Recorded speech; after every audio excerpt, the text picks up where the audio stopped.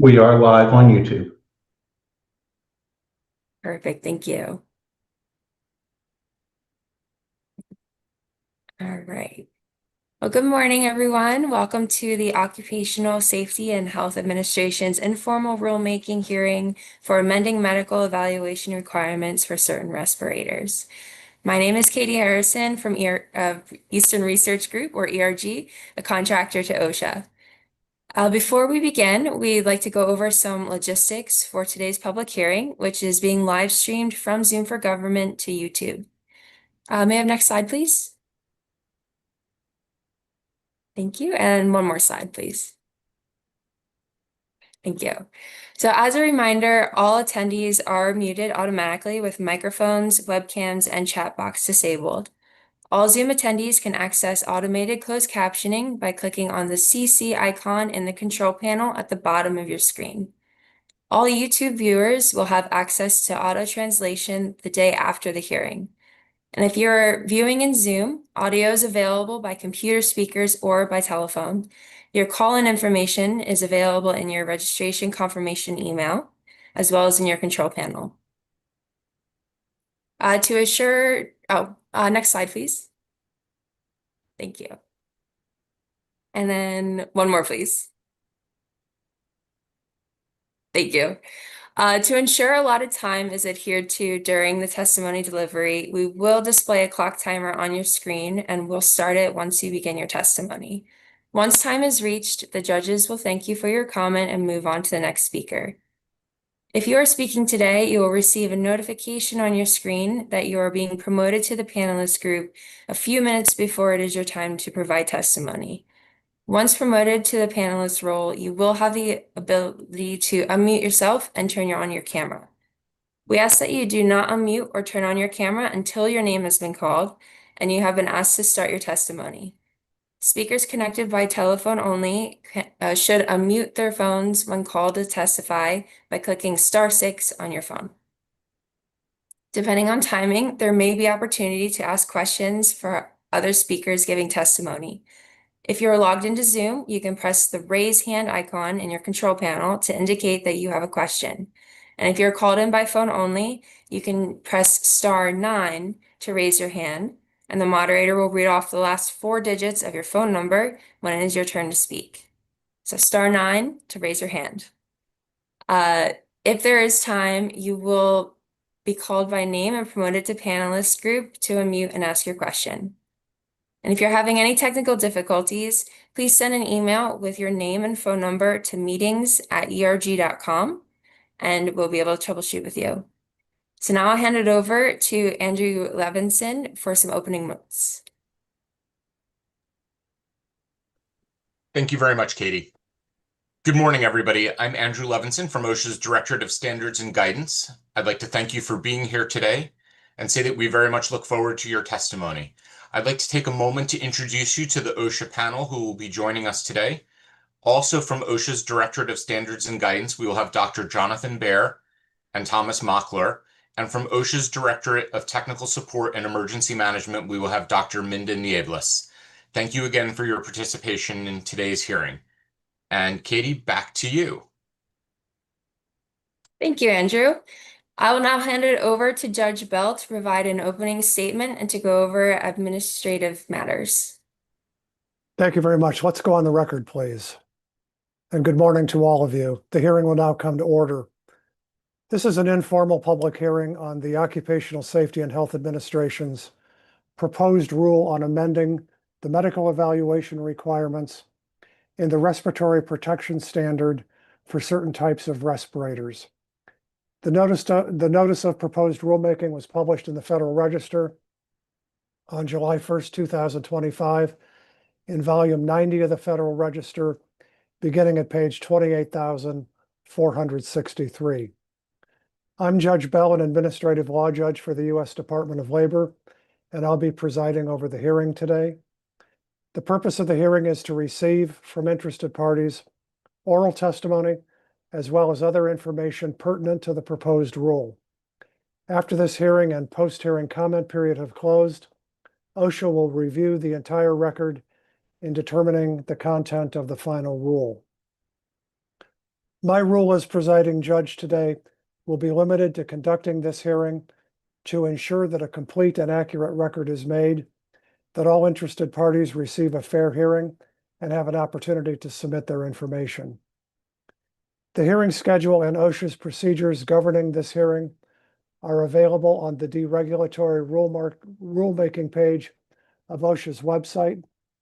These documents were sent to people and organizations who filed a timely notice of intention to appear at this hearing. A few words here about the nature of the hearing. Despite the informal nature of the hearing, it is governed by rules, both OSHA's rules governing hearings, which can be found at 29 CFR Part 1911, and the hearing procedures which were issued that are specific to this rulemaking. These rules are meant to assure that everyone has a fair opportunity to speak and express an opinion about the proposed rule. To that end, they will also allow me to hold witnesses to their allotted times and limit undue repetition or excessive argument, and generally keep the hearing on schedule. Any written comments you have submitted to the docket are already part of the record of this rulemaking. In the rare case where witnesses wish to provide any other documents that have not already been entered into the docket, they should provide them by email to OSHA-events_DSG@dol.gov before the witnesses begins their testimony, so that they can be put in designated exhibit files in the record. Because all pre-submitted documents have already been made a part of the record, your oral testimony should concentrate on presenting the highlights of your written comments and clarifying or expanding your written submissions. Hearing participants may also submit additional evidence or statements for a period following the end of the hearing, and will have an additional period of time after that to submit any briefs based on the record as a whole. I will set deadlines for these periods at the end of the hearing. At that point, the record for the hearing will close.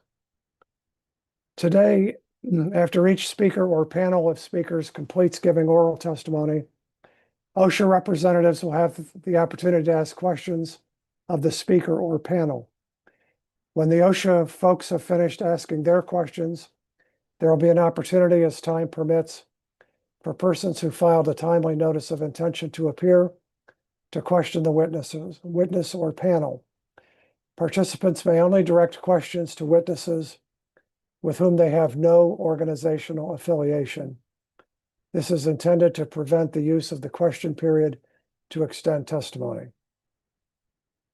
This is the process I intend to follow. After OSHA has finished asking questions of witnesses or the panel, I will ask participants who wish to ask questions of the witness or panel to identify themselves by raising the raise hand button in the Zoom or by pressing *9 on their phones for those who have called in. Based on the hearing schedule and the number of participants who wish to ask questions, I will determine the order in which participants will question the particular witness or panel and any time restrictions that will apply to that questioning. If there are more questions than we have time for during the scheduled period, it may be possible to ask additional questions after the conclusion of the final witness's testimony today. Further, if witnesses are unable to answer a question during today's hearing or would like to expand on the answers provided, they are welcome to use the post-hearing comment period to submit such information. I'd like to remind you that this proceeding is being recorded and transcribed by a court reporter. To ensure that the reporter is able to provide an accurate record of all testimony, questions, and responses, please try to remember to provide verbal responses to all of your questions. The court reporter will have a hard time seeing you if you only nod or shake your head in response to a question. In addition, please remember to identify yourself at the beginning of your testimony and before asking or answering a question. I know many participants are not accustomed to doing these things, and I'll try to help remind you as we go along. The transcript of the hearing will be uploaded on the hearing docket on regulations.gov approximately 2 weeks after the following of the hearing. I'll now ask the OSHA panel to introduce themselves.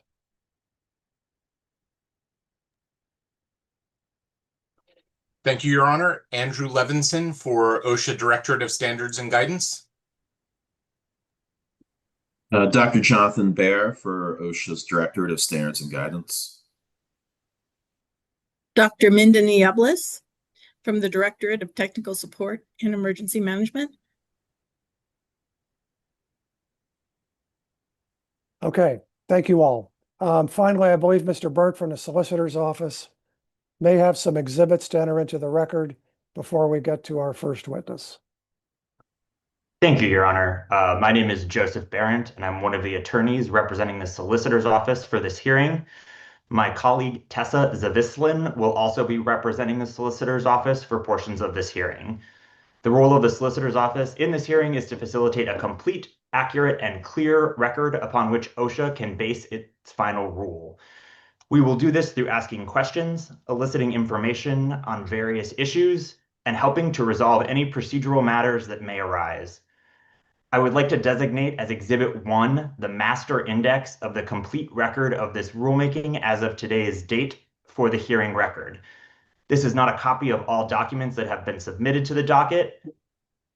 Rather, it is a list of all documents that are part of the public docket of this rulemaking, docket number OSHA 2025-0006.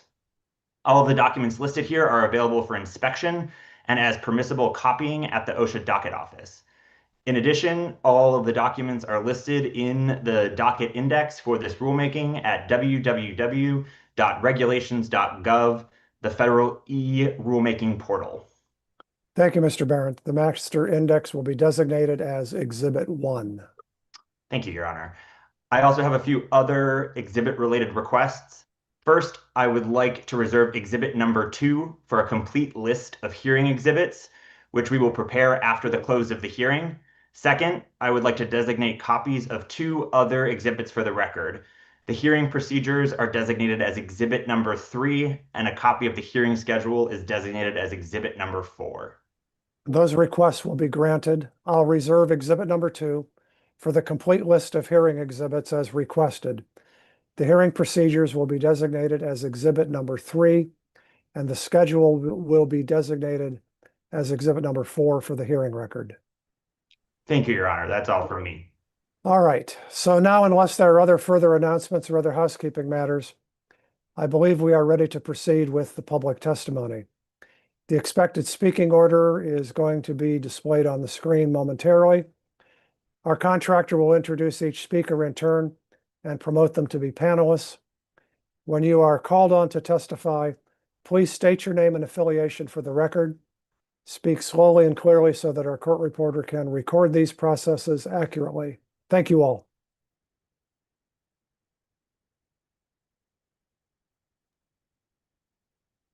All right. Thank you, Judge Bell. Rebecca Reindell, I have promoted you to panelist. If you would like to unmute and turn your webcam on to provide your testimony whenever you're ready. Thank you so much.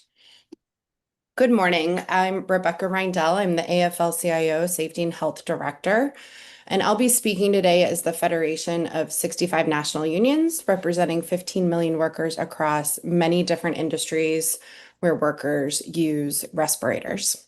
Some of our unions from specific industries will be testifying today, and others have submitted written comments to the record. The AFL-CIO has written comments in this record as well. I'm going to speak on 4 main points today.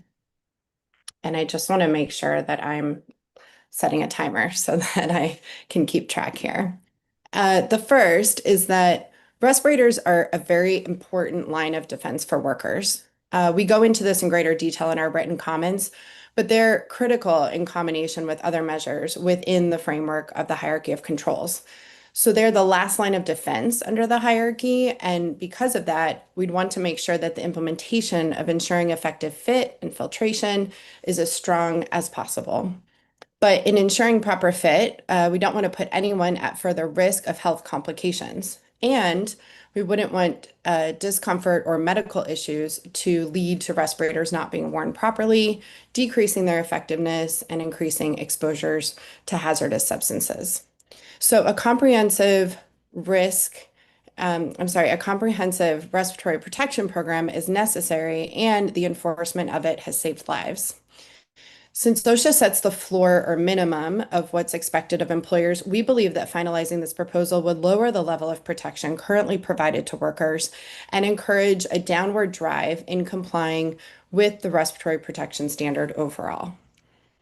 My second point is that there are sound reasons for the need for medical evaluations, even for FFRs and for loose fitting peppers, which is what the proposal targets.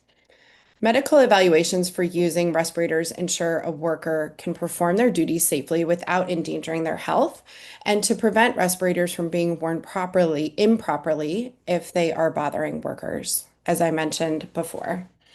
In the current standard, there's an explicit need for medical evaluations to be performed prior to any respirator use, including fit tests for those two reasons. And if a fit test fails, workers may need to be reevaluated medically before being fit tested again. These initial medical evaluations also serve as an important baseline for when workers need to be evaluated in the future. Under the current standard, employers must provide the healthcare professional with the conditions the workers will have to wear respirators in. And the employer is not medically trained or licensed to make these determinations on their own, and that would put workers and themselves at risk to do so. This is as important for loose-fitting PAPRs and FFRs as it is for other types of respirators. The 1998 standard and its preamble is instructive here. There is not only strong justification for requiring medical evaluations, stronger than anything presented in the 2025 proposal. For good reason, the standard also does not automatically allow the use of an FFR or PAPR if other types of respirators don't work, but it still requires that workers and their working conditions are evaluated to ensure it is safe to wear them. But medical evaluations are not only used to decide if a worker can wear a respirator at all. They are also used to determine accommodations in respirator type and accommodations in use conditions when wearing respirators. Some examples of the need for a change in use condition while wearing an FFR or a PAPR may include reduced work intensity, like light labor versus heavy labor, temperature restrictions, certain medications can like blood pressure medications can have an effect, duration if worker is recovering from a recent cardiovascular event, and some examples of the need for a change in respirator type away from FFRs or loose-fitting PAPRs may include workers with pre-existing neck or spinal injuries who may be restricted from wearing heavy or full-face respirators, if workers can't have any exposure to certain chemicals due to severe allergies or immune deficiencies, and if workers have hearing impairment, if workers have claustrophobia, there are many other examples as well. My third point is that OSHA's justification for this proposal still remains unclear. OSHA's current proposal and its reasoning makes some assumptions or seems to be leaning into these assumptions, and permitting changes to the respiratory protection standard based on them would really be erroneous and harmful. The first is that it assumes workers will know a respirator isn't working medically for them, or isn't working at all for them. People often do not have a comprehensive understanding of their own health and history, and symptoms do not always appear when something like this is happening. The proposal also seems to assume that workers will be able to raise concerns with management if a particular respirator isn't working for them under certain conditions. Many workers simply just don't have the power to do this, and medical evaluations often serve as the only avenue for workers to raise respirator concerns in a non-threatening environment and to a third-party professional, a healthcare professional. The proposal also seems to assume that workers take enough breaks and they take them as planned and as the employer says that happens. This is simply just not the reality. We can think about healthcare, but this is also other industries too, where there's mandatory overtime and other conditions that lead workers to not be able to take breaks away from their respirator. The proposal also seems to assume that it is safe to take off PAPRs and FFRs briefly in these working conditions because they're not used in immediately dangerous to life and health atmospheres. We don't believe this to be true either, and I believe other unions will testify to this. For all of these, the COVID pandemic didn't necessarily create these conditions, it brought them to light. And another assumption is that FFRs and PAPRs don't present issues for those who wear them. The COVID pandemic was a free-for-all, and we would be in terrible shape if that's really the goalpost that we're aiming for. Assumptions about medical evaluations that they are onerous and costly are also in the proposal. In the 1998 standard, OSHA specifically chose the regulatory option of reliance on a medical questionnaire as the minimum standard for medical evaluation, with a hands-on medical evaluation follow-up if there were positive responses that were given to selected questions on the questionnaire. The agency specifically justified then not requiring full medical examinations for every single worker. And that was based on the record that it collected this information. The evidence provided by OSHA in that final rule only support that respiratory protection standard is cost-efficient approach as a minimum level of protection. In other words, that a company could eliminate unnecessary exams for, say, 98% of its workforce if only 2% required medical examinations based on answers to its questionnaire. Other ways the 1998 standard was specifically designed to accommodate employer flexibility and compliance and reduce cost include allowing the medical evaluations to be conducted either by a physician or another licensed healthcare professional, giving a lot of discretion to the type of information the healthcare professional feels they need to obtain to be useful at arriving at a final medical recommendation and not limiting them only to the questionnaire. Making the frequency of medical evaluations after the initial assessment event-related instead of time-related when a condition indicates a need for a reevaluation, reducing paperwork requirements with medical evaluations, and flexible requirements related to other areas of the standard. This new proposal now seems to be an unnecessary exercise given what's already been done and been in place for so many decades.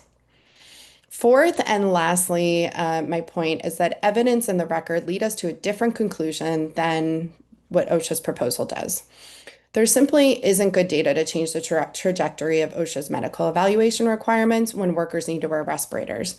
The 1998 standard relied on a wide variety of strong evidence and developed a sound record. The 2025 proposal is arbitrary, and the record only seems to support keeping medical evaluations for all respirators for the precise purpose that they provide. Evidence cited by OSHA in its proposal provides recommendations that medical evaluations be more comprehensive and that OSHA's requirements be followed more consistently. The evidence shows that a good medical evaluation program catches exactly who the standard was designed to, those with pre-existing conditions that affect respirator use, and detecting medical issues that put workers at risk. As justification in its new proposal, OSHA cites that only a small number of workers have needed medical evaluations, resulting in limitations on respirator use. But in 1998, OSHA expected just this. Its preamble in its 1998 standard stated that OSHA expects that the number of cases where PLIC-Ps, or the licensed healthcare professionals, will have to provide follow-up examinations will be small because it is generally possible to recommend against respirator use or determine the limitations to place on an employee's use of respirators and on the basis of responses to the medical questionnaire. However, where difficult medical issues are involved, such as the need to make a differential diagnosis or to assess an employee's ability to handle the physical stress imposed by an extra hazardous job, a medical examination and involvement of a physician may be needed. So it cannot be costly for employers to have licensed medical professionals administer a simple questionnaire and conduct medical examinations for such a small number of workers who really need them. But the lack of medical evaluations don't just put workers at risk, it would put companies and manufacturers of respirators at risk for when something goes wrong. For these reasons, we urge OSHA not to move forward with finalizing this rule. The potential inefficiencies have already been addressed, And the agency should focus on enforcing the 1998 respirator standard and educating employers on its requirements. Thank you. Thank you very much. Are there questions for this witness from the OSHA people? Your Honor, we had planned to ask questions after the full AFL-CIO panel presented. That's fine. I'm the only one presenting today. Oh, I'm sorry. We had other names on there, Rebecca. Yep. I emailed the other night, but I know things were in fluid. Got it. No problem. Didn't make the meet. Your Honor, yes, OSHA does have questions. The first question for Ms. Rindell comes from Dr. Jonathan Baer. Thank you, Andy.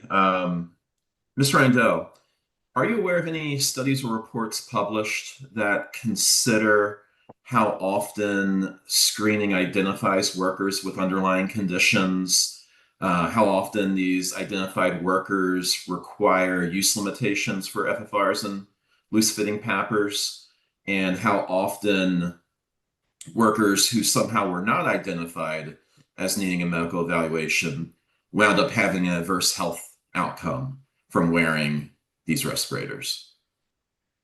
Sure. There are certainly, while there are not large epidemiological studies, there are certainly smaller studies that have been done during COVID, and we'd be happy to follow up with that in the post-hearing record. Thank you. And I have one more question. In your testimony, you mentioned how with FFRs and loose-fitting PAPRs, that even a short-term removal of these respirators would place the workers at harm. Could you run through an example or two of what type of exposure this would, a worker would receive an adverse health outcome from? Sure. I think something that immediately comes to mind are infectious diseases. This is a big one.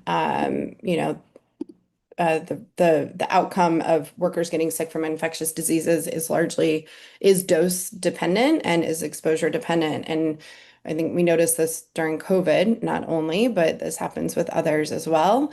Not typically considered under the ILDH scenarios. Thank you. Your Honor, the next questions for this witness come from Dr. Minda Nieblas. Thank you. And thank you so much for your testimony, Ms. Rendell.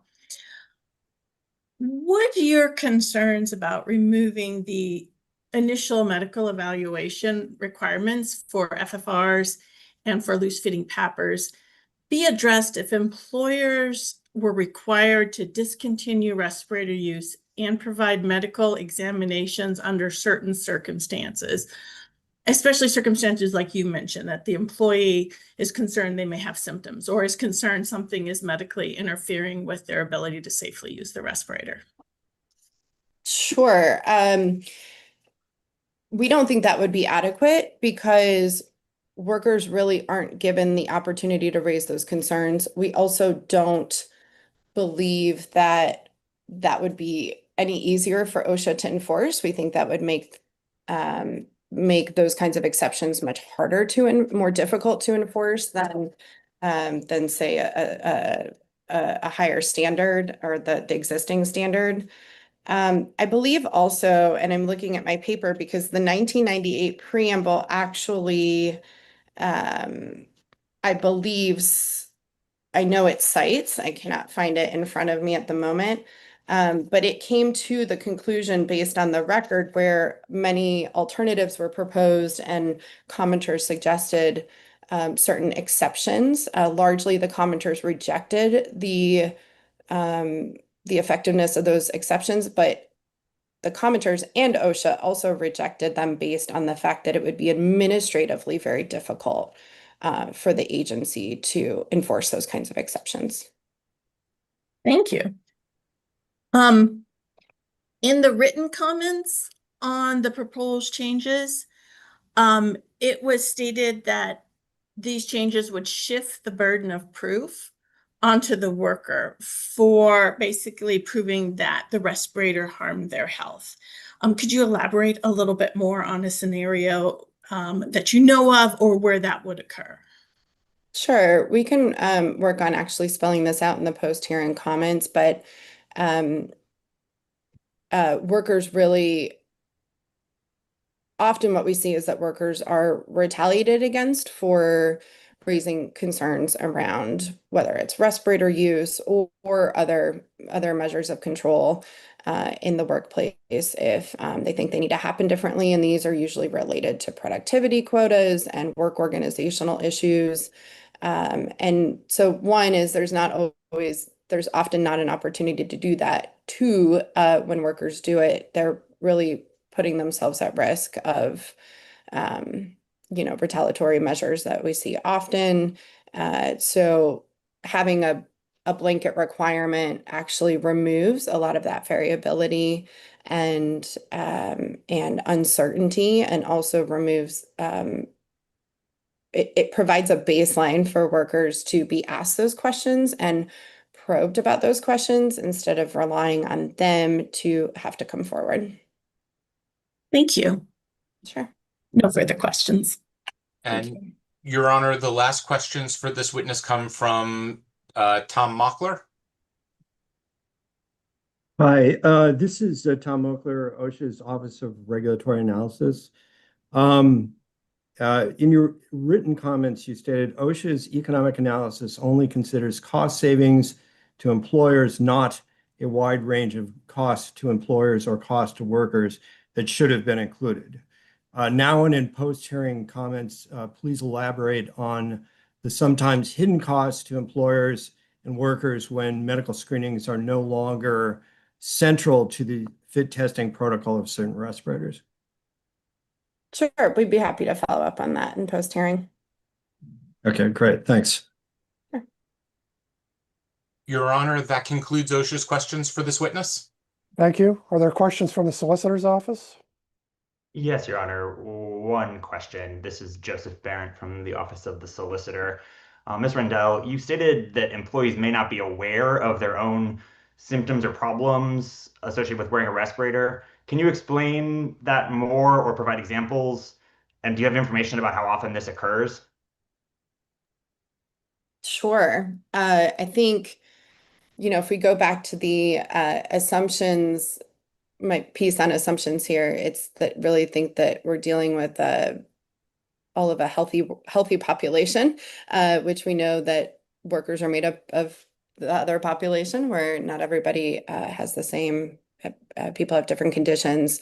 I think we'll be happy to follow up on this too, as with all other comments, but there can be a couple scenarios here. One is workers may not understand that they have certain breathing resistance factors, or that certain medications will lead to different symptoms if they're in certain types of respirators.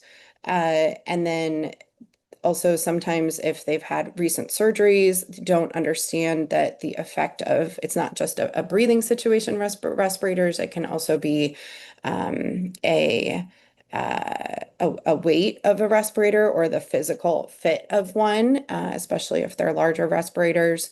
We've also seen studies and documented evidence that many workers don't realize that they're claustrophobic until they go through the fit testing, the medical evaluations and the fit testing process, and have to be re-medically evaluated for different kinds of respirators or different working conditions based on dizziness or other things that they might feel during that process.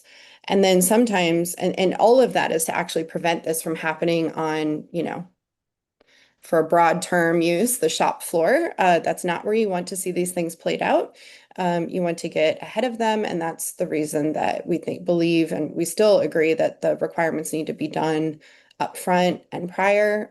You don't need workers on the shop floor dealing with these scenarios, or where they could be potentially putting themselves at risk and other workers at risk as well. Thank you for that. And you said you would follow up potentially in post-hearing if you have any additional information kind of specifically about how often these kinds of things are happening. That would be greatly appreciated. Sure. Nothing else from me, Your Honor. Thank you. Any questions for this witness from the public?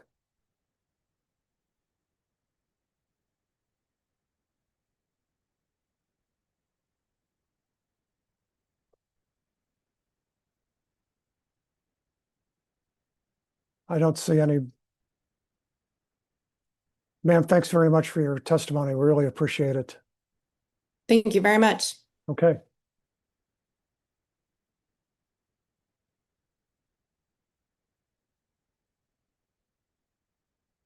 All right, do we have the next panel ready? Yes. Travis Parsons, Nate Schreiber, and Ryan Paparello, I have promoted you to panelists. If you would like to unmute and turn your camera on to provide your testimony. And as a reminder, we do have a courtesy timer on the bottom right-hand side of your screen. Can you hear me? It won't let me do my video. I think you disabled it.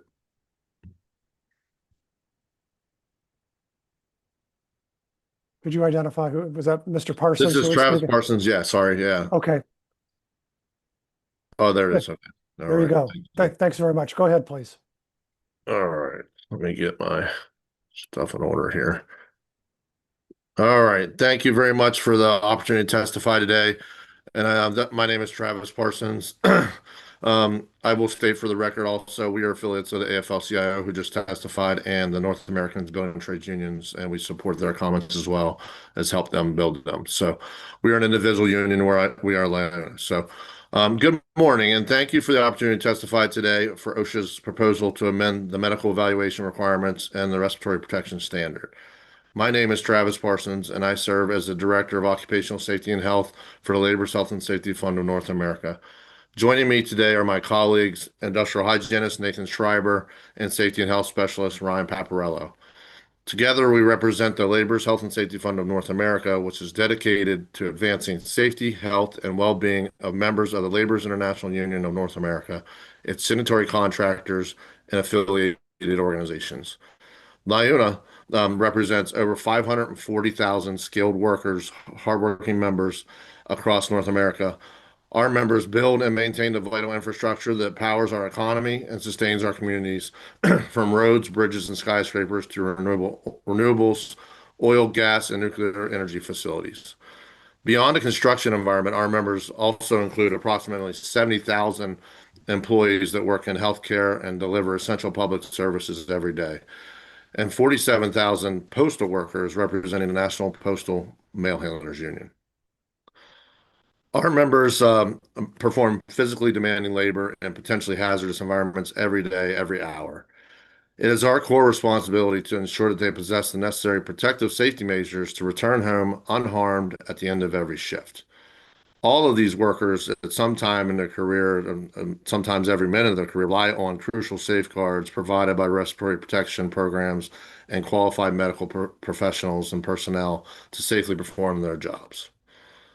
We are here today in opposition to OSHA's proposal to eliminate mandatory medical evaluations for workers required to utilize filter and face piece respirators, including N95s and loose-fitting PAPRs, or powered air purifying respirators.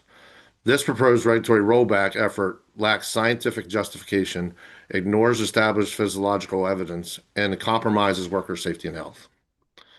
While removing this requirement may superficially appear to reduce administrative burdens and lower operational costs, worker health cannot be sacrificed by marginal convenience. In occupational safety and health practice, simpler is not always inherently safer, and cheaper is rarely better.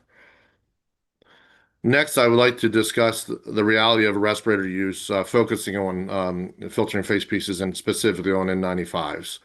N95s are categorized as tight-fitting, negative pressure respirators, and they are frequently mischaracterized as purely light dust mask. In reality, they are NIOSH-certified protective devices that can impose a documented physiological burden on the wearer or the worker.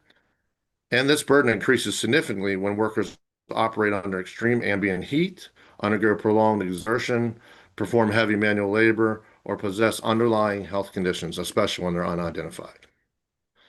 OSHA's existing respiratory protection framework was designed around this reality. Medical evaluations serve as a critical diagnostic safety net, allowing qualified healthcare professionals to identify pre-existing cardiovascular or respiratory conditions before a worker is placed in a high-risk environment and even puts a respirator on.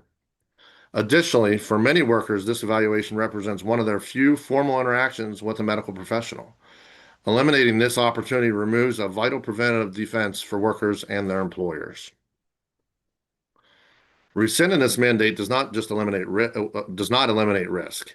It merely transfers it. It transfers that risk by removing medical professionals from the decision-making process. The worker is forced themselves to self-assess their own physiological fitness to tolerate a respirator stress under strenuous conditions and working environments. The employer is then exposed to heightened liability and uncertainty regarding whether their workforce can safely execute high exertion tasks while masked up. The healthcare system is stripped of its ability to intervene before a preventable medical event occurs in the field.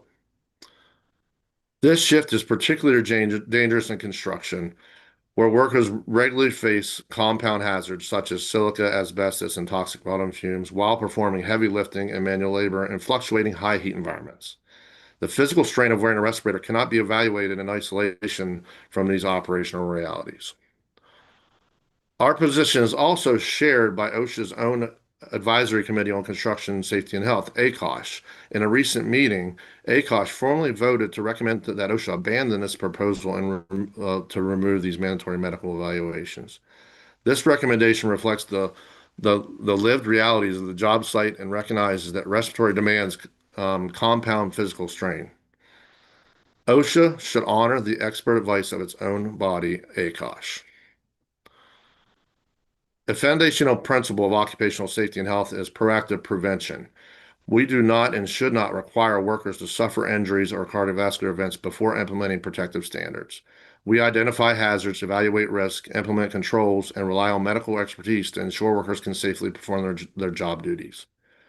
Furthermore, OSHA's mission is not to minimize the cost of protecting workers. Its mission is to ensure America's workers have safe and healthful working conditions free from all unlawful retaliation. Now I'm going to turn it over to my colleague, Nathan Schreiber, who is going to speak from his firsthand experience and his value of utilizing medical evaluations from his time working in the field. Go ahead, Nate.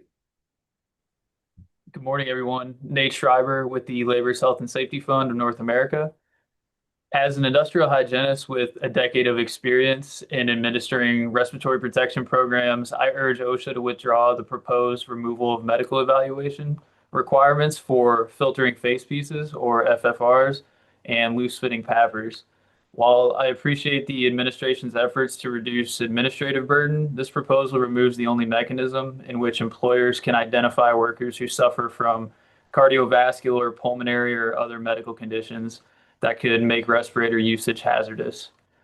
In the executive summary of the proposed rule, OSHA cites a lack of documented adverse outcomes from the COVID-19 pandemic when millions of members of the public and healthcare systems wore N95s for a limited period of times, as the basis for its proposed removal of the standard. That experience is not representative of our more than 540,000 members at LIUNA.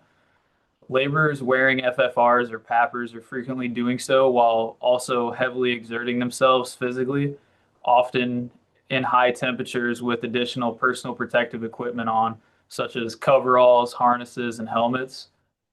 This added physiological burden is not negligible for our workers and can certainly exacerbate an undiagnosed or poorly controlled cardiovascular or pulmonary disease. The pandemic experience the agency cites is not a good measure of data for our representative workforce, and I encourage them to consider the factors that affect our members, such as heat load, added weight of PPE, and inhalation resistance from dusty environments. Furthermore, OSHA stated it is not aware of data identifying adverse outcomes among individuals who used FFRs or PAPRs during the pandemic. I would caution the assumption that this absence of reported data is the equivalent to the absence of risk. It should be noted that there was no systematic mechanism to capture the data OSHA pointed out, and without a way to report or code respirator-associated events, it's highly unlikely they were accurately captured. So building a case on the absence of data while not actively tracking said data is not a strong foundation for permanently removing an effective screening requirement. So having administered over 1,000 fit tests and medical questionnaires throughout my career, I've seen the real benefit they contribute to workers and respiratory protection programs. I've had multiple individuals in my career identify cardiovascular or pulmonary issues as a result of these medical questionnaires. That percentage, although low, prevented the possibility of aggravating an underlying medical condition on the job while they were surrounded by hazards, which makes questionnaires more than worth it in my eyes. In my case, medical screenings did exactly as intended and prevented medical complications for the select few with underlying conditions. Removing this screening would be similar logic to eliminating a safety protocol because it is effectively preventing incidents. Construction is a high turnover industry with a workforce that includes older workers and individuals with limited access to routine healthcare. Limited access to adequate healthcare and a higher potential for undiagnosed medical conditions is a reality for many construction workers. An OSHA required medical questionnaire may be the only formal point of contact at which an undiagnosed medical condition might be identified and referred for follow-up. And relying on self-selection or after the fact symptom reporting places the burden of medical judgment on the worker who may not know they have that underlying condition, and they may fear retaliation as it jeopardizes their employment. OSHA additionally states that work requiring respirators with high physical demand usually self-selects healthy individuals to complete it. I would argue that is not the case. Many workers in the country do not have broad choices for their employment or the tasks they're assigned at work. Workers also do not self-select their underlying health conditions such as COPD or heart disease, and without a screening mechanism in place, it is logical to predict an increase in adverse effects as a result of respirator usage would occur. So removing this requirement does not reduce underlying medical risk. It simply removes the mechanism for detecting it before the worker is exposed. So thank you for the opportunity to speak. I'll now hand it to my colleague, Ryan Paparillo, to wrap up our statements. All right, Mr. Paparillo, your time's already expired, so please move quickly. I'll be brief. Thank you. Good morning. My name is Ryan Paparello, and I'm the Safety and Health Specialist for the Labor, Health, and Safety Fund of North America. In closing, we urge OSHA to withdraw this proposal and maintain the existing medical evaluation requirements for workers who use filtering face piece respirators and loose-fitting powered air purifying respirators. A medical evaluation is a simple preventive measure. It identifies conditions of a worker may not know that they have before that worker faces the combined stresses of a respirator, strenuous exertion, heat, and hazardous conditions. Our LIUNA members, there's 540,000 of them, do not get to choose when the air becomes contaminated with silica, asbestos, welding fumes, or other hazardous substances. What they can depend on is the safety the standards designed to protect them will be based on sound science and prevention, not on reducing regulatory requirements. We believe strongly that every worker deserves the opportunity to go to work, perform their job safely, and return home to their family at the end of the day. Maintaining medical evaluations is a small but meaningful part of making that promise a reality. OSHA has an obligation to look beyond the immediate cost of a requirement and consider the human cost of removing it. The consequences of a missed medical condition are not measured in administrative hours or dollars saved. They are measured in illnesses, lost livelihoods, and potentially lost lives. We respectively recommend OSHA to listen to the workers, the safety professionals, industrial hygienists, healthcare professionals, and its own advisory committee who have raised concerns with this proposal. We urge OSHA to reject the removal of these medical evaluation requirements and instead preserve a standard grounded in prevention. Thank you for the opportunity to testify, and we look forward to your questions. Mr. Levinson, are there questions for this panel from OSHA? Yes, Your Honor. The first question for the panel comes from Dr. Jonathan Baer. Thank you, Andy. Jonathan Baer, OSHA. This is a question for Mr. Schreiber in the panel. You mentioned how, Mr. Schreiber, you mentioned how you've done over 1,000 medical evaluations or medical questionnaires, and that your workforce works in high heat and humidity and has high exertion. And I was wondering if you could speak from your experience and the experience of your members, instances where the questionnaire evaluation may have missed an underlying condition that then, because of these environmental conditions, resulted in an adverse health outcome as a result of wearing an FFR or a loose-fitting PAPR?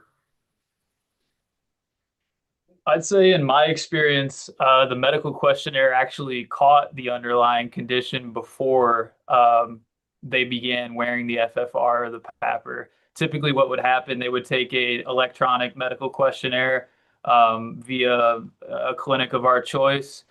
They would answer said questions about their previous health conditions, and then they would be screened as to whether or not they could safely wear an FFR or a PAPR.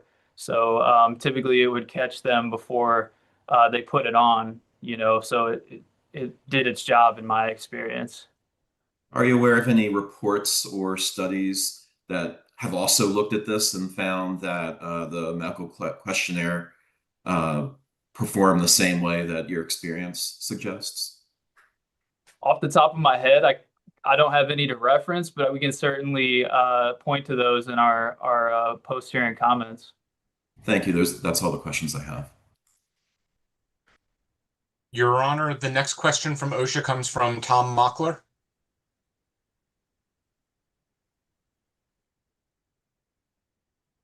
Oh, Tom, you're muted.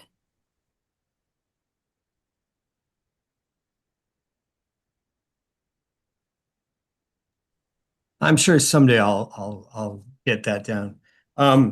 Yeah, do your members have any survey data, or have there been any studies within your membership on current practices regarding HEPA filtration usage and training on respirator usage?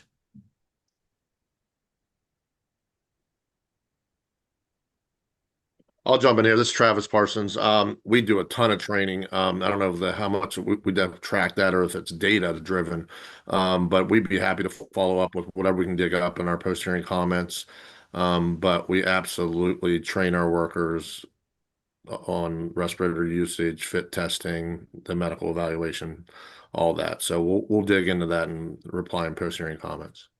Okay, thanks. And Your Honor, Dr. Minden Nieblas has a question. Thank you. This is for the answer to actually the prior question from Dr. Baer for Mr. Schreiber, but anyone in the panel, please feel free to also join in. When the question was asked about clarifying whether the respirator was finding or addressing undiagnosed conditions, the statement was made that the respirator questionnaire was reviewed for pre-existing medical conditions. So those would be conditions that were probably diagnosed.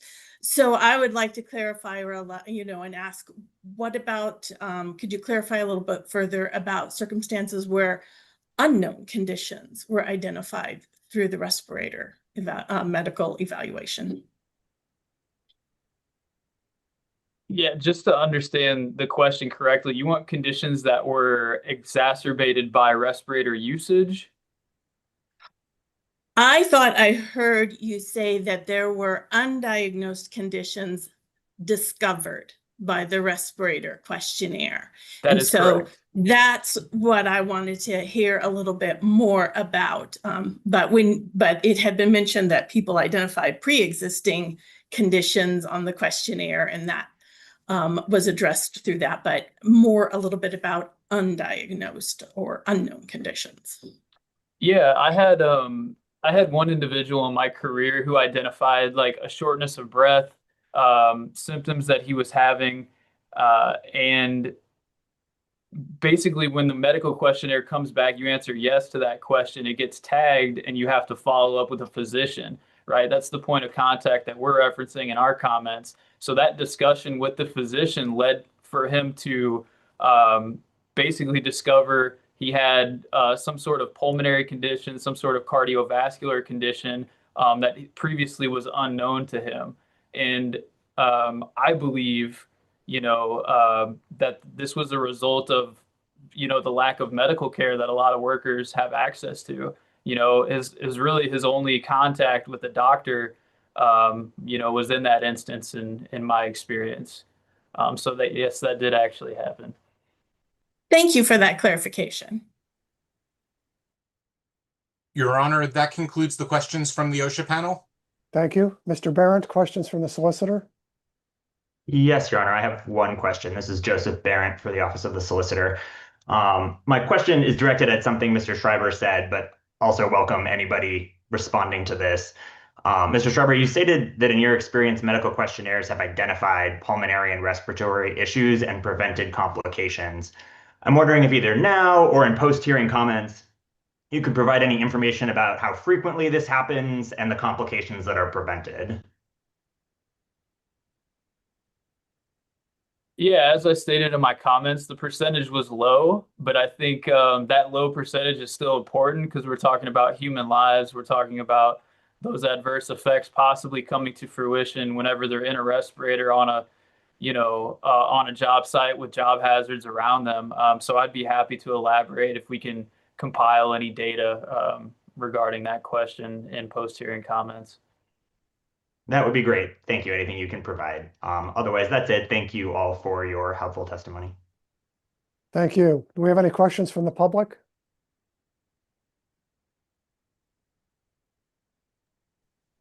We have one raised hand. Dan Glucksman, I'll allow you to unmute yourself.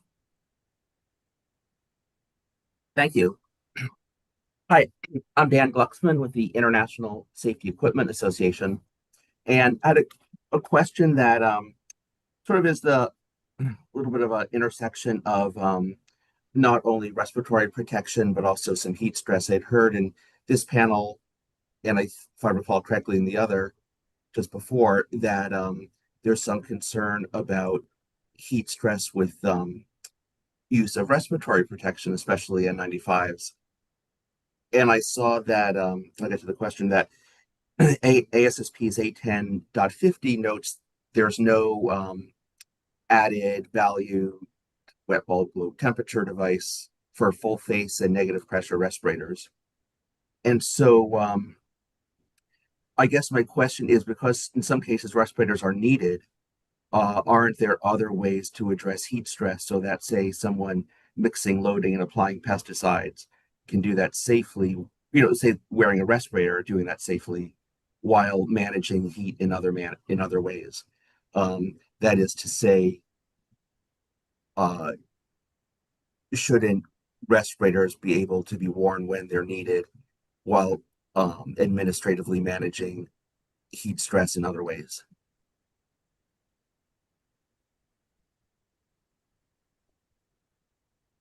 This is Travis. I'll jump in real quick, Dan. How you doing, Dan? But thank you for the question. But yeah, I would say to your the way you diagnosed that, absolutely, that can happen if these controls are put in place properly. But that doesn't always happen, and we're testifying on behalf of the burden that respirators place physiologically on workers today. Not while heat may exacerbate that situation, you can definitely mitigate it through those other means if applied. I just don't know if that happens on an everyday job. Okay, thank you. Other questions from the public? Doesn't look like No it. other questions. Okay. Thanks to all of you on this panel for your testimony. We very much appreciate it. Thank you. Okay. Do we have our next panel ready to go?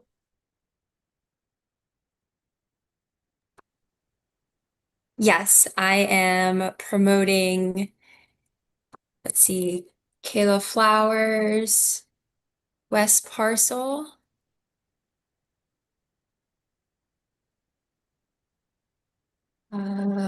Christian Kane.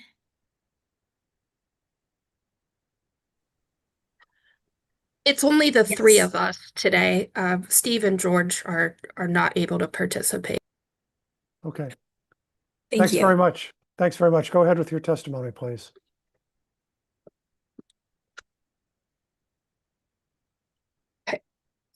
Good morning. My name is Kayla Flowers, and I'm a health and safety specialist in the United Steelworkers Health, Safety, and Environment Department. I'm joined today by Wes Parcell and Christian Kane, representatives from two of our locals. Unfortunately, Steve Salmon is missing from our panel today as he is responding to the fatality of one of our union brothers. The United Steelworkers Union, or USW, is the largest industrial union in North America, representing workers in steel, aluminum, and other metals, paper, oil, rubber, plastics, glass, cement, mining, energy, chemicals, refining, utilities, healthcare, atomic, education, manufacturing, service, among other sectors. I'd like to start by reading part of Section 6B5 of the OSHA Act, which states that when promulgating standards, the Secretary of Labor, quote, shall set the standard which most adequately assures, to the extent feasible, on the basis of the best available evidence, that no employee will suffer material impairment of health or functional capacity. In developing the 1998 Final Respiratory Protection Rule, based on the results of the studies in the record as well as the comments received, OSHA determined the use of any respirator requires a prior medical evaluation to determine fitness.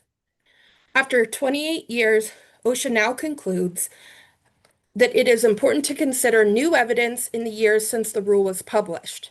Let's look at that new evidence presented. Quote, the agency is not aware of any epidemiological studies that evaluate medical evaluations efficacy for FFRs and loose-fitting PAPRs. Quote, the agency knows of no data related to these worker protections showing that the lack of medical evaluations is causing adverse health effects. Quote, the agency is not aware of any data identifying adverse outcomes from individuals with underlying medical conditions during the COVID-19 pandemic. Quote, we currently have no ability to estimate to the agency's knowledge how many adverse events are being avoided by restricting the use of FFRs and PAPRs by workers.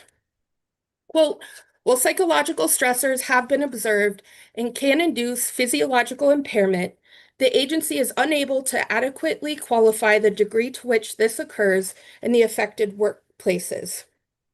Quote, 51.2% of establishments reviewed in the immediate wake of the 1998 Respiratory Protection Standard may not have performed medical evaluations.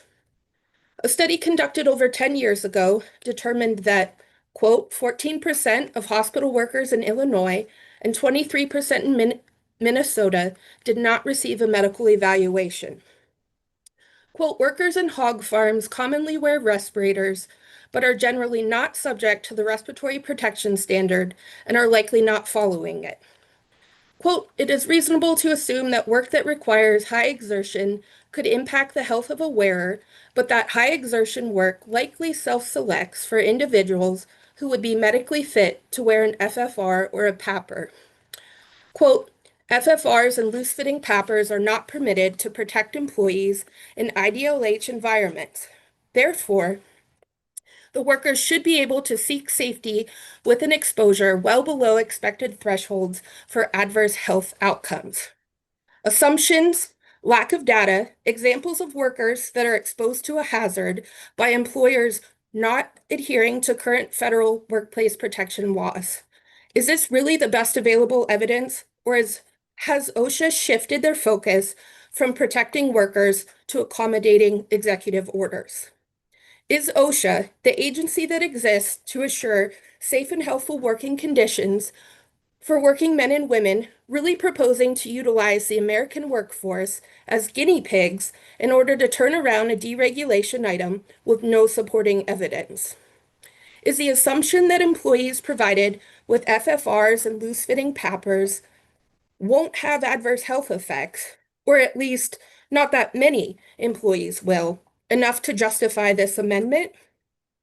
And for those workers that do end up developing symptoms, is OSHA really proposing to make workers choose between developing adverse health effects from being exposed to toxic substances in the workplace and developing adverse health effects from wearing respiratory protection? Does this sound like the agency whose entire purpose for existing is to protect workers? USW certainly does not think that the agency has done its job in proposing this rule.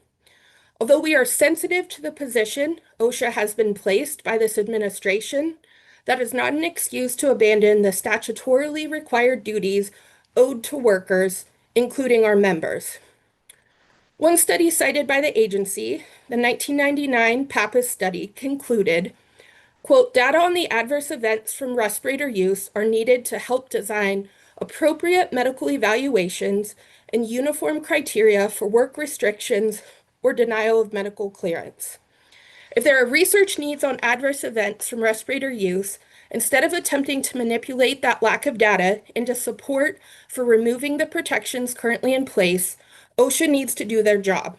We urge OSHA to work with NIOSH to get updated studies and updated data about the frequency and severity of adverse health effects from wearing respiratory protection, including FFRs and loose-fitting PAPRs. This must happen prior to even considering the removal of any protections that are currently in place. If the current medical evaluation process does not consistently capture those individuals that may experience adverse health effects from utilizing respiratory protection, the regulation should be improved, not removed. We urge OSHA to utilize what is learned from the research conducted with NIOSH to develop a more appropriate medical evaluation process and design that is more protective for workers, not cheaper for employers.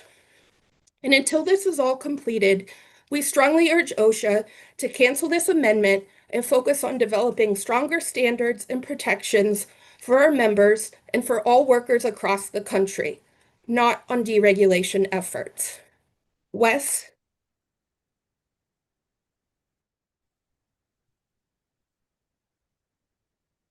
Thank you, Kayla. Hello, everyone. My name is Wes Parcell, and I'm currently the Vice President of USW Local 8495. We represent the workers employed by BAE Systems at the Radford Army Ammunition Plant in Radford, Virginia. We're in the business of manufacturing rocket propellant for the United States Army, producing critical components for munitions that defend our nation and our warfighters. It is vital, grueling, and dangerous work. Our members operate in a facility originally built in the 1940s to support World War II. At almost every turn, you see the physical deterioration of an 80-year-old plant. Day in and day out, our workers are exposed to heat stress and a heavy rotation of severe chemical hazards, including but not limited to nitroglycerin, lead, acids, asbestos, toxic dust. Because of these extreme exposures, many of our members are required to wear respirators just to perform their job safely. The proposed deregulation of medical evaluations will have dire consequences. If you roll this back, someone somewhere will die. The statutory purpose of the OSHA Act is simple, and I quote, to assure so far as possible every working man and woman in the nation safe and healthful working conditions. OSHA itself acknowledges that respirator use places a physical burden on a worker's body. To strip away medical evaluations directly contradicts the core mission on which the agency was founded, the protection of the worker, first and foremost. Nearly 30 years ago, the public health experts and safety officials recognized the severe risk of putting a worker in a respirator without prior screening. They established medical evaluations because they knew it would save lives, and for 3 decades it has. Now, OSHA is considering undoing that legacy. Let me ground this in the reality of our shop floor with 2 brief examples. First, consider the operators in a mixing area of our plant, a high hazard area dealing directly with nitroglycerin and lead. These workers are required to wear PAPRs. Out of our 830 plus members, this is widely known as the most physically punishing job in the plant. NG exposure causes, splitting headaches, intense body aches. Turnover is high simply because the work is so brutal. One of our operators, Matt, described what these shifts look like. Workers emerge after 8 hours wringing wet with sweat under extreme heat stress, and the PAPRs do very little to relieve that thermal load. Meanwhile, you cannot just walk away from a volatile rocket propellant to take a breather. Placing a worker into that environment with an undetected heart condition or underlying respiratory issue is a recipe for a catastrophic medical event. The medical evaluation is a crucial safety net that catches those pre-existing conditions before a worker ever steps a foot onto the floor. Second, consider our insulators who wear both PAPRs and FFRs while performing asbestos abatement. Our facility is 8 decades old. Asbestos is everywhere, and our team is actively working to identify and remove it. These insulators are routinely working on ladders and elevated scaffolding in temperatures exceeding 90-degree heat. The heat stress is overwhelming. If a worker suffers a sudden cardiovascular or respiratory collapse on a ladder because an underlying heart condition or respiratory condition wasn't screened out, there is no time to prevent a fall. The claim that historical data no longer justifies mandatory medical evaluations is to say that a small percentage of workers simply do not matter. Even if only 2% of workers evaluated are found unfit to wear a respirator, that is 2 out of every 100 people saved from harm. Applied to my local alone, that equates to 16 of our members' lives who would be placed directly at risk in my plant alone. When I told my coworkers I was testifying today, they were stunned. The most common response I heard was, quote, "I thought OSHA was on our side." Even our plant's corporate safety staff at BAE expressed confusion over this proposal. Who does this rollback actually benefit? It certainly doesn't benefit the worker.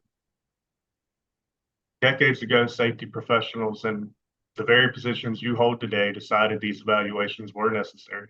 What has changed? Where is the evidence that workers' bodies have suddenly become less vulnerable to chemical and heat strain? OSHA has a long, proud history standing up for worker safety. Rolling back these protections turns your back on that history. On behalf of the workers at the Radford Army Ammunition Plant and the United Steelworkers, I strongly urge OSHA to reject this proposed deregulation and maintain mandatory medical evaluations. Thank you for your time. I will now turn it over to my union brother, Christian Kane. Thank you, Wes.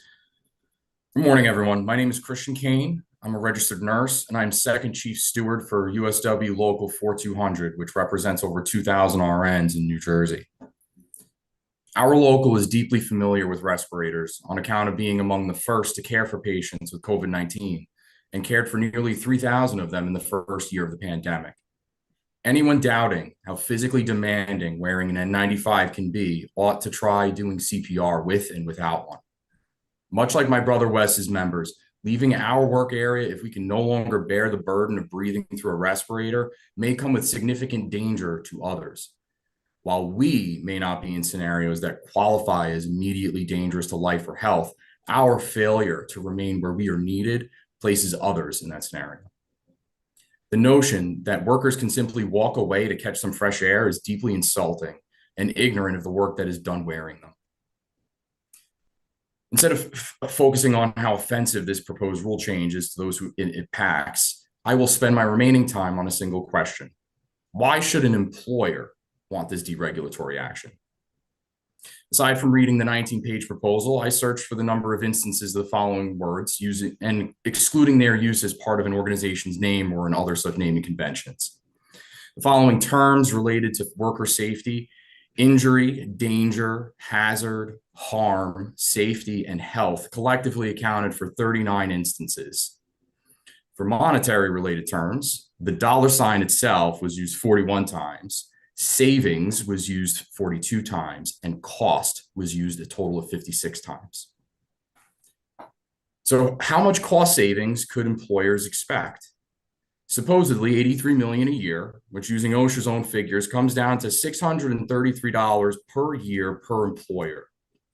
But that's only if an employer is willing to risk their business's productivity and take on the liability for workplace injuries and safety events. If there's a single asthma attack, then an employer is likely to have lost far more than the savings they were promised.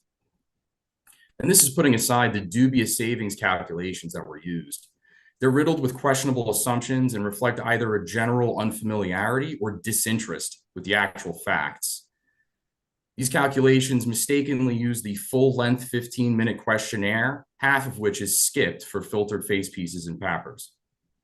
They assume an astounding 23% of questionnaires result in further evaluations based on data used for the previous 1998 decision that included filtered face pieces for the first time.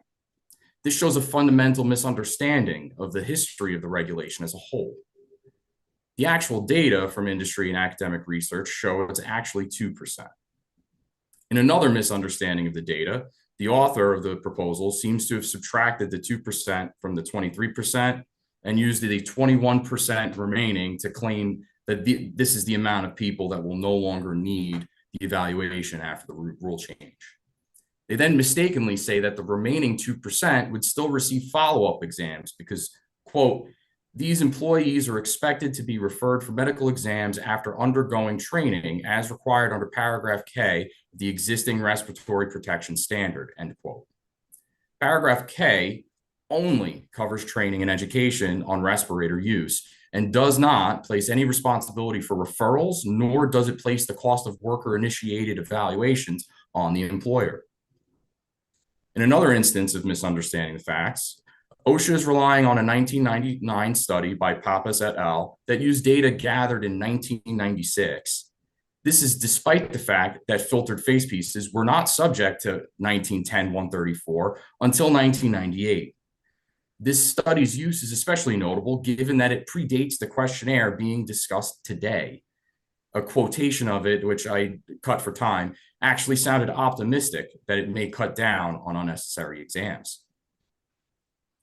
To summarize, I believe that this would fail to benefit employers, would place substantial burdens on workers, and that the very premise is flat out irresponsible.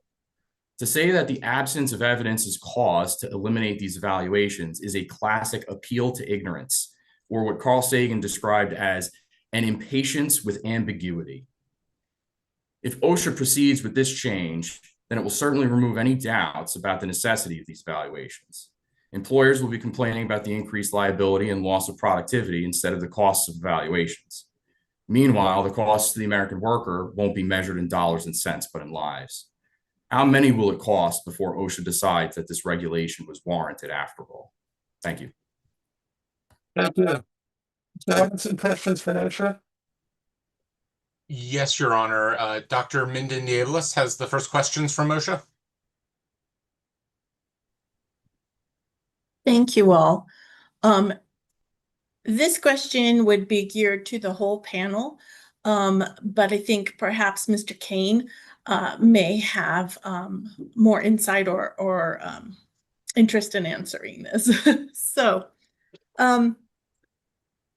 would your concerns about removing the initial medical evaluation requirements for FFRs and loose-fitting PAPRs be addressed if employers were required to discontinue respirator use and provide a medical evaluation in the circumstance where, say, an employee was reporting symptoms or reporting concerns about it?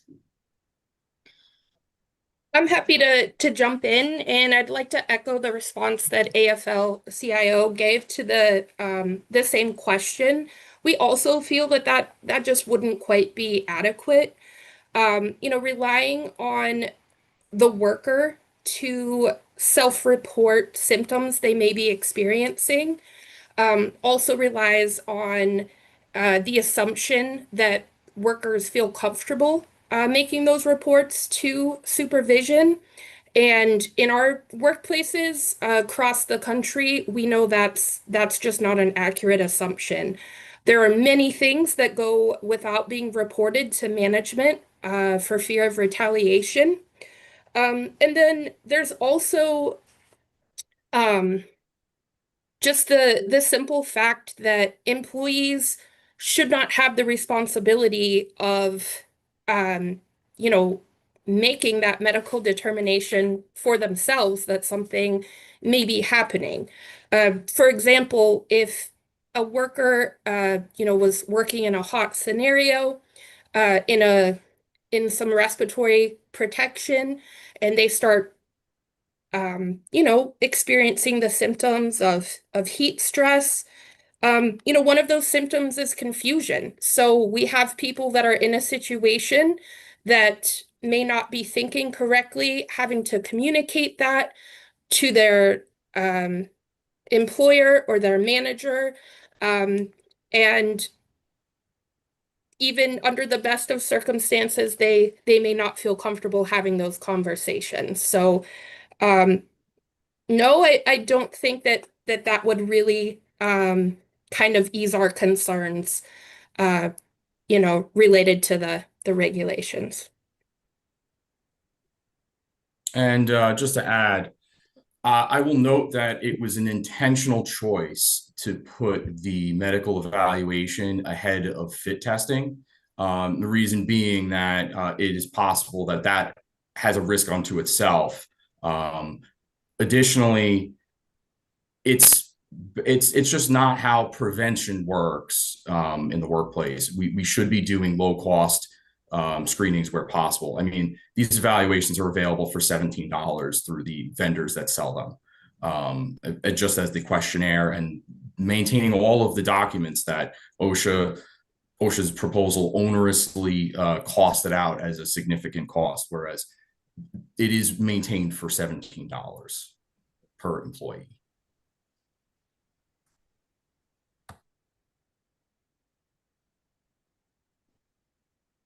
Other questions, Mr. Levinson from OSHA?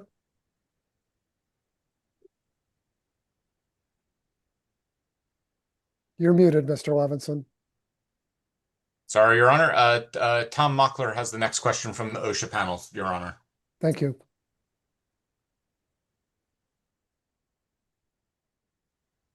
Hi, Tom Oakler. I've got a few questions about information you might have about practices within your membership. The first question is, does your organization have any survey data, or have there been any studies within your membership on current practices with regard to respirator use, medical clearance practices and procedures, and training on respirator usage? I'm not aware of any data within our organization. Many of those things that you mentioned would be the responsibility of the employer, and we would rely on our locals to hold the employers accountable to do what is required of them. That being said, I can do some follow-up and we can address in the post-hearing comments if any of that survey data is available or does exist. Okay, all right, thanks. I have a second question regarding medical evaluations. Are you aware of any data on the number or percentage of workers at USW work sites who receive a medical evaluation from a physician? Or an alternate version. I'm going to ask you sort of alternate version of this question so you get a better sense of what we're trying to get at. Or are you aware of any data on the number or percentage of workers at USW work sites who indicated on the screening survey that they have a condition warranting a medical evaluation? For example, does USW have data on the prevalence of medical evaluation among members who use of certain respirators may have elevate risk to employee health? Again, unfortunately, with our union, we leave a lot of the frontline health and safety work to be done as required by an employer, and with our local unions doing their best to make sure they're getting the protections that they're owed. So kind of same answer. It's not really something that we track because that responsibility to carry out the medical evaluations falls on the employer. But I will do some follow-up, and if we do have any data, we can share that in the post-hearing comments. Okay, all right, thanks. Your Honor, that concludes the questions from the OSHA panel. Thank you very much. Mr. Barrett, any questions from the solicitor? Thank you, Your Honor. Joseph Barrett from the Office of the Solicitor. I have no questions, but would like to thank the USW panel for their testimony. Thank you. Any questions from the public? No questions from the public. All right. Thank you to this group for your testimony today. We very much appreciate it. Thank you. All right. Do we have our next group ready, please? Yes, I am currently promoting to panelists Chris Kane, MK Fletcher, Esmeralda Aguilar, Travis Parsons, Tony Longbreak, Jean Sicard, Glenn Minyard,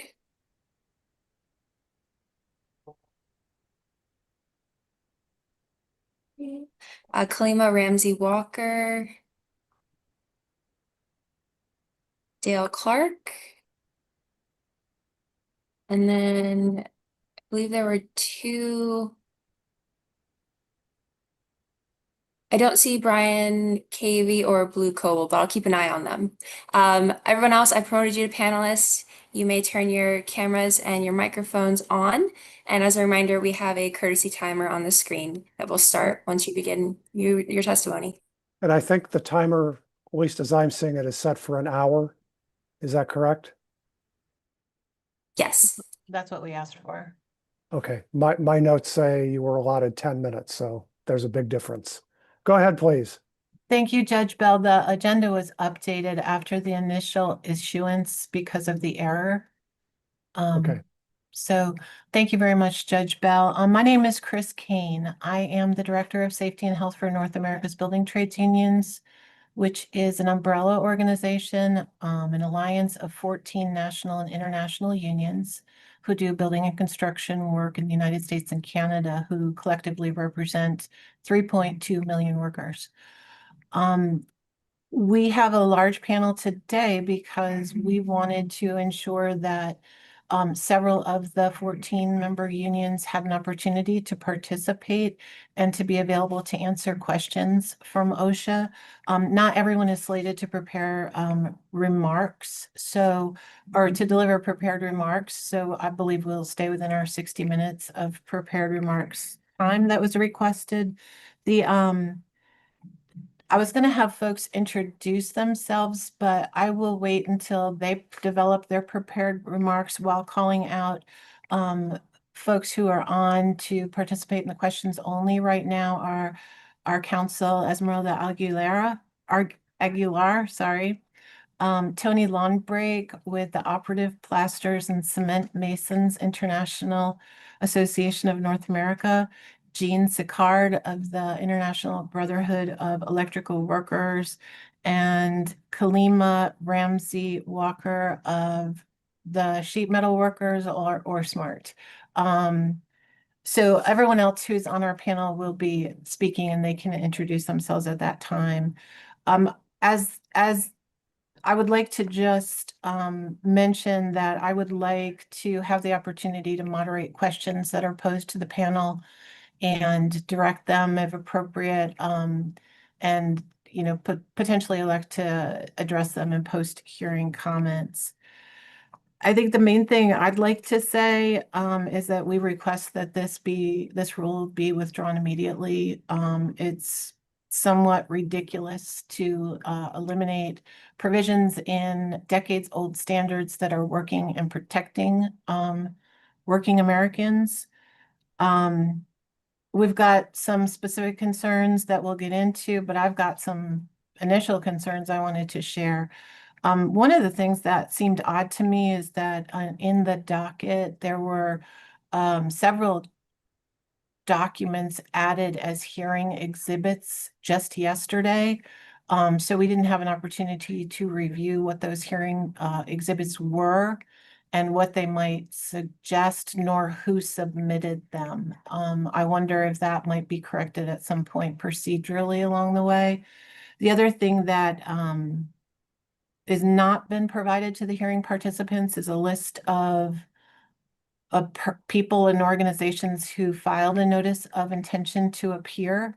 It's usually helpful so that the hearing participants know what parties may be asking questions and what parties are allowed to ask questions. And if those parties have agreed to testify themselves, I think it's helpful for us to understand and to make sure that OSHA has the record they need to move forward. So those are two procedural things that I noticed. I just wanted to put on the record. The other thing is that really a lot of what we're talking about was stated in our written comments, so we're not here to repeat those. But in our written comments, we flagged, and also in listening to the questions that are posed by the OSHA staff, it's kind of something that the agency seems to be doubling down on, is that there's a perception that there is, because there have been a lack of studies to demonstrate the need and ongoing need for an OSHA standard, that somehow it's worthy of being withdrawn. The lack of data that documents that we have to keep having this standard in place because it's saving lives is really, it's really chilling. If you think about it, there's no requirement for the agency to have an ongoing justification for the existence of their standards. You had to prove economic feasibility. When the standard was promulgated in 1998, you had to prove technological feasibility. And the suggestion that the agency has to continuously prove that, or we risk losing protections that have been afforded and are saving lives, is terrifying and chilling. And thinking about why is like, who's going to pay for those studies? Is this going to be a function of OSHA? You conduct look-back studies. Do you need to have your administration request additional funds so that you can conduct scientific studies to continuously document the need for provisions that you've already documented the need for and the feasibility of and have stood up in court?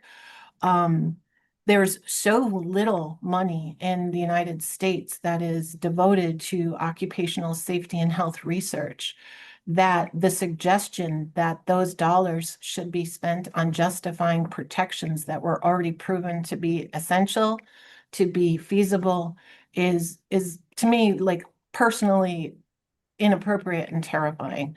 And so just kind of throwing that marker down, that the argument that the lack of an ongoing body of research that demonstrates a continuing need for rules that have already been put in place and are there is something that is really out of the ordinary. And I don't think it's consistent with the mission of OSHA. Moving on, the reason we make a panel available to the agency is to support you in your efforts to create a record in the rulemaking that really relies on the best available information to you. And not all of us are occupational safety and health experts. We're not here to necessarily describe to you the science, but we're here to give you the opportunity to ask this panel about the work. The work is something that needs to be considered, and the actual way that standards are implemented on the ground is something that OSHA needs to complete the record.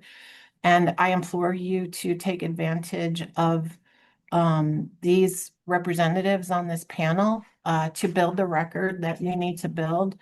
I have been literally over my career in awe of OSHA and the staff and how you build the records and how you promulgate rules that are based on science and are completely doable by all the affected industries that you regulate.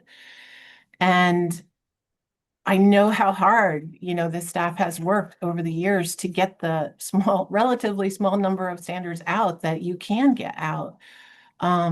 And I just wanted to make sure that, you understood this opportunity that's in front of you and use it to the best of your ability, from, my heart. So I'm going to go ahead and move on to the next speaker. And yeah, I'm looking forward to the questioning part, but I'm moving it over to MK Fletcher. So up to you. Yeah, thank you so much. Hi, I'm MK Fletcher. I'm with the North America's Building Trades Unions as well. I just want to briefly kind of share an overview of what our panel is going to present to OSHA today and underscore a few points. Today, our panel is planning to share more about how the respiratory protection standard is working in the construction industry. We'll hear about how providing a medical evaluation is already routine and built into contractors' practices when they determine a respirator is required for a worker. We're going to hear how medical surveillance provisions protect both workers and the employer, ensuring workers' health is protected prior to them wearing a respirator, and reducing the contractor's liability if an adverse health effect does occur.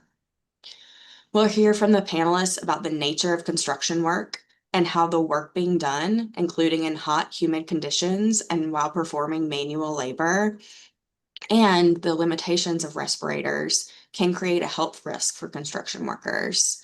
The exact risk that an effective respiratory protection program with medical evaluation components prevents.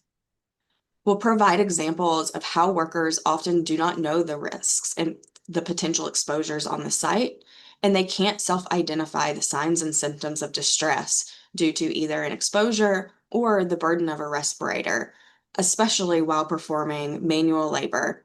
And they can't really do this or identify this until it becomes an emergency situation. We'll provide examples of how medical evaluations for respirators have helped identify health issues and have helped ensure workers with a medical condition were fit to work while wearing a respirator. This includes cardiovascular issues, asthma, and some claustrophobia. The claustrophobia one we'll have to do in post-hearing comments because I just found out about it a little bit earlier today and didn't quite get all the details in time for you guys. And also, I just want to note that while we only have a few examples from our industry today, this is just a small selection of the industry and personal examples from just this group. And so while we just have a couple of examples, I think it speaks to how if you look nationwide and if you were actually to go talk to everyone, you would see a lot more examples. And the 2% that's in the proposed rule is important and significant and, perhaps even an undercount. Also, we'll hear from the NAB2 panelists about how employers don't always follow the current respiratory protection standard requirements, not only by not providing a medical evaluation, but by not providing a respirator when required. This does not mean that the respiratory protection standard is not necessary or that any provision within the standard is not necessary, like the medical surveillance provisions for all types of respirators. It shows that many low-road employers do not adequately address workplace hazards until they're required to do so.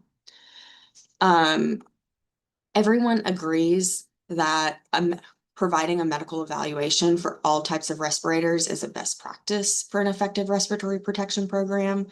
OSHA regulations include those best practices, not only to ensure that employers know the best practices, but because it provides accountability to ensure that the industry implements those best practices to protect the health of workers. Widespread failure to address workplace hazards is precisely why Congress enacted the OSHA Act.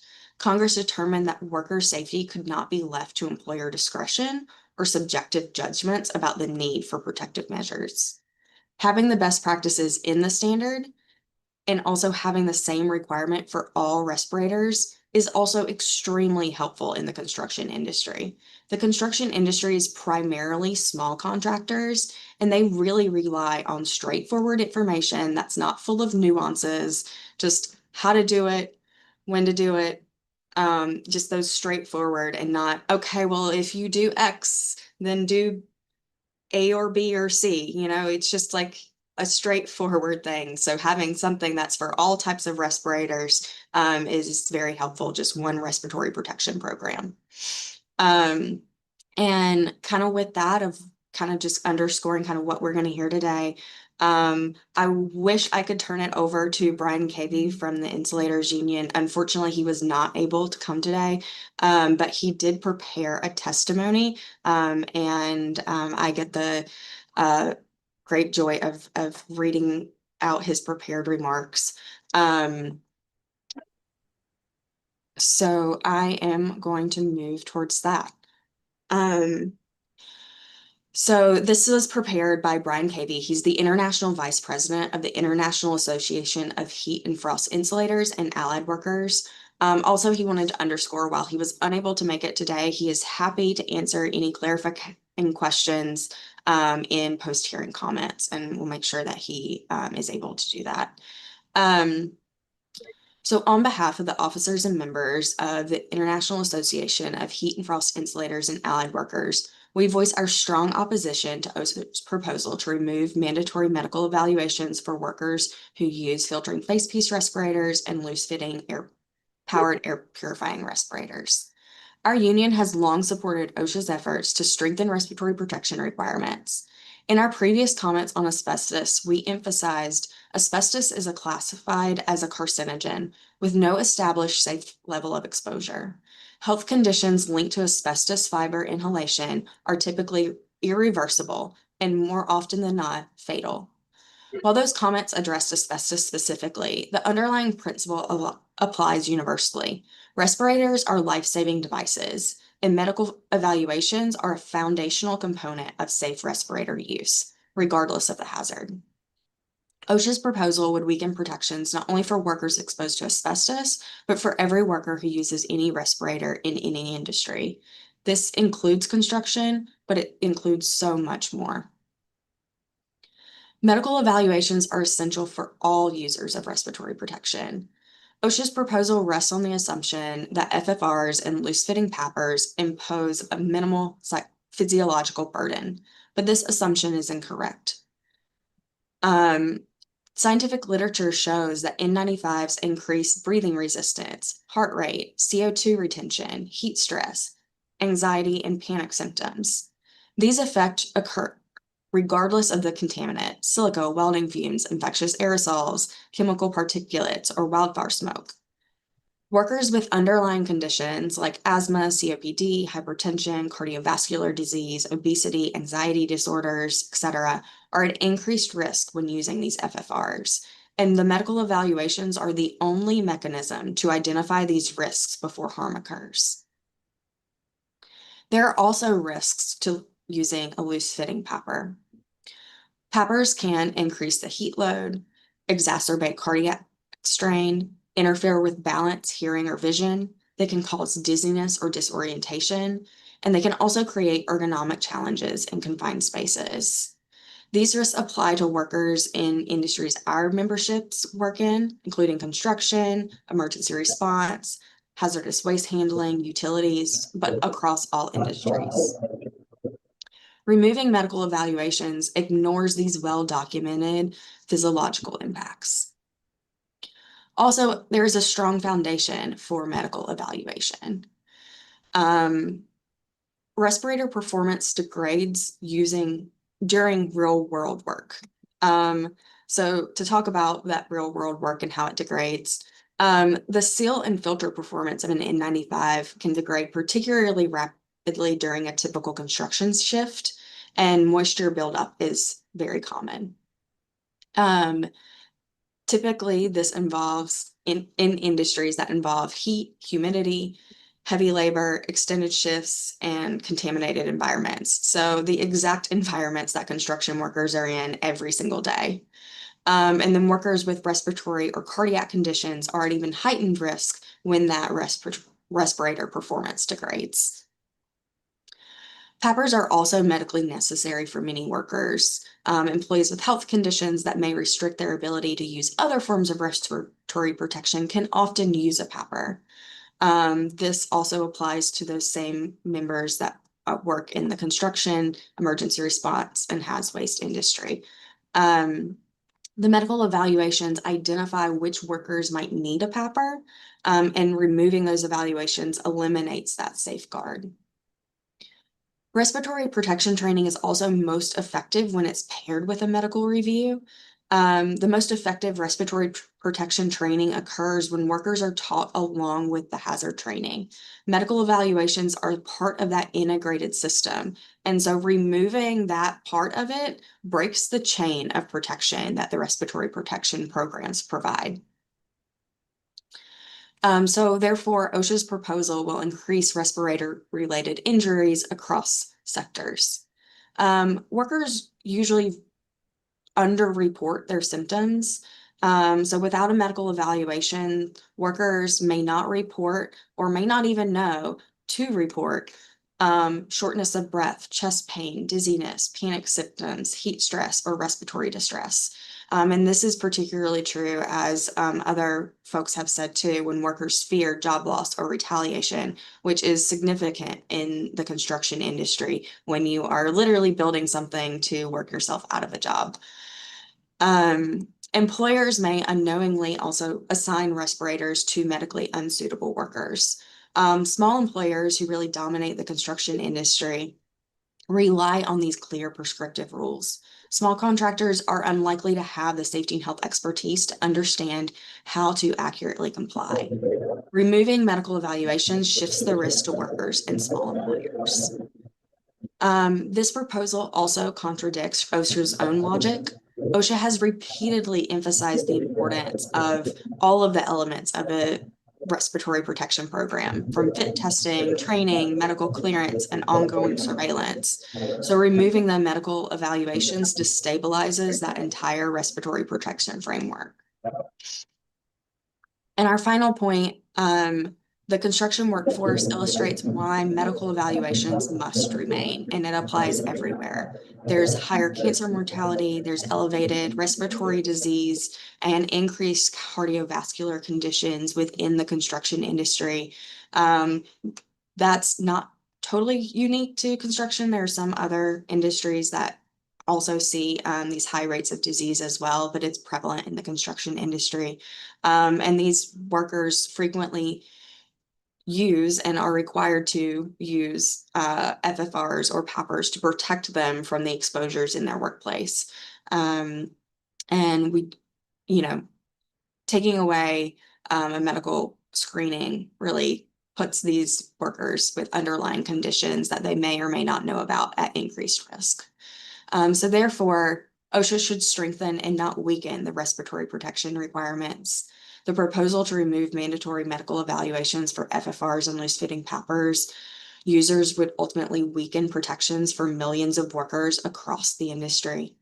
Medical evaluations are a foundational element of respiratory protection, and eliminating them would increase preventable medical emergencies, increase respirator misuse, increase risk for workers with underlying health conditions, increase liability for small employers, contradict decades of scientific evidence, and undermine OSHA's mission. For these reasons, the International Association of Heat and Frost Insulators and Allied Workers urges OSHA to withdraw this proposal and instead pursue stronger, more protective respiratory and medical surveillance requirements for all workers. Thank you very much. That's the end of the prepared testimony by Brian Cavey of the Insulators Union. And I am going to pass it to our next panelist who is speaking, Glenn Minyard of the International Union of Operating Engineers. Thank you. All right. Thank you for this opportunity. My name is Glenn Minyard. I am the safety coordinator from the International Union of Operating Engineers, Local Union 150.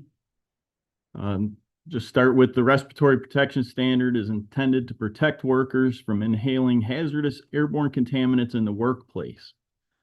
Employers are required to have written respiratory protection program that includes procedures for use, training, and fit testing. The medical evaluation is a key part of ensuring the employees can wear and use these respirators safely out in the job site. Removing this requirement from some respirators is going to cause confusion when evaluations are necessary and when they are not necessary, and it's going to increase the number of worker illnesses out in the field. Workers do not wear respirators on a job unless the airborne or the air they breathe is above the permissible exposure limit and must use a respirator for protection. They're not out there wearing these respirators just because they want to. It's when they are required. Filtering face respirators are handed out to the employers following the respiratory protection standard already. They do provide little or no explanation to some of these employees. They tell them they have to wear it, and then they go out there to do the job without any training, just because, the employer feels like it'll look good in the picture, I guess. It's easy to see on the faces of these employees when they remove the filtering face respirators. All the dust alongside their noses and on their faces as a poorly fit filtering face respirator that did not go through the fit testing is just exposing them as the airborne concentrations just bypass the filter media that they should be breathing through. So the respirator did not seal, exposing all their lungs. The workers are at risk of having adverse health events due to wearing the respirator without that knowledge and the strains that it can place on their bodies. Each element of the respiratory protection program works together to ensure that this doesn't happen. As a best practice, medical evaluations will be done in correlation with the fit test for the filtering face respirators, and the physician or licensed healthcare professional will be able to observe the employee's ability to breathe through that filter media. Fit test is required for the assigned protection factors listed in Table 1 of the Respiratory Standard. Footnote number 2, the assigned protection factors in Table 1 are only effective when the employer implements a continuing and effective respiratory program as required, including training, fit testing, keyword fit testing, maintenance, and use requirements. Medical evaluation is part of effective respirator programs. There is no evidence that this does not remain true. When medical questionnaire shows that it is necessary, medical evaluations also perform spirometry test. This is a common pulmonary function test, measure how well a person's lungs function. We know workers were unaware that they had lung issues until they were sent for the medical evaluation. They did not realize they had the early signs of COPD. Maybe they had mild forms of asthma. And these things were identified, and then they would have to go and get them addressed. This is important when you wear a proper fitting face piece with a good seal, because when you breathe, you are required to draw that air through the filter media, making it more difficult to breathe. As this filter captures the contamination out of the air, the particulate filters will start to fill up all the little holes in between the fibers. And as it is used throughout the day, as they're doing the manual labor, it is going to get more and more difficult to breathe. Without medical evaluation, a worker that did not know they had a lung condition, sometimes they will feel like they are suffocating, and then they start to panic. They'll rip the mask off, take a deep breath of the very air that they were wearing the respirator to protect them from, because we wear these when the concentrations are above the PELs, at or above the PELs. In addition to this, the filtering face respirator will trap the person's exhalation and making the hot air that is exhaled from the body, which is 98.6 degrees and humid. All that moisture is going to create more stress as it starts taking up the space that the air they're trying to breathe is inside that face piece. So this is going to, again, contribute to the negative effects on the body and why the medical evaluations must be done. The proposed rule makes multiple references to the COVID-19 pandemic and the face covers that were worn in workplaces everywhere without medical evaluations. My experience as safety coordinator going to all these job sites, the N95s were often worn incorrectly.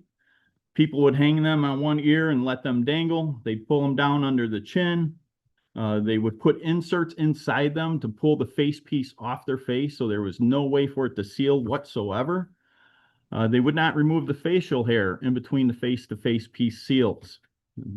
Anytime it was uncomfortable, they just take them off and continue to work until safety came around and would instruct them to put them back on. So face covers weren't worn in the presence of a known hazard outside of healthcare. On the construction sites, nobody knew what the airborne concentration of the virus was, and there was lots of misinformation about the virus out in the workplace. There was also a shortage of N95 rated filtering face respirators, so people used filtering face pieces from China that did not have NIOSH approval. This time of international crisis in no way is comparable to the industrial or construction work environment that has a known contaminant at or above the permissible exposure limit that requires the respiratory protection. Removing the medical evaluation requirement will increase the worker's exposure and negatively impact the employer's liability and profit margins. Workers who use respirators while working will not always recognize that they are being overexposed, recognize the symptoms of exposure, or recognize the symptoms of adverse health effects due to the use of respiratory protection. There are contaminants that cause olfactory fatigue, a contaminant that has a specific smell that the employees sense, but they continue to work. Over time, the employee's sense of smell will desensitize the olfactory fatigue. At that point, the employees assume that the contaminations have gone away. They get the impression that it is safe to continue to work, even though that these contaminations are there at harmful levels. Goes back to the whole respiratory program. Employers are to provide a safe working environment for employees, and when given the flexibility to offer less protection, will risk the U.S. workers' safety. One example of this that I experienced occurred at a landfill in Indiana on July 12, 2024. A construction crew was cutting in a haul road for the project. The road was in an area referred to as monofill by the employer, and that's all they were told. We're going to cut the road through monofill. The employers complained to management about a strong smell of ammonia and headaches. After beginning the excavation in the morning, management pressed the workers to keep going. It would only take a few more hours to complete this task. By lunch break, job site had to be shut down while 4 employees were sent to the emergency room with respiratory issues.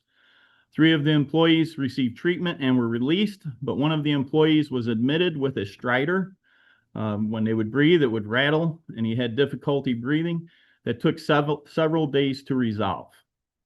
Although these employees reported to the supervisor the signs and symptoms of exposure, they told them to keep working until the symptoms required medical attention. It was only after the hospitalization that the employer informed the employees that what they were working with was aluminum dross. The expectation that the workers can respond quickly to signs and symptoms does not reflect the job site pressures of management to get the job done. Often when construction workers ask to use a respirator, the employer will insist that there is nothing at the job site that is harmful in a harmful concentration and resist providing that respirator. When the equipment operators are involved in earth-moving operations and the equipment drives back and forth, the dirt or clay will tend to dry out and will begin to get dusty. The engineering control best practice would be to have a water truck with an operator to drive around and suppress the dust. When the employers do not want to spend the money on the water truck or the driver or the water needed to suppress the dust, and the employers ask for that filtering face respirator, the employer also does not want to have to create a respiratory protection program with the medical evaluation and fit testing. Appendix D has instructions for respirator use when not required but the standard, but the employer still will resist the use of respirators, in my experience, because if somebody sees a respirator, they're afraid that they have to have all the different aspects of this. So they do not give the respirators out when the employees ask for them out on the job site. It has been the best practice for the employer to conduct medical evaluations as part of an effective respiratory program for employees to wear respirators in the workplace. This ensures the employees are healthy and physically fit to use this respirator and make sure proper fit of the face piece for the worker's protection before working in an atmosphere that has a known contamination at or above the permissible exposure limits. This is why that this change should not be made. Thank you for your time.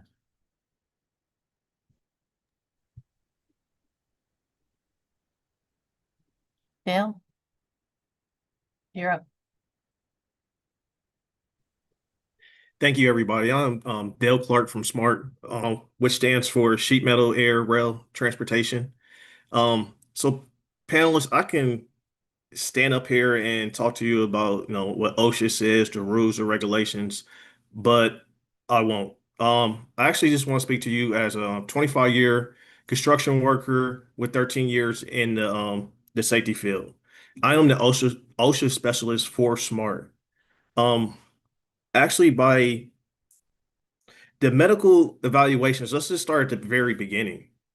During onboarding, when a contractor needs to has their workers use respirators, they literally get with they find a PLHCP, which stands for Physician Licensed and Health Care Provider, and the workers fill out the questionnaire. That is the very beginning of how this all works. And by not doing that, you have a lot of workers who, you know, they might have health problems, health issues because they want to be on the job, and they might find out that, hey, they can't wear a respirator. By filling out that questionnaire, by that physician actually checking in, going back and checking in with them, but also the confidential of their health does not go to the contractor, which will protect them. A lot of workers will also lie. Just want to say they will lie just to be on that job. So this standard is not only protecting the worker, but it is also protecting the owner slash contractor. Due to time, I'm gonna keep this short and sweet. In construction, and hopefully MK can share a story, there is also a thing of asthma. People could get asthma in the construction field, and they might not even know it. By filling out a questionnaire, by actually doing the testing, eventually they might pick up on it, and it can help not only them, but it can also help the contractor. At the end of the day, like I said, there are many rules and regulations we can discuss, but I believe we need to look at the bigger picture. The worker wants to provide for their family and go home safely at the end of the day. The owner wants to run a successful, profitable business, but proper respiratory fit testing and evaluations, it helps both sides. When you fit test or you have an evaluation for workers, you are not just checking a box on requirements. You are helping protect the worker, you are protecting the company, and you're creating a situation where everyone can win. Like I said, due to time, I don't want to take up a whole bunch of y'all's time. That is all I have to say. I want to pass it to MK. Hi, thank you so much. I wish I was able to pass it to Blue Cobble. Unfortunately, she had a medical emergency she had to manage this morning. So she was able to get me something that she had pre-prepared. And so this is what it is. But I also, just to follow up from what Dell said about asthma, is that also a lot of construction exposures could create conditions that the medical evaluation would identify. So workers might not know that they have some of these conditions, but because of their exposures that they've received in the construction industry, they could have developed it over time of being a construction worker. Asthma is one of them. Isocyanates is a known sensitizer and causes asthma within individuals, and is also a common construction component in the painting industry, just as an example for one. But now I'm going to move on to Blue Cobble's comments. So Blue Cobble is a journeyman iron worker from Local 75 in Arizona and a district representative for the Safety and Health Department of the International Association of Bridge, Structural, Ornamental, and Reinforcing Iron Workers. Thank you for the opportunity to provide testimony regarding OSHA's proposal to remove the medical evaluation requirement for employees who are required to use filtering piece respirators, including the N95 type respirators and loose-fitting power air purifying respirators. I appreciate OSHA's effort to examine current requirements with the hope of increasing efficiency and relieving administrative and financial burden. However, I respectfully urge OSHA to not finalize this proposal. I believe the evidence presented does not justify removing this preventative safeguard, and I'd like to share some industry experience and ask for reconsideration. Ironwork is some of the most demanding and brutal work a person can do. We help build and maintain critical infrastructure by performing high-risk work, including steel erection, welding, confined space, maintenance, etc. We climb ladders, carrying heavy loads, working in hot or poorly ventilated areas, and working in confined positions. Performing repetitive, strenuous tasks for extended periods of time, all 100 feet in the air, down in a hole, or 100 miles from the nearest town, or even in the middle of a bustling city road, because there's no place to land our iron. And sometimes we do all of this in the same day while wearing a hard hat, glasses, hearing protection, safety vest, a full body harness, and a loaded tool belt. Needless to say, is not considered low to moderate exercise, which was not considered in any of the studies presented in the proposed rule. Now imagine you have to carry a heavy load or climb a ladder while wearing a hard hat, glasses, gloves, ear protection, safety vest, harness, tool belt, and it's hot. And now add an N95 over your mouth and nose. Can you safely tolerate wearing the respirator while performing the job? Can you trust that the person next to you can safely tolerate wearing a respirator while performing their duties? The medical evaluation helps to answer that question, because the N95 may be a relatively light respirator, but it's an additional physical demand placed on that worker. Many years ago, before I became a journeyman, we had a contractor call and say, I need 5 iron workers and 3 need to be certified welders. The job site already had a building in operations, and there may be some chemical exposure, or at the very least dust. It is Arizona. So we were sent to get tested and trained. My friend, who I'll call Joe so he doesn't get mad at me for using him as an example at an OSHA hearing, he had been having heart issues. He didn't want to disclose that he wanted to work because he wanted to provide for his family. To illustrate some of the potential risks, let's say there had not been a medical evaluation and Joe is allowed to go to work without medical clearance.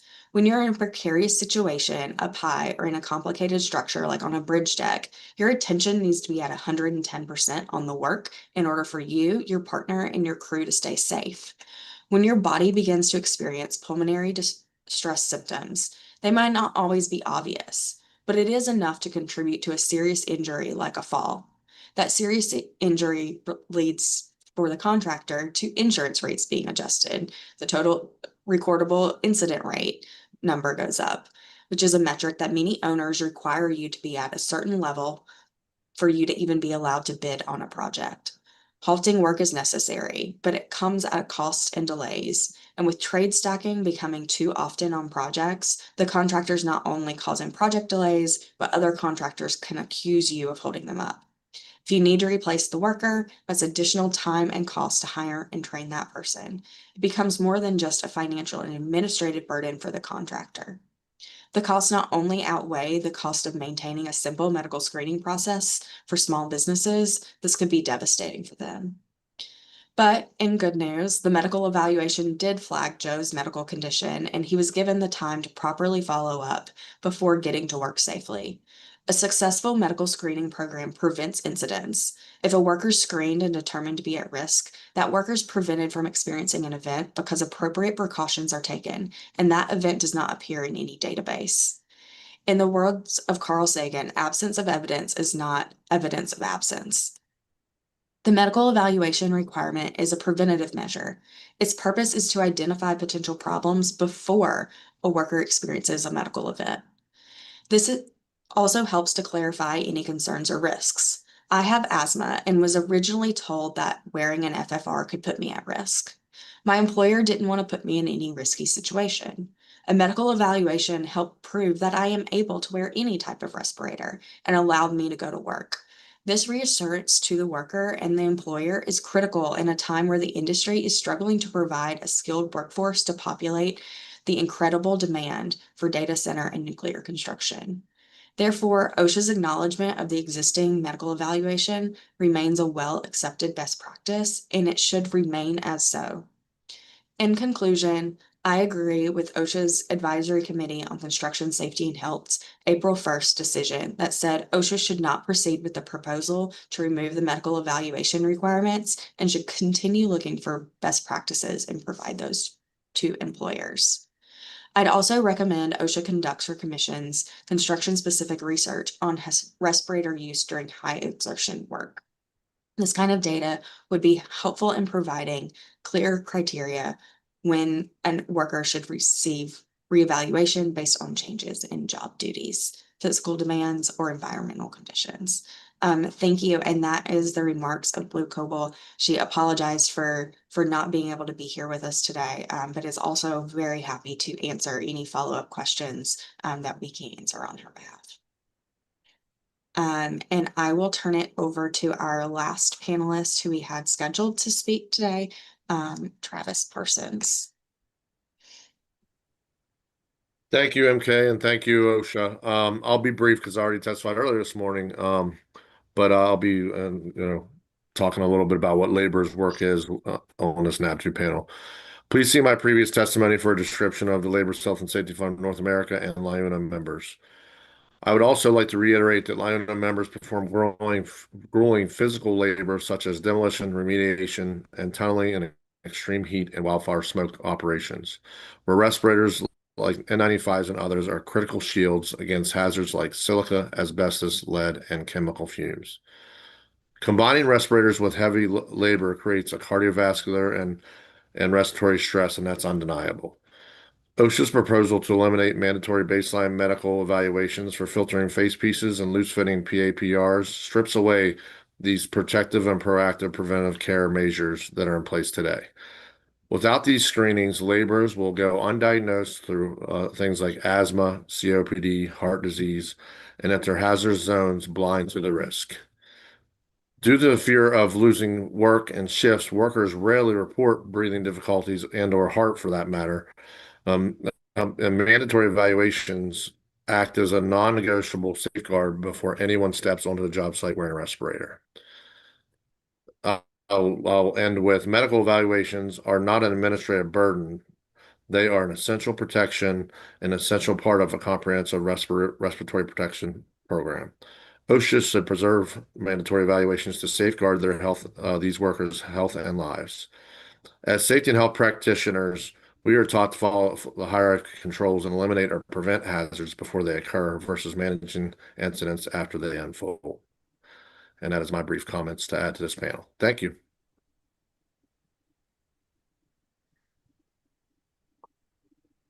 And that concludes our prepared remarks.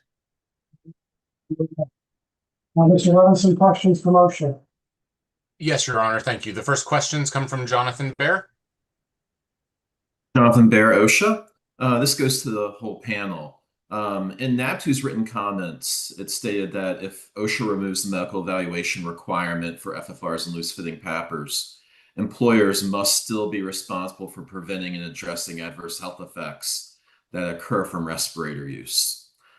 Do any of you have suggestions for how OSHA could remove the medical evaluation requirement while still ensuring employer responsibility? Well, I would venture to say don't remove it, because then you don't have to figure out a creative way to ensure that workers are safe in that regard. Is there anybody else on the panel who wanted to respond?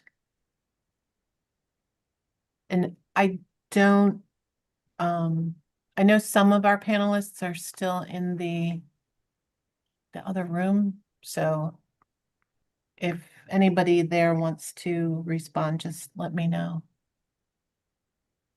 I'm happy to just quickly respond. I think this is kind of one of those situations of if it's not broke, don't fix it. And that employer's liability is covered with the current system. But I also think this would be a great question to ask the employers on how they would handle this situation. Thank you. The other question I have, so with voluntary use of N95s per se, no medical evaluation is required. Do you know of any instances where employees who voluntarily used a respirator like this wound up having an adverse health outcome that would have been discovered during a medical evaluation? Also, referring to Brian Cavey's testimony and Mr. Clark's testimony, it was noted that workers will sometimes underreport their medical conditions, and whether or not there have been any instances that you all are aware of where a worker who happened to underreport their medical conditions wound up having an adverse health outcome from wearing a FFR or a PAPR.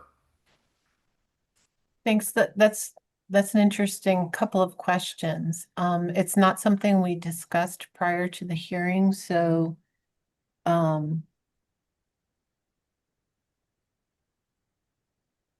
was there anybody on our panel who wanted to respond to that? And if any personal, then Glenn, I think what you're looking for, Dr. Bear, is personal experience of workers who were using an N95 as a filtering face piece N95 in a voluntary mode, and then experienced a medical issue from that. That's one of your questions. That's correct. And the other one had to do with Mr. Cavey and Mr. Clark noting that workers will underreport their conditions during the questionnaire, and that these individuals may perhaps be wearing N95s or PAPRs, and whether or not those individuals who did not report having an underlying condition, or they may not even have known. That's like 4 questions. Oh. Can we maybe go back to the first one? Glenn, Sure. that one you Yeah. wanted to respond to? Yeah, so I've been a OSHA outreach instructor for 20 years, and I taught a lot of HAZWOPER classes. Excuse me, identify yourself, folks, please. Judge Bell, you're very difficult to hear. Is anyone else having difficulty hearing you?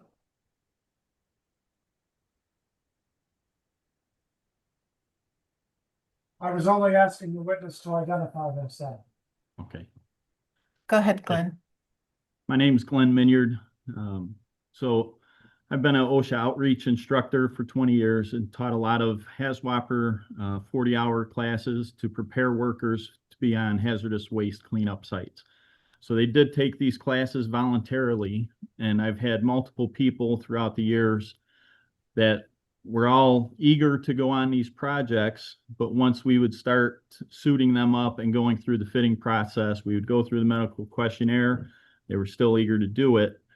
Once they put on the face piece, one individual I'm thinking of specifically right now, didn't realize that when they breathe in to draw the air through the face piece, that it would kind of collapse on their face. And the individual with every breath said he felt like the entire room, because we were in the classroom at this time, felt like the entire room was collapsing in on them. And they started panicking because they were wearing the face piece. And this was something that they wanted to do and did not know until I put the face piece on them and we were starting to go through the fit testing that they were going to have this claustrophobic reaction. We even had some get as far as to be inside a fully encapsulated suit, had the respirator on, everything was ready to go. And when I got the zipper up to the top on the encapsulated suit, they panicked and were trying to rip themselves out of the suit. We had to unzip it and take these individuals out.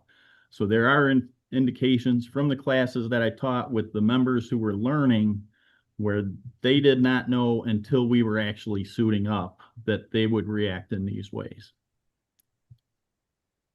This is Chris Kane. Thanks, Glenn.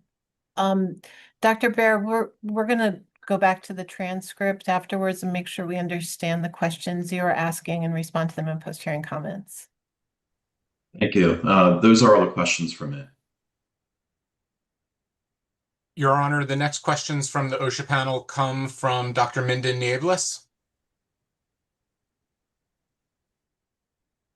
Thank you so much, and thank you for your testimony. This question is for the panel, all the panelists, but I believe Ms. Fletcher and Mr. Kane specifically made statements about this in their discussions with us today. And then that is, I'm interested in understanding more, or specifically knowing what risks and liabilities they're hearing the small business employers are stating that the respirator questionnaire, medical questionnaire, protects them from. So that was made several times and it was a good argument. I'm just interested in hearing a little bit more about specifically what those risks are or liabilities might be. And so yeah, that's kind of what I wanted to expand on a little more. Specific instances would be interesting too. Anecdotes are always good. Thank you, Dr. Niebles.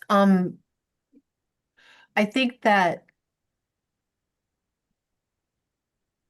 while the panelists, believe that the risk would be then covered from the contractor's perspective. We're not here to testify in the legal obligations of the contractor, though we'll take a look at the question and see if we can provide some reasonable comments in our post-hearing. Certainly understand. Thank you. Thank you. And then it was noted that there is, as in the construction workforce, a number of workers that have conditions that may impact their ability to safely wear a respirator. Do you have any information or data about how many of these conditions have limited the use of FFRs or PAPRs in the workplace? And because we'd be interested in understanding a little more about those situations.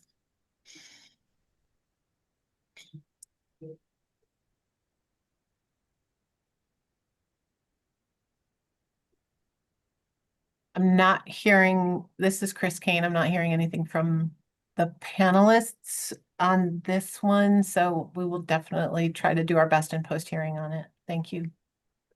Thank you. And Your Honor, the last questions from the OSHA panel come from Tom Mockler.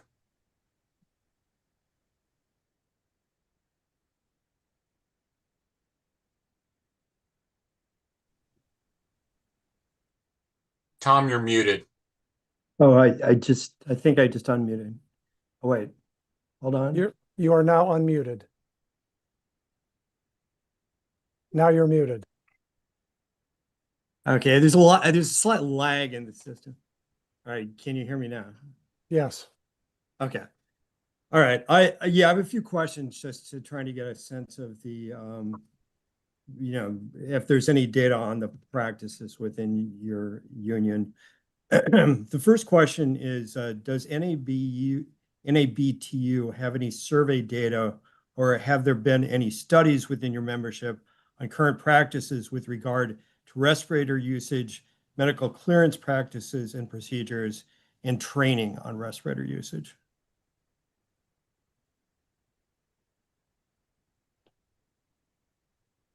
Chris Kane, can you specify the type of data that you're looking for?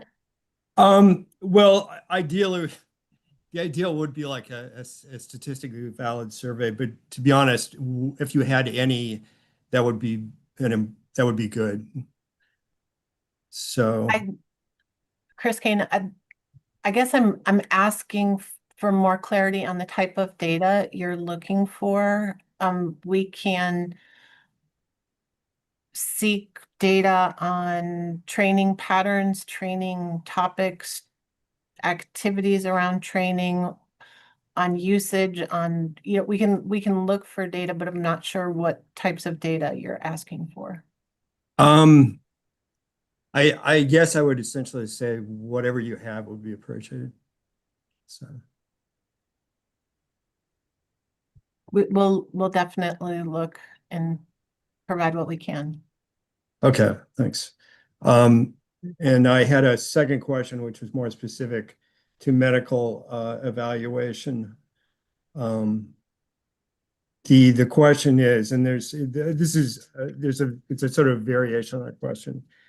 So are you aware of any data on the number of or percentage of workers at NABTU work sites who receive a medical evaluation from a physician, or alternatively, are you aware of any data on the number of or percentage of workers at NABTU work sites who indicated on the screening survey that they have a condition warranting a medical evaluation?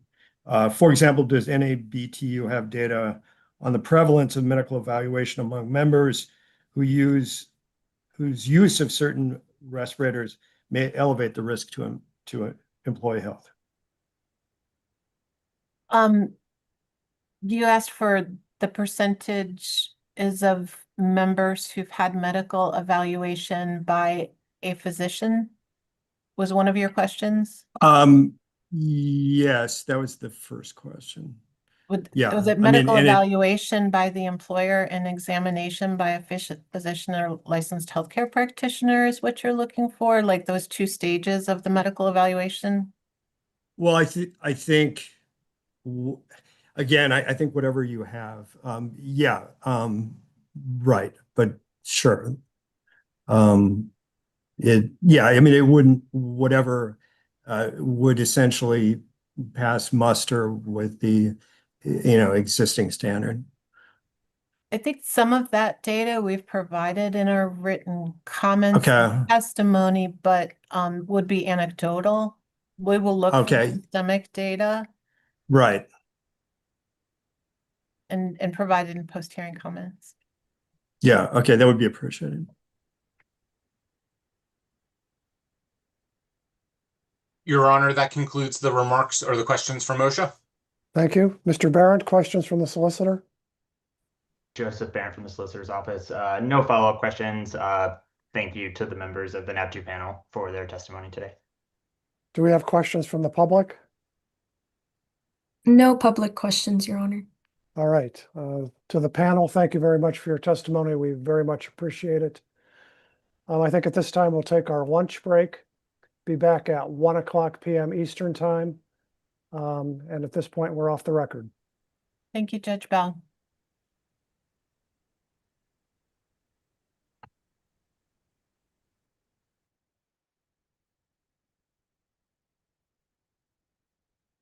All right, so supposed to be on break till 1. Tom, please turn off your microphone. All right.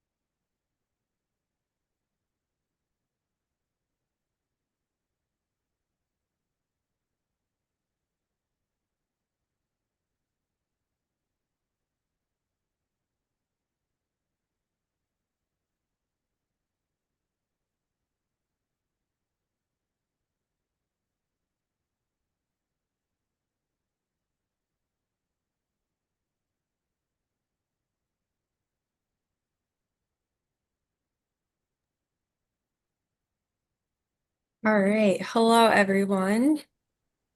Thank you for coming back from lunch. Could we go to the next slide, please? Thank you very much.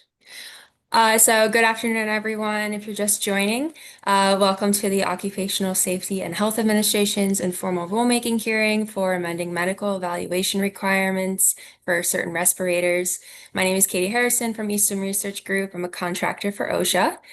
We're going to go over a few housekeeping items, reminders for Zoom. So we are hosting this public hearing on Zoom for Government. It's being live streamed to YouTube. As a reminder, all attendees are muted automatically with microphones, webcams, and chat box disabled. All Zoom attendees can access automated closed captioning by clicking on the CC icon in the control panel at the bottom of your screen. And all YouTube viewers will have access to auto translation the day after the hearing. If you're viewing in Zoom, audio is available by computer speakers or by phone. Your call-in information is available in your registration confirmation email. And to ensure allotted time is adhered to during testimony delivery, we will display a clock timer on your screen and we'll start it once you begin your testimony. Once time is reached, the judges will thank you for your comment and move on to the next speaker. And if you're speaking today, you'll receive a notification on your screen that you're being promoted to a panelist group a few minutes before it is time for you to provide your testimony. And once promoted to the panelist role, you will be able to unmute yourself and turn on your camera. We ask that you do not unmute or turn your camera on until your name has been called and you have been asked to start your testimony. Speakers connected by telephone only should unmute their phones when called to testify, and you can do that by clicking *6 on your phone. And depending on timing, there may be opportunity to ask questions of other speakers giving testimony. If you're logged into Zoom, you can press the raise hand icon in your control panel to indicate that you have a question. And if you're called in by phone only, you can press *9 to raise your hand, and the moderator will read off the last 4 digits of your phone number when it is your turn to speak. And if there is time, you will be called by name and promoted to the panelist group to unmute and ask your question. And if you have any technical difficulties, please send an email with your name and phone number to meetings@erg.com, and that email will be visible on the bottom of the slides on your screen. So now I will hand it over to Judge Bell to provide an opening statement and go over administrative matters. Don't have any opening statement to give in the afternoon session. It's just a little after 1:03, and I think we're ready for the next panel, please.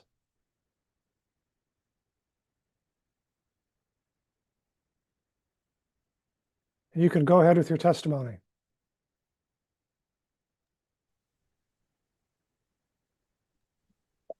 We will start promoting our speakers for the session now.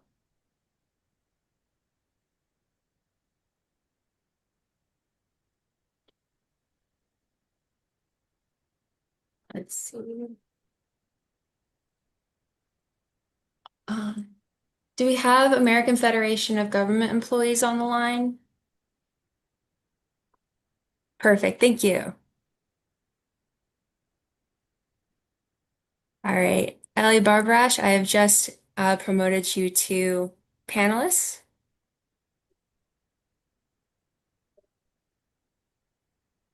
There we go. Hello, can you all hear me, please? We can. Thank you very much for being with us. Go ahead and begin your testimony, please. Thank you for presiding on this and for the honor of addressing you. My name is Ellie Barbarash. I'm a certified professional environmental auditor with a specialty in occupational safety. I've been in the field for more than 40 years.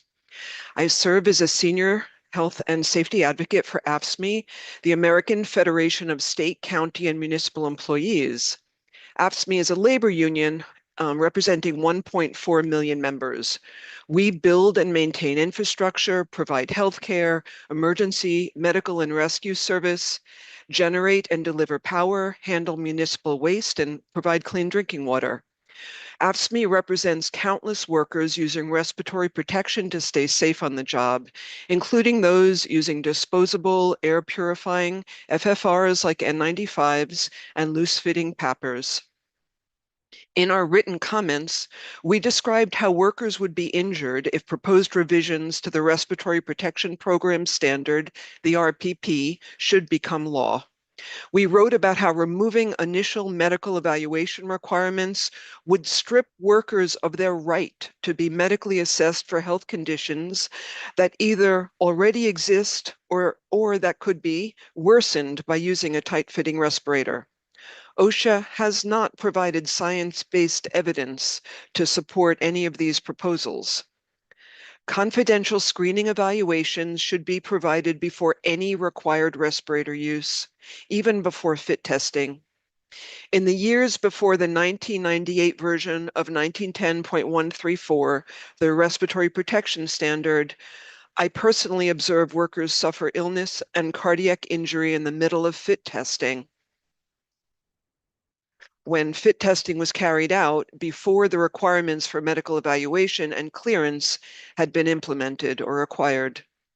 Before workers are ordered to use any tight-fitting negative pressure respirator in a contaminated environment, employers must assess through a PLHP, a physician or licensed healthcare professional, whether each worker is medically capable of using the respiratory protective equipment necessary for their safety. As many people here have reminded us, the purpose of the OSHA Act is to assure safety and healthful working conditions for working men and women. Providing medical evaluations prior to respirator use delivers that assurance. As OSHA's RPP is written, Appendix C establishes key mandatory medical screening questions to evaluate worker capacity to safely wear a respirator. Negative answers to any one of the first 8 questions in Part A, Section 2, requires a more thorough diagnostic assessment by the PLHP reviewing the screening questionnaire. Follow-up diagnostic evaluations must have their costs covered by the employer.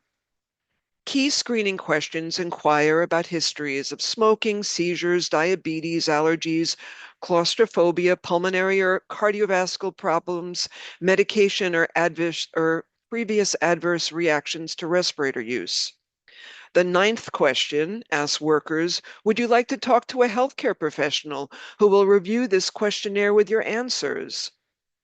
Under the RPP, when it is actually followed by employers, every worker assigned to wear a tight-fitting respirator is granted a potential opportunity to discuss their personal, confidential medical situation with a PLHP before having to don respiratory protection for their employer.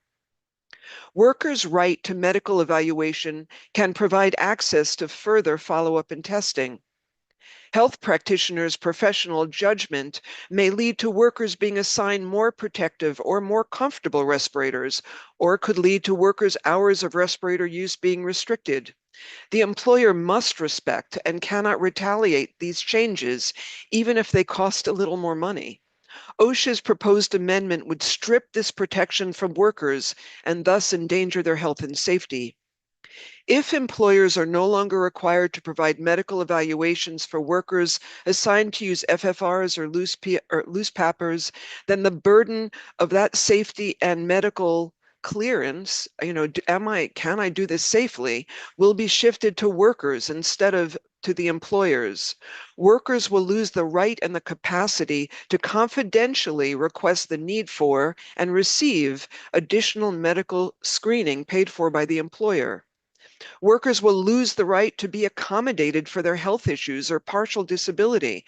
They will lose the right to be reevaluated by the employer's third party, when their health status changes or they experience adverse signs or symptoms associated with respirator use. For workers required to use FFRs and loose-fitting PAPRs in hazardous atmospheres, losing the right to confidential, paid-for medical evaluation will place workers and AFSCME members' health at risk. I would like to tell a story about a healthcare worker, a union member, and my personal friend to illustrate the importance of maintaining the respiratory protection standard as it is currently written. In 2020, my friend B, an advanced practice nurse, an APN, she had decades of nursing experience. She was working infection control in a large metropolitan hospital in OSHA's Region 2. She was experienced working shifts in intensive, cardiac, and critical care. As the COVID epidemic raged, she went from using PPE and surgical masks to using FFRs, and when fresh respirators ran out in her facility, she had to reuse recycled, reeking N95s at the bedside of one prone or intubated COVID patient after another. Like many colleagues, after long shifts, she came home through her garage, doffing clothing and showering before greeting anyone at home. Her family was likewise vigilant in trying to stay safe and COVID-free, masking outdoors, vaccinating early, and self-testing along with B. B was also responsible for teaching infection control to new nurses. However, she found the CDC's direction on COVID inconsistent. CDC stated that respirators were not necessary for exposures less than 15 minutes or beyond 6 feet from a COVID-infected patient. But B recognized that COVID transmission was probably airborne, and she knew that airborne transmission is never limited by 15 minutes of exposure or to a 6-foot spread, even though OSHA adopted CDC's recommendations on this. Hospital staff lounges and lunchrooms did not require masking at her hospital. B was vaccinated as soon as vaccines were available, but she still got COVID. Her work exposures were just too high. She was out sick for the first time for 5 weeks. When she returned, she was assigned to use even more sterilized, smelly, reused N95s. After about 4 months back on the wards, B got COVID a second time. She was sicker this time and was home for several months despite being vaccinated. When she returned to work, it was really hard for her to breathe through her N95s. Other nurses recommended a different kind of filtered N95 respirator that was more comfortable, an Envo mask, which was NIOSH approved with easily replaceable flat filters and reusable and cleanable. She purchased one herself and asked her employer to fit test her, and she passed her fit test. B also purchased all her own replacement filters so she could change them as frequently as she needed. She maintained strict infection control protocols and her COVID vaccination schedule. She still worked with the sickest, most acute patients, and then she got COVID for a third time. This time B was out for more than 4.5 months. She developed long COVID. When she finally returned to work, she could not comfortably breathe through any FFR, and even the Envo mask was really hard to work in, even changing filters every 20 minutes if she could. COVID had caused pulmonary damage. Her local union backed her request. She requested of her employer under the FFR a new medical evaluation, and the union assured her she would be protected from retaliation. Her employer did allow B to be reevaluated by a PLHP, and her medical details remained private from her employer. A loose-fitting PAPR with daily hours of respirator use restricted, her employer could not and did not retaliate. B worked out an assignment change and took a position in hospice. My friend is still working in that hospital as a skilled APN. Her continued employment was only possible because the RPP let her request a new fit test and then let her request a new confidential medical screening when it was obvious that her health status had changed. A sequence of events that forced her employer to eventually provide B with a more appropriate respiratory protection, providing her with a loose-fitting PAPR that she could use safely. Had 1910-134 been amended in 2021, as OSHA's current revision proposes, my friend B, a skilled APN with decades of experience, would have been forced to give up her career for the sake of her health, adding to her employer and the industry's chronic short staffing crisis. On behalf of all workers who use N95s, FFRs, and loose-fitting PAPRs in healthcare, construction, research, engineering, emergency service, and more, AFSCME strongly opposes OSHA's proposed changes to the respiratory protection standard. Thank you. Thank you. Mr. Levinson, questions from the OSHA room? Yes, Your Honor. Dr. Jonathan Baer has the first question from OSHA. Thank you, Jonathan Baer, OSHA. I was wondering, especially in light of the difficult story you shared with B, how often do employees have conditions that show up after their initial questionnaire and evaluation that then require another medical evaluation to determine how fit they are to wear their mask? I don't believe I have data on that, but like other speakers here, we can see what we can find and get back to you in the post comment period. Thank you. I do know that it is available as an option. You know, in my friend's case, there was a period of time between one and the other, and that period was marked by her third illness with COVID. And I have one other question. By any chance, do you, in your experience or the experience of your membership, are you aware of how often, when a medical questionnaire does flag someone for an examination, how often that the employee is actually learning for the first time that they may have a condition, something that wasn't diagnosed before? I only know it anecdotally. I don't have data on it. And I mean, the story that I told about the person having cardiac injury in 1998, that was me fit testing in 1998. So I've been doing this a while. And I certainly have seen it happen. You know, I have fit tested people and and where screening has revealed it after the fact. But aside from personal knowledge, I wouldn't be able to give you data. All right. Thank you very much. Those are all the questions for me. Your Honor, the next question from OSHA comes from Dr. Minda Nieves. Thank you. Hello. As I was listening to your testimony, thank you. I understand you mentioned the specifically tight-fitting respirators. Could you elaborate on why a PAPR, despite being easier to breathe in, would still warrant a medical evaluation before use? Yes, I can.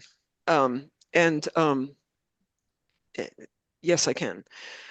So if you wear hearing aids, it is really hard to hear because from the PAPR's motor. If you have a neck injury, it can trigger neck injury or can trigger shoulder injury. Very often the PAPR is tight in certain ways that trigger migraine headaches because of how they're holding on to the head. I am a PAPR user, and those are some personal answers I can give you. That I would start, those are directly experienced issues I've found with other members. In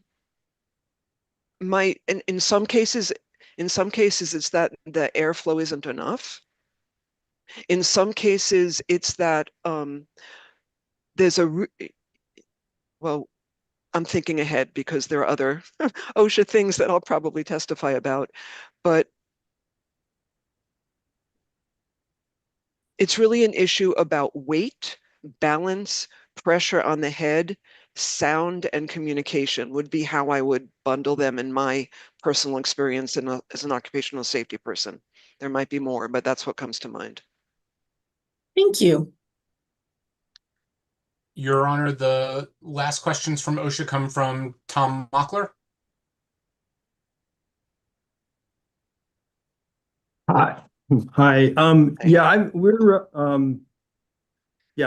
asked a series of questions just trying to find out what kind of data various groups have, and I think you could be particularly valuable since we actually historically have had the least information about government employees. So let me ask a few questions here. It says, does your union have any survey data? Or have there been any studies within your membership on current practices with regard to respirator usage, medical clearance practices and procedures, and training on respirator usage? I would have to check and get back to you. I wouldn't have it in front of me. Sorry. Okay, that would be great. And sort of a follow-up, are you aware of any data on the number or percentage of workers at AFSCME work sites who receive a medical evaluation from a physician, or are you aware of any data on the number or percentage of workers at government work sites who indicate on the screening survey that they have a condition warranting a medical evaluation? For example, does AFSCME have data on the prevalence of medical evaluation among members whose use of certain respirators may elevate risk to employee health? Would you run those questions by me one more time? I'm so sorry. Yeah. My answer may not change, but it would be helpful if I could hear them again. Thank you. Right. This may be a matter of just getting on the record, and then you could, if you're looking for stuff, you put it in a post-hearing comment. But I'll run it by you again.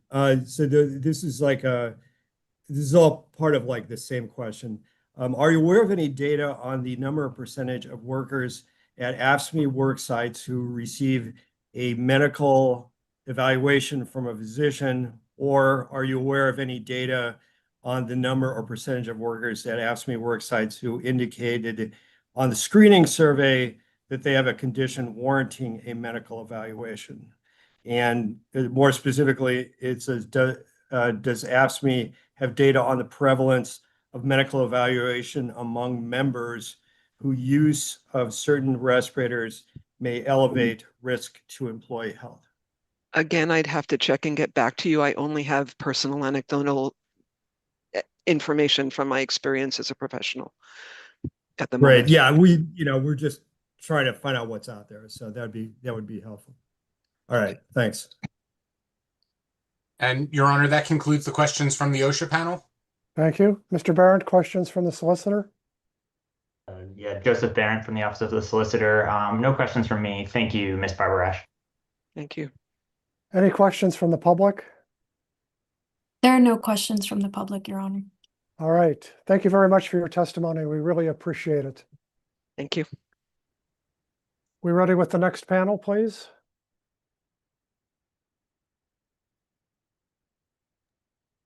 Yes, I am promoting Jamie Brown, Jane Thomason, and Rosalind DeLeon Mitch. Thank you all. Welcome. You begin your testimony when you like.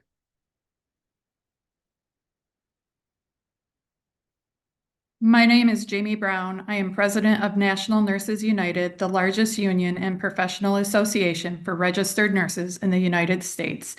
NNU represents more than 225,000 nurses across the country. Our members work in acute care hospitals and other healthcare settings in both the private and public sectors.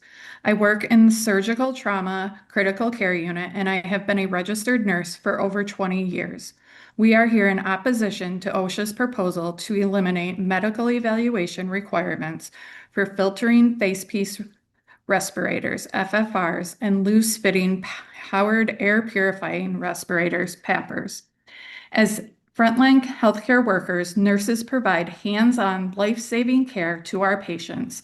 Our work environment contains significant hazards, many of which can be airborne, including infectious diseases, cleaning and disinfectant chemicals, pharmaceuticals and hazardous drugs, and surgical plume and anesthetic gases. Multiple measures, including engineering and administrative controls and PPE, are vital to protect us from these hazards. But even with other controls in place, PPE is often a key layer because of our proximity to our patients. This is to say, nurses are among the millions of workers who rely on respirators every day to protect our health while we do our jobs. But a respirator doesn't just protect us out of the box. A comprehensive program is necessary to make sure that respirators effectively protect workers, including ensuring that respirators fit properly, can be worn safely, and are sufficiently protective, and that workers are trained appropriately. For nearly 30 years, OSHA's respiratory protection standards has been in place with responsibility for this comprehensive program where it belongs, with employers. Yet healthcare employers often fail to meet these program requirements. A 2014 assessment found that most of the evaluated hospitals had respiratory protection programs that lacked one or more required elements.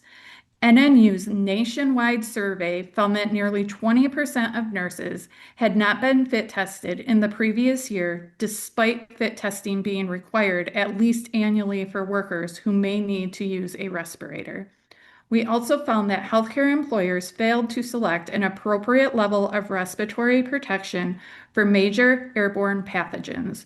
Only about 2/3 of the nurses reported N95 or higher level respirator use for tuberculosis and COVID, and about 1/3 for measles. When healthcare employers fail to implement the necessary elements of a respiratory protection program, healthcare workers are left exposed to airborne hazards that can lead to illness, severe disease, death, and other long-term health care impacts. The bottom line is that healthcare workers need stronger workplace protection enforcement and not weaker standards.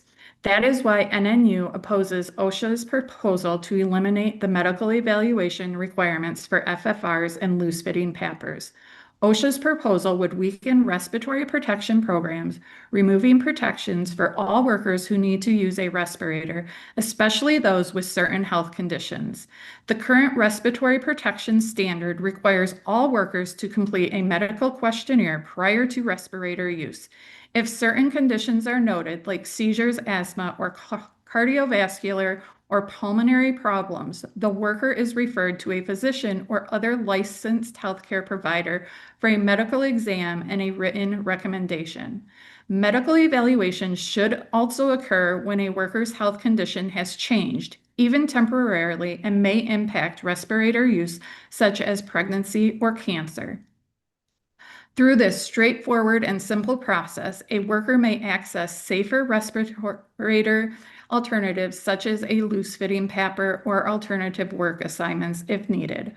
OSHA's proposal to remove medical evaluations for some of the most commonly used types of respirators means it's unclear how or whether employees with medical conditions impacting the respirator use can get access to alternative respirator types or alternative work assignments if needed.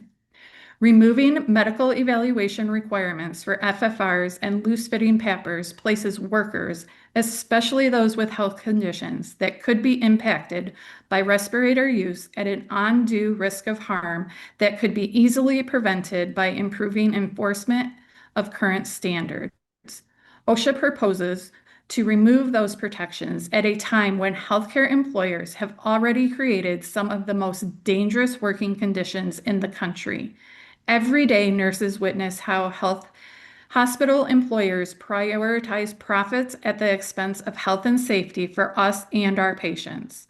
Our employers intentionally understaff our units to cut labor costs, forcing nurses to take dangerously high patient loads. Extensive research shows that understaffing nurses endangers patients and increases the risk of occupational injury and illness for workers. Our employers then neglect safety and health protections, leaving us exposed to hazardous conditions, including high rates of workplace violence, aeronomic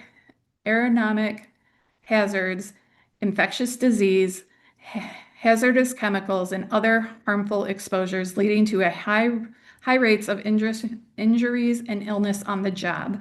As a result, nurses are leaving the bedside. Data shows that there are about 1.15 million registered nurses with active licenses who are not currently working as nurses. There is no nursing shortage, but a staffing crisis brought on by years of industry neglect and driven by healthcare employers' refusal to create good nursing jobs where nurses are respected, protected, and able to provide the safe therapeutic care our patients deserve. In this moment, OSHA is spending time removing existing protections that have worked instead of making forward progress on addressing hazards impacting nurses. Congress created OSHA to protect workers' rights to be safe and healthy at work. But under the Trump administration, OSHA is moving policies that help corporations profit at the expense of worker health and safety. OSHA's proposal to remove medical evaluations for FFRs and loose-fitting PAPRs inappropriately shifts the burden of care away from employers to workers. Combined with OSHA's reduced enforcement activities and proposals to weaken other standards, it is clear that OSHA is moving away from its mission. This is part of the Trump administration's fascist plan to rig the economy for billionaires at the expense of working people. If OSHA makes changes like the current proposals permanent, in addition to reducing enforcement, more workers will get sick, injured, and die.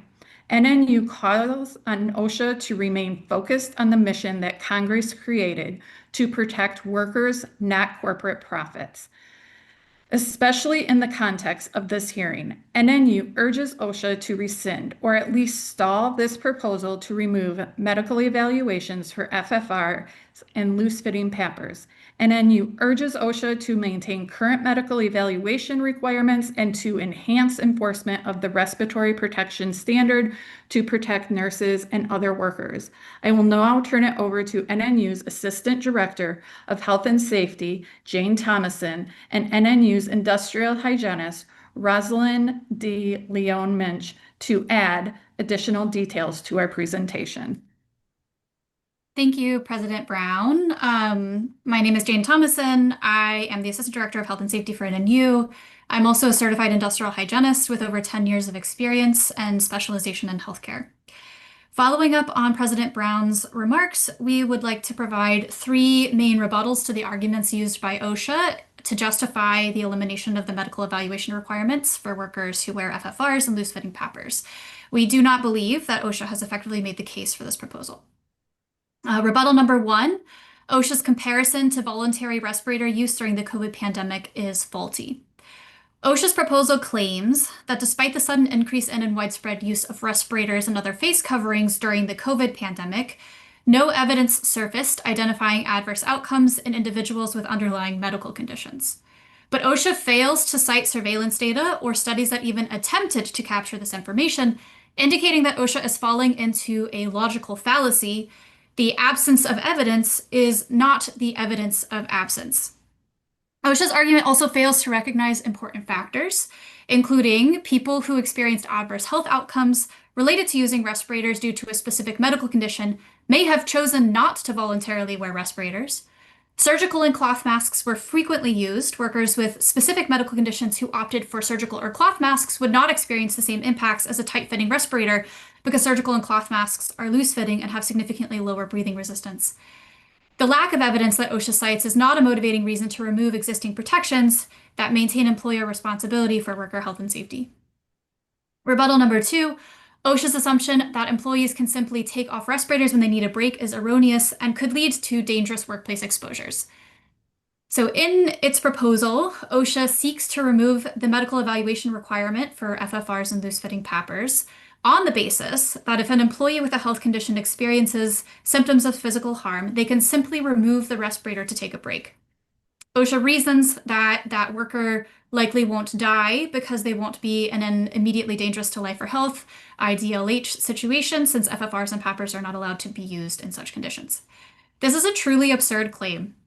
OSHA's argument ignores the risks posed by even short-term exposures to hazards that are commonly present in healthcare settings, like infectious diseases and hazardous chemicals, where any amount of exposure can contribute to health harm, especially when cumulative. There is very clear evidence that short-term repeat exposures can increase the risk of infection. For example, there's ample evidence that indicates that SARS-CoV-2 infection can occur with fleeting exposures occurring multiple times over a work shift. Other pathogens have very low infectious doses, like Ebola, where transmission can occur after exposure to only one or a very few number of viral particles. OSHA also assumes that workers can just leave their job tasks if they need a break from their respirator due to a medical condition. This is an assumption completely ignorant of the daily realities faced by nurses and other healthcare workers.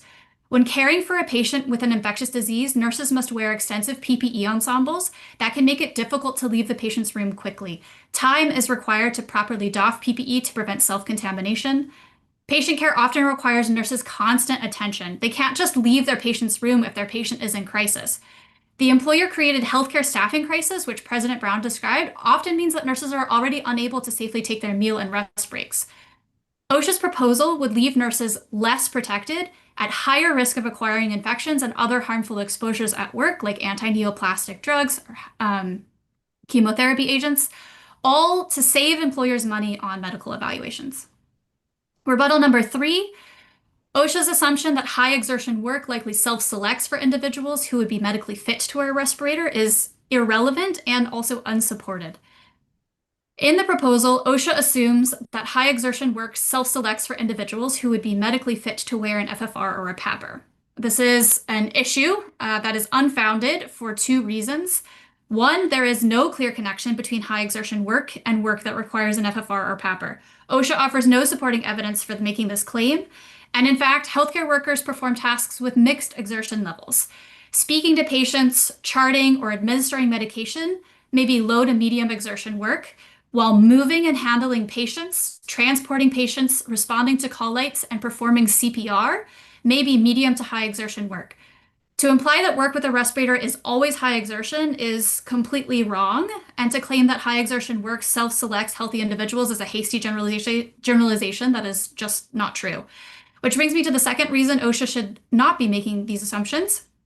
OSHA is also falsely assuming that a worker's health status and risk level will not change over time. OSHA offers no supporting evidence for this assumption, and the reality is that occupational exposures can and do impact health and can cause an employee to develop a work-related health condition over time that could limit the use of a respirator. Just to provide one example, COPD, chronic obstructive pulmonary disease, and asthma are both specific medical conditions that can limit a worker's ability to use a tight-fitting negative pressure respirator and which might require an accommodation. Both COPD and asthma can be caused and or exacerbated by common workplace exposures in healthcare settings like disinfectants and cleaning chemicals. And we've provided a lot more supporting detail in our written comments submitted to the docket last year. I would now like to turn it over to Rosalind to briefly discuss one additional concern that we have regarding OSHA's proposal. Thanks very much. Thank you, President Brown. Thank you, Assistant Director Jane Thomason. My name is Rosalind DeLeon Minch, and I am an industrial hygienist with National Nurses United. So in the proposal, OSHA inaccurately represents several studies by omitting key findings, implications, or conclusions. For example, OSHA cites the 2020 paper by Epstein et al. Titled Returning to Training in the COVID-19 Era, the Physiological Effects of Face Masks During Exercise. While the findings are reported correctly, OSHA inappropriately employs the study to aid its argument that medical evaluations are not necessary. OSHA ignores the author's own acknowledgement that, quote, subjects with obstructive lung diseases like asthma or COPD, heart diseases, should undergo meticulous evaluation before attempting physical activity with a mask. OSHA also references Harbour and Beckett's 2023 paper titled Health Effects of Filtering Face-Based Respirators, Research and Clinical Implications of Comfort, Thermal Scan, Psychologic, and Workplace Effects. When discussing the idea that claustrophobia in large numbers of workers wearing respirators is unfounded. The application of this study in opposition to medical evaluations is again problematic, as one of the purposes of this study was to identify research gaps to facilitate and better inform future medical evaluations. The researchers conclude that symptoms are frequent and often exacerbate existing problems, and that their analysis, quote, suggests several specific recommendations for respirator research to inform both medical evaluation of individual users and regulatory standards. Lastly, OSHA summarizes the findings in Harbour et al.'s 2025 paper titled Respirator Medical Examinations, Current Practices, and Future Needs, stating that, quote, nearly all workers were approved without restrictions, and it was considered very unusual to decline approval. This statement not only cherry picks the study's findings, but is categorically untrue. Harbour et al. 2025 paper demonstrates that evaluations rarely prevent individuals from respirator use, but significantly impact accommodation by adjusting respirator type or use conditions. 66% of clinics reported that restrictions were unusual, but 22% of clinics indicated more frequent use of restrictions. The study openly advocates for expanding medical evaluations as their analysis, quote, supports the value of initial evaluations and indicates that a broader set of considerations should supplant the traditional emphasis on pulmonary and cardiac issues. OSHA's incomplete presentation of findings and inappropriate reliance on studies that support medical evaluations demonstrate that there is not substantial evidence indicating medical evaluations should no longer be performed for FFRs and loose-fitting PAPRs. In conclusion, nurses, healthcare, and other workers that depend on respiratory protection need stronger workplace protection and enforcement, not less.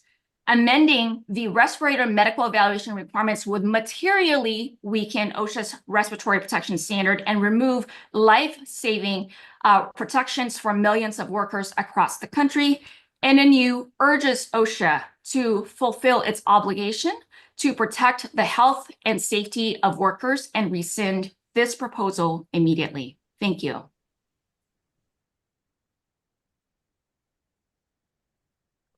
All right, Mr. Levinson, questions from the OSHA room? Yes, Your Honor. The first question comes from Jonathan Bear. Hi, Jonathan Bear, OSHA. I was wondering, this goes to the entire panel, if you all have collected any information or if you have any information on the percentage of workers who are identified through the questionnaire as having an underlying condition that could pose a risk to wearing an FFR or PAPR. I am not aware of any data right now, but we will look and get back to you. And I guess sort of building on that, and again, I imagine you'll get back to us. What percentage of those individuals who wind up having use limitations on their usage of these respirators? Again, I'll have to get back to you. And one last, and again, I imagine you have to get back to me, which is perfectly fine, your post-hearing comments. What percentage of these individuals that are identified in the questionnaire actually learn that they have a condition based on the questionnaire, as in they did not know they had a condition prior to filling out the questionnaire? We'll get back to you. Thank you very much. You're welcome. Your Honor, the next questions from OSHA come from Dr. Minda Nieblas. Thank you all for your testimony. This is in general to the panel. Anyone who chooses to answer, that's fine. In your comments, you had noticed that employers provided surgical masks and not FFRs when workers were exposed to diseases. Did your members express why they thought that happened, why FFRs weren't permitted? Jane, do you want to take that one? Sure. So are you talking about COVID specifically? Yes, I believe this was in the context of COVID. Okay. So I believe another panelist also addressed this earlier today. The CDC's guidance during the early parts of the COVID pandemic emergency waffled back and forth. And then ultimately the CDC created the, what do they call it? Basically, it was a menu of options for employers to race to the bottom. They called it like emergency strategies or conservation strategies. And so in healthcare, we often see employers race to the lowest possible standard that they can get away with. And with COVID, because the CDC muddled the waters and OSHA honestly didn't stand up to the CDC on respirators being needed, we saw a lot of healthcare employers race to the lowest standard that they could possibly get away with.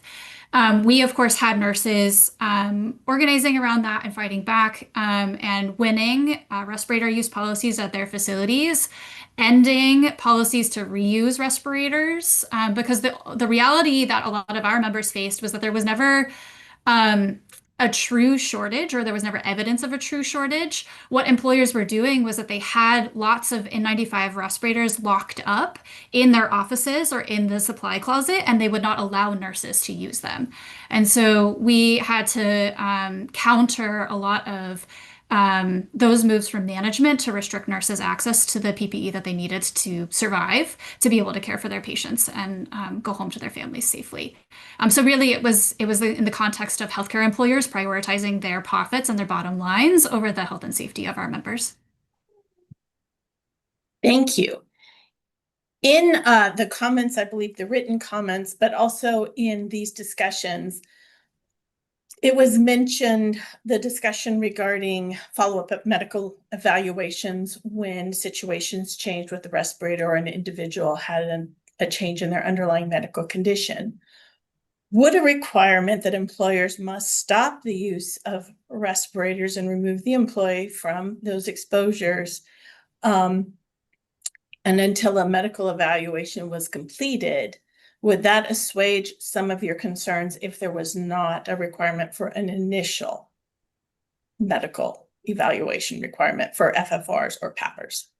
No, I can take that. And obviously, Jane, if you want to add to this, but no, it would not. I think that pushes the burden and responsibility onto workers to self-identify as opposed to a more structured process of medical evaluation.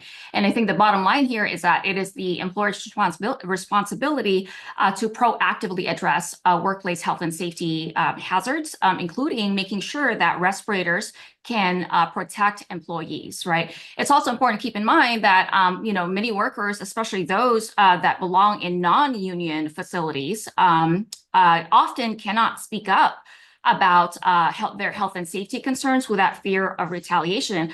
I also want to add that, for many people, many workers, they may not be aware of their medical conditions, right? Just speaking to, just for example, long COVID, right? Many nurses and other healthcare workers still to this day, they are exposed to SARS-CoV-2, right? They can be exposed to SARS-CoV-2 even at work, even mild, after a mild exposure, they can develop long COVID. And because long COVID, the symptoms, it's so heterogeneous in its manifestations, right? From, fatigue to really, really disabling, conditions, it's difficult to ascertain the true scale and the prevalence of long COVID. And so there are many people that may not be aware that they have long COVID as just one example of a health condition that could impact, their ability to wear respirators safely. Thank you. And Your Honor, the last questions from OSHA come from Tom Mockler.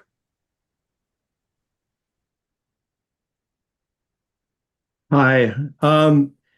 There was in your comments you submitted to the agency, you indicated that you had done a survey in 2024. Has NNU released a final version of your 2024 survey results, and have there been any follow-up analyses of the results pertaining to medical evaluation and respirator usage? You can find the survey results on the NNU's website, and we can also submit it in our post comments. Okay, that'd be great. Thanks.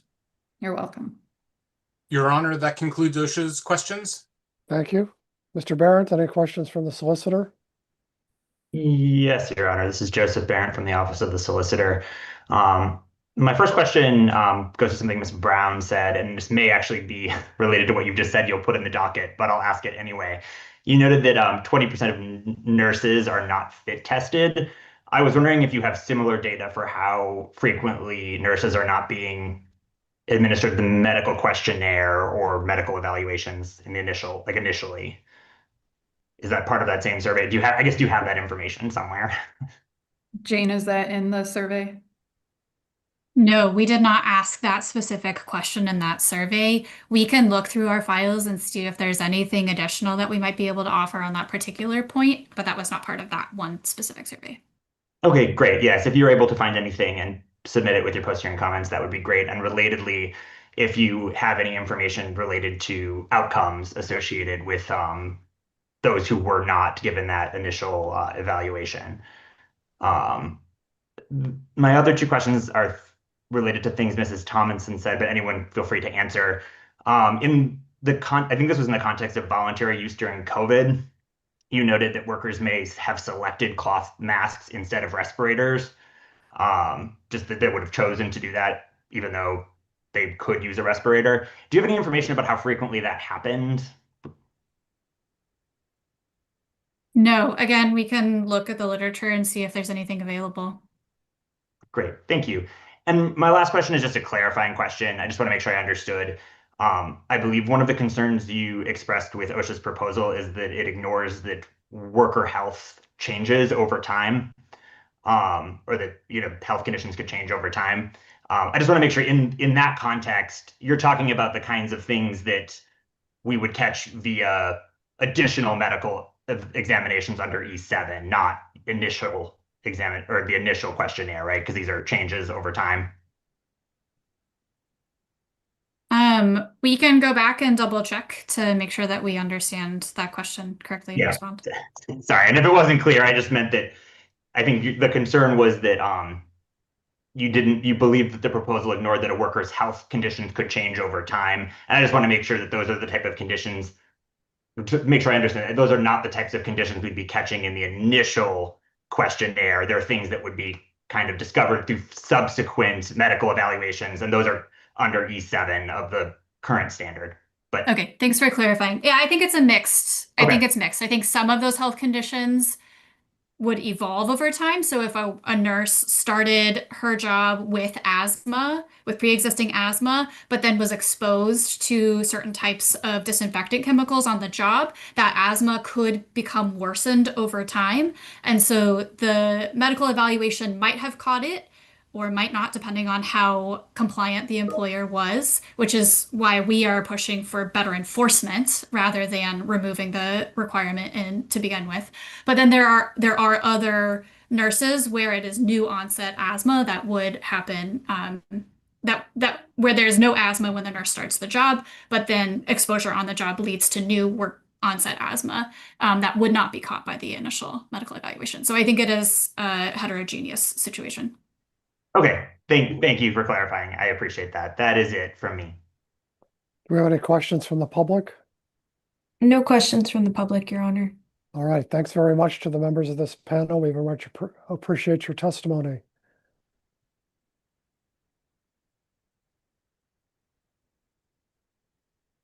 All right, our next group, you may start when you're ready to go.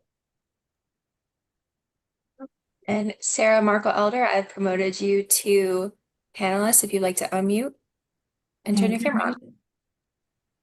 Can you hear me? Yes. Yes. Thank you. Thank you. Thank you for the opportunity to speak on behalf of AFT's 250,000 nurses, physicians, technicians, and other healthcare workers in opposition to the proposed changes to medical evaluation under the Respiratory Protection Standard. OSHA must consider workers' health, age, and actual working conditions. The Respiratory Protection Standard is meant to protect all covered workers, not just those who are young, fit, and have an understanding employer. It must be maintained to protect workers unable to use FFRs and PAPRs safely. First, the healthcare workforce is aging. Over half of registered nurses, the largest occupational group, are 45 or older. Healthcare workers are already at higher risk for asthma and cardiovascular disease from multiple hazards, as my colleagues have mentioned, including disinfectants, hazardous drugs, surgical smoke, and shift work. And while PAPRs can help workers with heart or lung problems, they are not an option for everyone. The rate of back injuries in hospital workers is more than double that of the rest of the private labor force. Moreover, working conditions in healthcare are physically and mentally demanding, particularly in hospitals. Lean staffing has been the industry standard for decades, and hospital workers report that staffing has not returned to pre-pandemic levels. Registered nurses typically work 12-hour shifts, frequently without breaks for meals or the restroom, and can be required to work mandatory overtime in 32 states. We're not in the pandemic now, but healthcare workers do experience extended respirator use while caring for measles and TB patients, and they will again in future pandemics. The standard must be protective. It must protect workers now and in the future.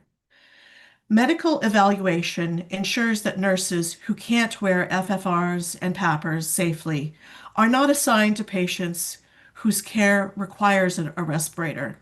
Nurse licenses are regulated under state nurse practice acts.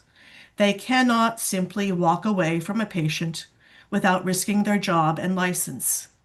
In an ideal world, a nurse would ask management for a new assignment, but chronic understaffing means nurses regularly work through exhaustion and illness. OSHA must also recognize that infectious disease and hazardous drug exposures are not trivial hazards, even if they do not reach the high threshold of immediately hazardous to life or health. OSHA should not put workers in a position to decide between an exposure and unsafe respirator use. Medical evaluation is an important component of a complete respiratory program to be conducted even before fit testing to screen and evaluate any workers who could face material impairment from required respirator use. In 1998, OSHA made a clear distinction between respirator use under the program and voluntary use. The distinction rests on a hazard assessment and fit testing of FFRs to ensure a tight fit. If a worker is not required to wear a respirator, the employer is not obliged to provide medical evaluation and fit testing. There is no assurance that the respirator does fit tightly, and the user can remove it at will if experiencing discomfort. Lastly, this change to the standard effectively shifts the burden of protecting workers' health onto the worker and eliminates an opportunity to educate workers. As noted previously, healthcare workers have higher rates of asthma and heart disease, higher than the general population, but individuals may not have been diagnosed. Workers may assume that everyone experiences the same level of discomfort or may be afraid to say no to an assignment. Again, OSHA should not put workers in the position of having to advocate for themselves. The responsibility to ensure a working environment safe from recognized hazards is the employer's obligation under the OSHA Act. OSHA must maintain the standard as it is. Medical evaluation is a critical protection for workers within a complete respiratory protection program. Thank you. Thank you. Are we going to save questions until the end of this panel? I think we could do that, Your Honor. That would be fine with us. Okay, so Ms. Hurst, why don't you go ahead with your presentation then, please?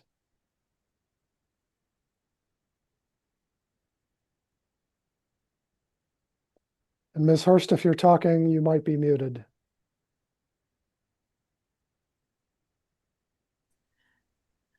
Okay. I am a certified occupational health nurse specialist and have been nursing for over 40 years. I am representing the Association of Occupational Health Professionals. The use of an N95 respirator or a powered air purified respirator currently does require a medical questionnaire. There is limited evidence demonstrating that in itself it prevents medical conditions associated with respirator use. In our experience, concerns related to wearing an N95 respirator or PAPR are often more identified and addressed during the fit testing process. The fit testing process, whether it's either qualitative or quantitative, does require discussion with the employee. You have to teach them how, you have to educate them on fit checking, how does the respirator fit, and all of that other information. That is a great opportunity to ask them medical questions if you are, or ask them if they have any medical concerns. You do also need to identify any allergens if you're going to be using the qualitative fit testing process. The direct assessment is more valuable than a questionnaire because it allows individuals to discuss concerns, ask questions, and also address concerns such as claustrophobia or discomfort while wearing a respirator. The fit testing encounter provides real-time feedback regarding the user's ability to tolerate and correctly to wear the device. There is inconsistency regarding who is qualified to review and evaluate the medical questionnaire. We find that among our members, some of them are having advanced practitioners and physicians review them, while others are having technical staff or nurses review them. It was found that 80% of individuals responsible for evaluating respirator questionnaires reported that they have never referred an employee for further evaluation. The most commonly reported complications associated with N95 respirators when we did a questionnaire for 207 employers responded was facial rash and mask, to the mask and allergies. These issues can be often identified through fit testing process, and then they can be referred for medical evaluation as needed.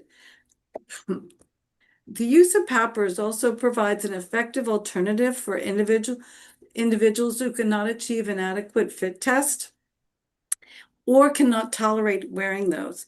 And that can also be done during that evaluation. This way, the air is actively delivered and provides a nice, fresh airflow to the individuals. Many of the N9 PAPRs, rather, are lightweight and comfortable now. So it depends on what type of PAPR you're using, and it's almost a person-to-person evaluation. The medical questionnaire can be lengthy, and I have found that individuals don't always complete it properly when they're filling them out. So I do think that there is an alternative to filling out the medical questionnaire, and it would be helpful to use it more so when they're being fit tested and person to person than having just people fill out the medical questionnaire. Also, the fit testing has to be completed annually, which also requires you to do that annual evaluation of how they're tolerating it. And that is the end of my question. All right. Well, thank you very much. Please stay with us in case we have questions at the end of this panel. Dr. Fagan, you're up next.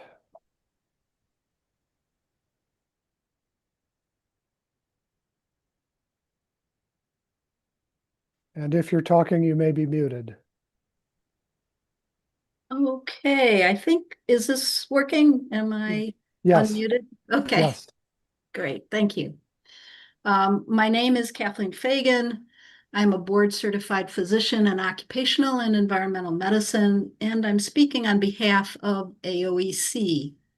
And please note that we will be submitting more detailed written comments with our references.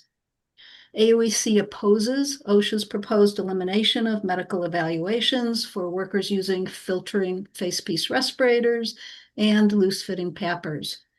We disagree with OSHA's conclusion that there is no evidence that wearing FFRs cause significant health effects. We identified 10 studies OSHA did not cite, including studies done during COVID and systematic reviews of between 14 and 55 studies. All 10 reported some adverse health effects, including abnormal physiologic effects in healthy individuals, particularly at high exercise levels, and workers with symptoms while wearing FFRs. We are concerned that workers with underlying medical conditions such as allergies, asthma, immunologic disorders, lung and heart disease may be at increased risk of adverse health effects while wearing FFRs. Medical examinations allow clinicians to assess workers' risk, recommend accommodations, and discuss their findings with workers. Workers can then better protect themselves from hazardous workplace exposures. OSHA lists 5 reasons for the proposed rule. Reason 1 was lack of large-scale epidemiologic studies, and to put this bluntly, OSHA's evidence is lack of evidence. As healthcare professionals, we believe that a significant change to medical practice should be made only when there is good evidence, not lack of evidence, that such a change will not harm our patients. OSHA's second reason is that they found no evidence illustrating the need for medical evaluations during the COVID pandemic. We disagree. Studies show that healthcare workers contracted COVID during the pandemic, in part because of the lack of or improper use of FFRs. Reason 3 is that few workers are refused respirators. OSHA estimated that only 2% of workers fail a medical evaluation, but 2% of the estimated 3 million medical examinations per year is a very large number of at-risk workers who would not receive needed medical evaluations and accommodations. OSHA's fourth reason is that FFRs are not generally used in IDLH situations. However, there are situations that may not be categorized as IDLH, but where a medical evaluation would identify workers in greater need of respiratory protection or accommodations. Exposures to infectious disease is an obvious example. Exposures to allergens or sensitizers is another. And these exposures can lead to serious illnesses and even death. OSHA's reason 5 is that available data on effects largely show minimal impacts on health. Workers who experience headaches, difficulty breathing, chest tightness, nasal obstruction, eye and skin irritation, and sleep disorders and fatigue, among other symptoms, would not call these symptoms minimal. Potential aggravation of migraine headaches, asthma, COPD, heart disease are not minimal impacts. Medical examinations allow clinicians to inquire about potential exposures and provide the education necessary to assure workers' safety. Clinicians all have cases we call medical saves, where a medical screening has prevented a hazardous exposure or occupational illness. We are also concerned that workers are being placed in the position of potentially discussing personal health information with their employers. Many workers will choose not to do this and may place themselves in danger. Further, employers are being placed in the position of determining workers' medical fitness to wear respirators, a position they are not qualified for. Employers may, in fact, incur liability for adverse consequences if a worker becomes ill or dies because of inadequate respiratory protection. Finally, we believe that OSHA's proposal sends the message that respiratory protection is not important, that exposures are not hazardous, and that employers and workers should not be concerned. We believe that failure to protect workers from these respiratory hazards will lead to a large increase in occupational exposures, illnesses, and deaths. We urge OSHA to withdraw this proposal and support a more thorough review, including requesting that NIOSH pursue the research that is needed. Thank you for your attention. Happy to answer questions. Thank you, Dr. Fagan. Stick with us for a few minutes, please, before we get to questions. Ms. Cleary, when you're ready, you can unmute and begin your testimony.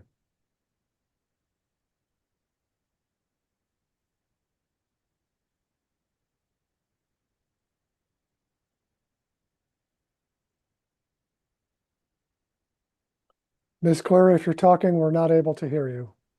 Hi, I think I'm here now. Can you hear me? Yes, we can. Thank you. Okay, great. Thank you. Can you see me? I cannot, but maybe others can. Okay. I will proceed. Good afternoon, Honorable Judge Bell, OSHA DOL leadership team. I'm Helen Cleary, founder of Respiratory. We are a regulatory intelligence and member network for environmental health and safety leaders. Our members work for large multi-site employers, utilities, high-tech manufacturing, and some construction. We don't speak for any individual company. What we bring to this record is the collective experience and voice of the safety leaders on the ground, the people who run these programs. And we support this proposal, and we appreciate OSHA's effort to modernize and streamline requirements where the evidence supports it. First, what actually changes, because we think it's narrower than many are describing. For a required N95 user, one step comes off the front end. Fit testing stays annually, training stays annually, hazard assessment, selection, cleaning the written program. Nothing changes for elastomeric, scuba, or supplied air. This removes a step, it doesn't remove the program. Second, the reframe that we'd ask the agency to consider. A questionnaire at hire is a prediction. Everything else in this standard is detection. And here's what that prediction is built on. The worker circles yes or no to 9 questions about their medical history. The employer supplies the rest under paragraph E5, expected work effort, expected duration, expected temperature, all projections. Then a clinician reviews the 2 together, usually without meeting with the worker, because under question 9, that conversation is something the employer has to ask for. And this isn't a comment about the worker or clinicians. It's about what a yes or no form completed before the job starts can actually do. It captures what a worker has already been told about their health. Some commenters in this record are worried about workers with undiagnosed conditions, but a medical history form cannot find a condition that nobody has diagnosed. And there's one block of questions on that form about what actually wearing a respirator, eye irritation, skin problems creates. And the instructions say that if you've never worn one, you skip it. So the new hire, the person this evaluation helps to screen, skips the only questions about the experience being evaluated. Then that worker is on the floor for the next 5, 10, 20 years. And the healthcare professional is not there when something happens. They are not there, though, 2 hours into a shift in August. The people who are there are the fit tester, the trainer, the supervisor, and the worker. And that's why we ask the agency to look at where these concerns actually get caught. Claustrophobia as an example. The questionnaire asks about it, but it gets found at the fit test. A worker seals a respirator to their face and does exercises for several minutes, someone watching. Trouble breathing, issues come to light at the fit test. And the rule requires evaluation when observations made during fit testing indicate a need. That's an annual gate. It's hands-on. The questionnaire is one time on paper at hire. And the referral trigger is broad. A yes to any of questions 1 through 8, send someone for a physical exam. Question 1 is whether you've smoked in the last month. Question 5 includes high blood pressure, roughly half of American adults. But OSHA's own figures show that 23% are referred and about 1% end up with a limitation.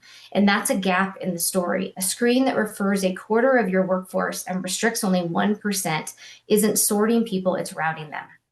We'd also note for most workers, this is a form filled out online and reviewed remotely. The standard permits that, it always has, which is worth sitting with because much of the opposition here rests on the clinical judgment that in practice is being applied to a document, not a person. Fourth, COVID, because it's in the record and we think it's being looked at a bit backwards. COVID changed what employers and workers know about wearing these devices, and that shouldn't be discounted. But much of what people experience came from duration and conditions. Hours of continuous wear, heat, exertion, not from an undetected condition that a form at hire would have surfaced. And many of the examples offered against this proposal make the point. Commenters describe respirators worn under the nose, worn intermittently, workers given surgical masks, and KN95s that aren't NIOSH approved. Every one of those is a failure of fit, wear, or selection. A medical questionnaire does not teach a worker how to don a respirator. It does not seal it to their face. It does not choose the device. Fit testing, training, and selection do, and all 3 are untouched by this proposal. So here's what we ask the agency to do. Don't write this final rule as a deletion. Write it as a shift from prediction to detection, because that's what it is, and detection is what's effective in a workplace, which means being explicit about 2 of the elements. 1, paragraph E7 still applies. OSHA asked that question directly in the proposal. Our answer is yes. When a worker reports symptoms, when a supervisor or program administrator flags someone, when something turns up during that fit test, the employer provides a medical evaluation. Employers have raised this in the record that the mandate is removed, but the responsibility isn't, and OSHA saying it plainly would help resolve that. 2, an employer who continues doing evaluations voluntarily isn't creating a new obligation by doing so. Otherwise, the extra step becomes the risky one, and you'll see fewer employers make it. That's the line we're asking for, not a limitation of the rule, the element that makes it usable. So thank you for your time today. And I just want to say thank you to the OSHA team for the commitment to supporting the health and safety of workers. We realize it can come with heavy criticism, as illustrated today, and we appreciate what we believe are genuine intentions holding these hearings, listening to commenters in an effort to make the right decision. So thank you for that. Mr. Levinson, questions for this panel from OSHA? Yes, Your Honor. The first questions come from Dr. Minden-Nieblas. Thank you very much. Thank you all to the panelists for coming to talk with us today. My question, I believe, would be directed at Dr. Fagan, but I'm also interested if other panelists have anything to add to this. Dr. Fagan mentioned the term of this medical saves. Would you be able to, without, of course, disclosing anything that's private or personal medical information, be able to expand on how the medical respirator questionnaire, initially, did it lead to any of these medical saves in the circumstances? Yeah, these are anecdotal, and from our AOEC clinicians, many of them have noted that they noted something on a questionnaire. They had a worker come in for an exam and diagnosed things like hypertension, heart disease, asthma, other lung diseases, and were able to refer those workers to their doctor. One clinician told me, and I'll quote this one, I had a company where they sent the employee for a medical evaluation and found he had extremely high blood pressure, even though he was young. Wearing an N95 could have caused a medical emergency for him.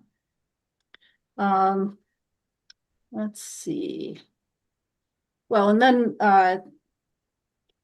this is more getting at how these medical evaluations might protect workers with underlying conditions. Another clinician I talked to described a case of a worker with COPD who had trouble wearing an FFR for prolonged periods. The clinician limited the time wearing an FFR to 2 hours per shift, followed up with the worker, and the worker was able to tolerate this quite well and was able to keep his job, which is a big deal, right? In another case, a clinician reviewing respiratory questionnaires over time identified a worker who wasn't symptomatic, but then developed symptoms. Had the worker come in, and it turned out they would developed asthma, maybe due to exposures at work. So there's anecdotal information. Thank you, and I appreciate that because those are stories that matter. I had one more follow-up question with that. In your clinical experience, or it sounds like in the experience of the members of the clinics that you're representing here today, are there specific medical conditions or symptoms that would preclude someone from going on for fit testing that would be identified in that initial medical questionnaire? That's not something I thought about. So let me check and get back to you on the post-hearing comments. That's a good question. No, and thank you so much for that. And I was also wondering if there is any sort of data that the clinics have sort of gathered on the number of people on initial respirator questionnaire that get flagged and don't move forward for fit testing, or where. Yeah, we would love to do that study. We'd love to do that study. We'll ask Ayash for somebody to do that. Thank you. Then we can answer Jonathan's so question too. Right. Okay. Yes, and before we turn it over to the next question, Dr. Fagan, thank you very much for your testimony. I know that you identified and referenced a number of studies. It would be very helpful in post-hearing comments if we have all of that submitted to the docket so that it's in the official record. Yes, we absolutely will do that. Great, thank you. The next questions come from Dr. Jonathan Baer. Jonathan Baer, OSHA. I guess first off, Ms. Hurst, if you could provide in your post-hearing comments the information and data that it sounds like you have on fit testing and medical questionnaire, that would be appreciated. Yes, I can provide that. Thank you. Second, this panel was pretty interesting in how it was, the people here made some comments about the usefulness of fit testing, particularly in getting a better understanding of underlying conditions. And one thing I want to bring up, in most European countries, there is not a mandatory medical evaluation. It's much more foot first with medical fitness, not fitness of the respirator. And I was wondering what your thoughts were on that approach that most European nations have. If you know of any studies or reports that evaluate the efficacy of that, if workers are more or less at risk or at the same amount of risk, and perhaps, I know this is a long question, how you think a European approach would fit in the United States. Well, I haven't looked at the European approach. I just know from a personal approach that it was the individuals that I assessed or that my staff assessed, it was much, we actually were able to obtain more information from our employees during the fit testing procedure than during the questionnaire. The questionnaires, they just quickly filled out. They didn't always mark everything. But if we talked to them and we were in the process of fit testing or seeing how they did, that's where we gained most of the information.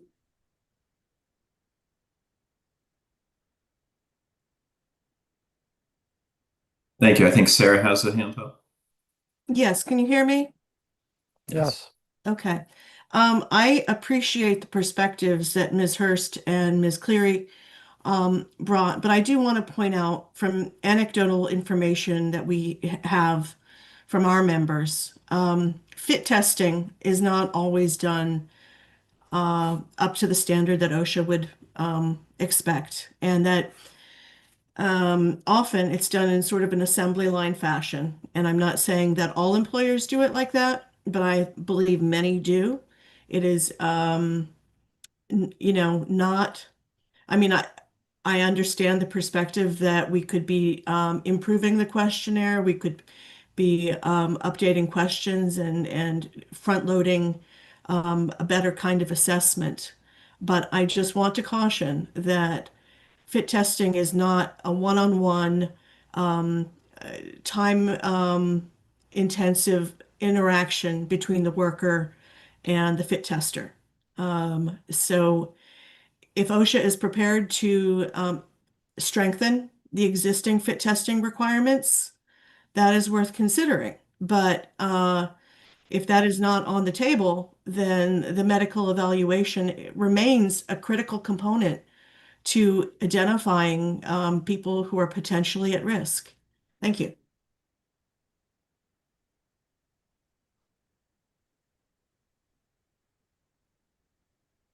Other questions from OSHA?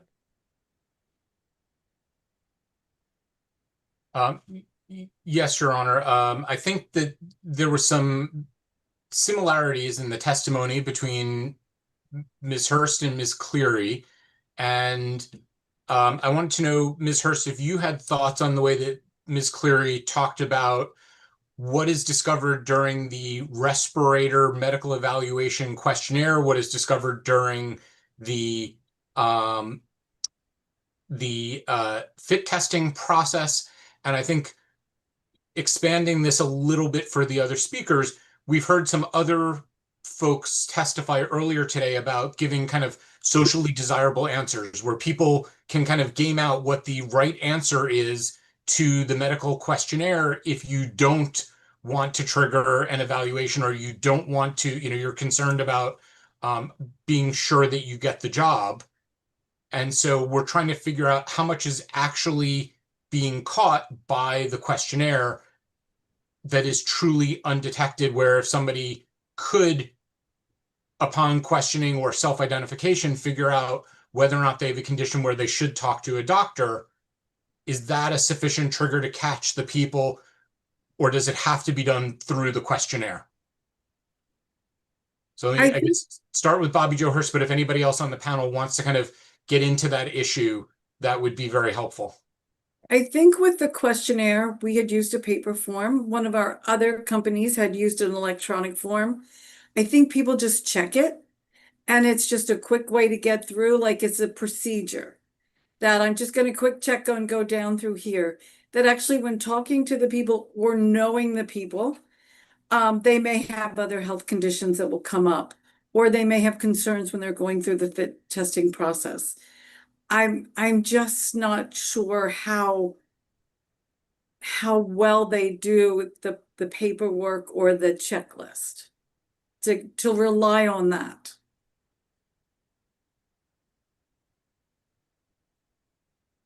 Yes, I'll add to that. Thank you for the question. The conversations that I've had with members are similar in that the avenue they're going down is they fill this questionnaire out online, and it is a check in the box type action, and where the understanding and realization comes from if they have conditions that the respirator would impact, respiratory issues, breathing issues, or the claustrophobia issue that I mentioned.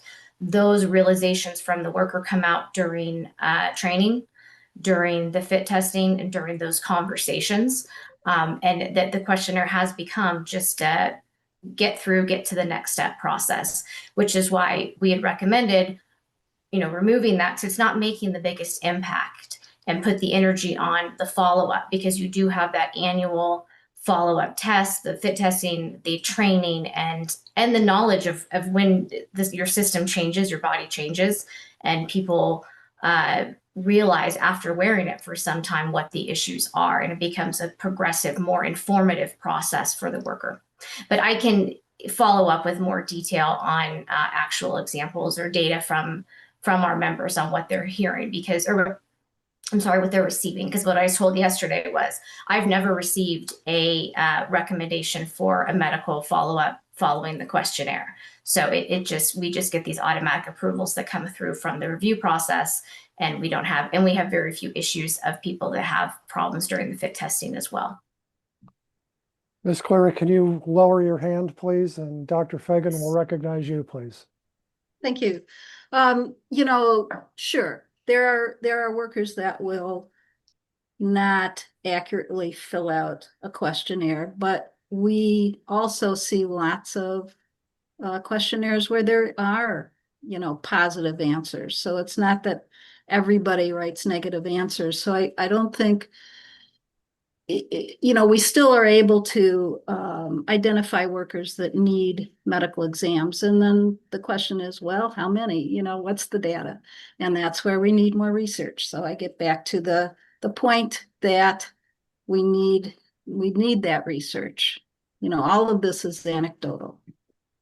And NIOSH is the place to do that.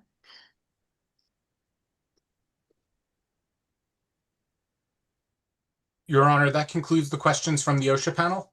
I think Ms. Markle Elder has her hand up.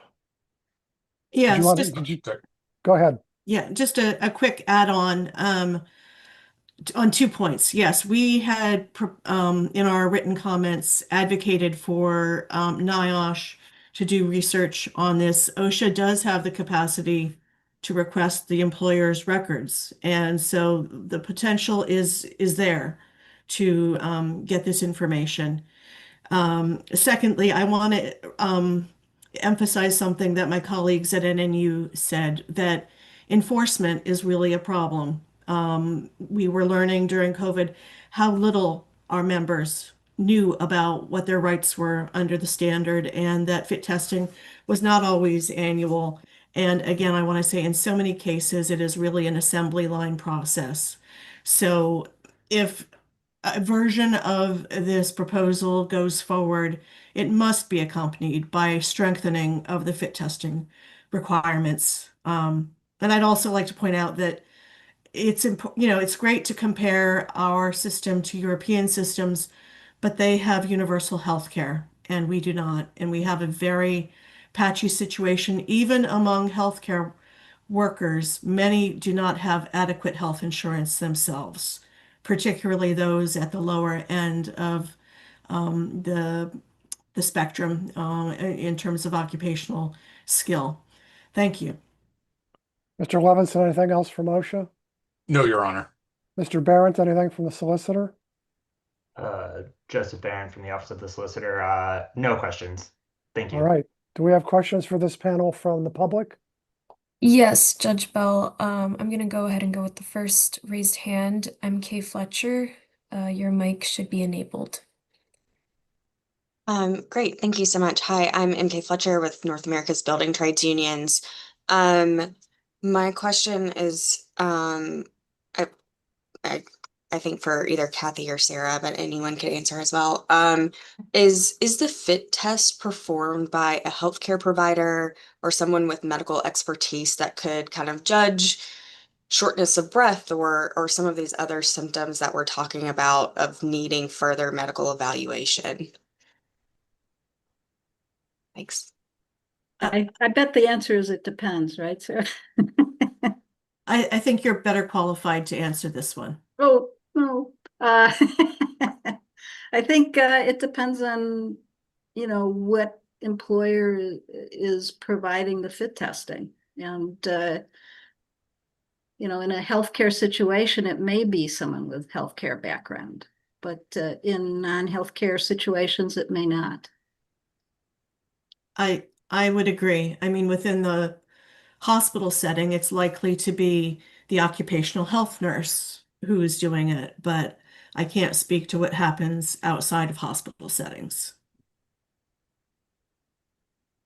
All right. Other questions from the public? Yes, Robert McClellan, I have just enabled your microphone. Great, thank you for recognizing me. I'm Robert McClellan. And this is a question for Ms. Hurst, and it's a follow-up really on what we were just talking about. And that is, assuming for a moment that the fit tester is not a physician or licensed healthcare provider, would you agree that HIPAA would say it's not a good idea for you as an agent of the employer to be inquiring about and probing them about their medical status?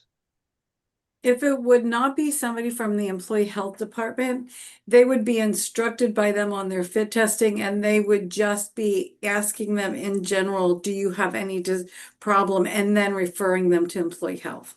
So that's how it would be. We would not be compromising the employee's medical information. They would just be referred to the employee health person if they were not doing the fit testing. So it would be built in to that process. Thank you. Any other questions from the public? Yes, two more. Next one is from Ellie Barbarash. Ellie, you should be able to unmute. Thank you so much. This is Ellie Barbarash from the American Federation of State, County, and Municipal Employees.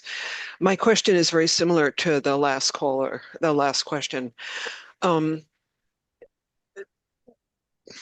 Between 1911 and 2022, I worked in New Jersey and Pennsylvania with nursing homes and hospitals, probably a total of about 42 institutions, of which 22 are hospitals.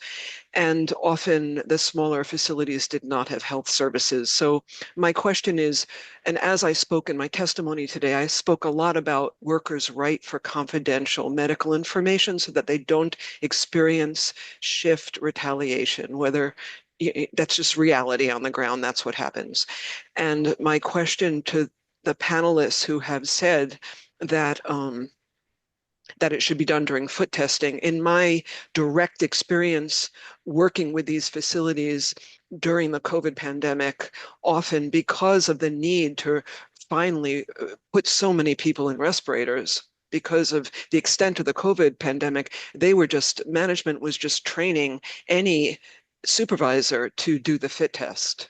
So I would really like to know how possibly workers' confidentiality for medical information as a thing about not having retaliation, how would that possibly be respected when you don't have your own health service there? I don't understand how that's practical, and I'd love to hear about that. Thank you.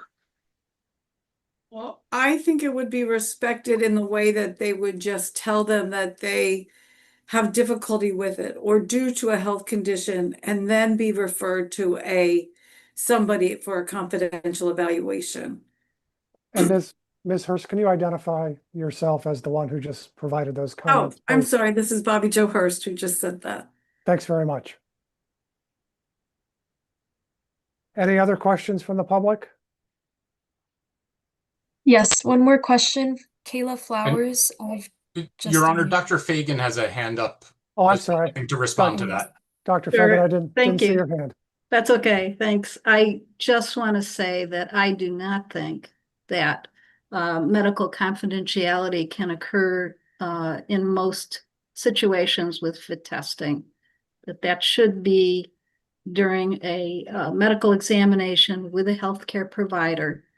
And I think workers are going to not tell their employer or the fit tester about medical problems because they're fear of losing their job or they're not wanting to share personal information. Thank you. Let's go back to our last public question, please. Kayla Flowers, your mic is enabled. Hello, Kayla Flowers with the United Steelworkers. My question, I guess, is probably more towards Ms. Hurst and Ms. Cleary. But, in my experience, fit testing is often conducted, like we've just heard, on site by a safety professional, a supervisor, someone with no medical background. My question is, how is someone with no medical background expected to flag, medical issues in an employee, as well as and I guess this part is probably more towards Ms. Cleary, how, are the members of your association, the companies that you represent, willing to take on the liability of their supervision, their supervisors stepping in to make medical calls? Thank you, Helen Cleary. I'm not going to speak to if they're willing to take on the liability, but I can say that one of the conversations we had about this change was a question of liability, and that is the medical or the questionnaire is a piece of that. So I don't believe that everybody's going to be willing to get rid of it because it could provide a layer of protection for the employer. But in the context of the regulation and the standard and what the standard should be doing and how to streamline it, we think that this is an area that can be removed. So I can't speak to if they're willing to take on the liability. As for the fit test process, that would vary among different organizations and how it's done. And if they are not medical professionals, they're not making medical determinations, they're not sharing confidential information. But if through that test there are issues determined, they are passed on for recommendations for a medical evaluation. All right, thank you. Any other questions? Ms. Flowers, did you have another question? I just wanted to clarify in the answer she just provided, you said if there's medical issues, those medical issues will be identified, but how will those medical issues be identified if they're working with someone with no medical background? I'm just curious. Thank you. I'm sorry, I must have misspoken then, but I was trying to say is that if they're having any type of breathing issue or the fit testing identifies they can't wear it because of the claustrophobia or a breathing concern, then that would trigger a recommendation further. And just to be clear, that was Ms. Cleary who gave the last answer. Thank you. Thank you. Ms. Markle Elder, did you have your hand up? Yes, thank you. This is Sarah Markle Elder from AFT. I just wanted to go back to some of the points about retaliation and confidentiality. And, often my focus is on registered nurses who are an educated workforce. They are, if they're unionized, they have somewhat of a level of knowledge about their rights. Not all of them, but we're also talking about the entire, labor force that OSHA covers for those who need to have respiratory protection. During the pandemic, we, of course, the public was searching for information. I was fielding phone calls from environmental service workers who were not unionized, who, had no rights and who were being told, you get in there immediately. You don't have, they were not even given the option of a respirator. They were not being given the option to allow the number of air changes to happen. So again, unless OSHA is prepared to radically improve enforcement of 1910-134, and in particular strengthen the existing fit testing requirements to address these issues of confidentiality, of providing a medical professional to conduct fit testing, in a way that people are not just being quickly run through the process on an annual basis and you're done. OSHA's obligation is to ensure that people are protected. And I'm afraid that the proposal as currently written simply strips workers of their rights. Thank you. All right, I see no other hands up. Any questions from the public that have come in while we've been answering these? No other questions from the public, Your Honor. All right, to this panel, thanks very much. You obviously had a lot to say that was of interest to people, and we appreciate it. Thanks, all of you. Thank you. All right, is our next presenter ready to go? Yes, Rosemary, I have promoted you to panelist. You should be able to unmute and turn your camera on when you're ready.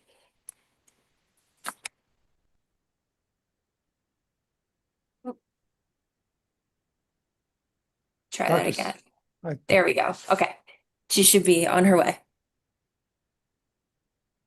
Dr. Sokas, we're ready when you are.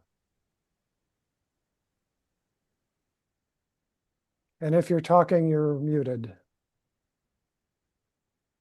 Let's see.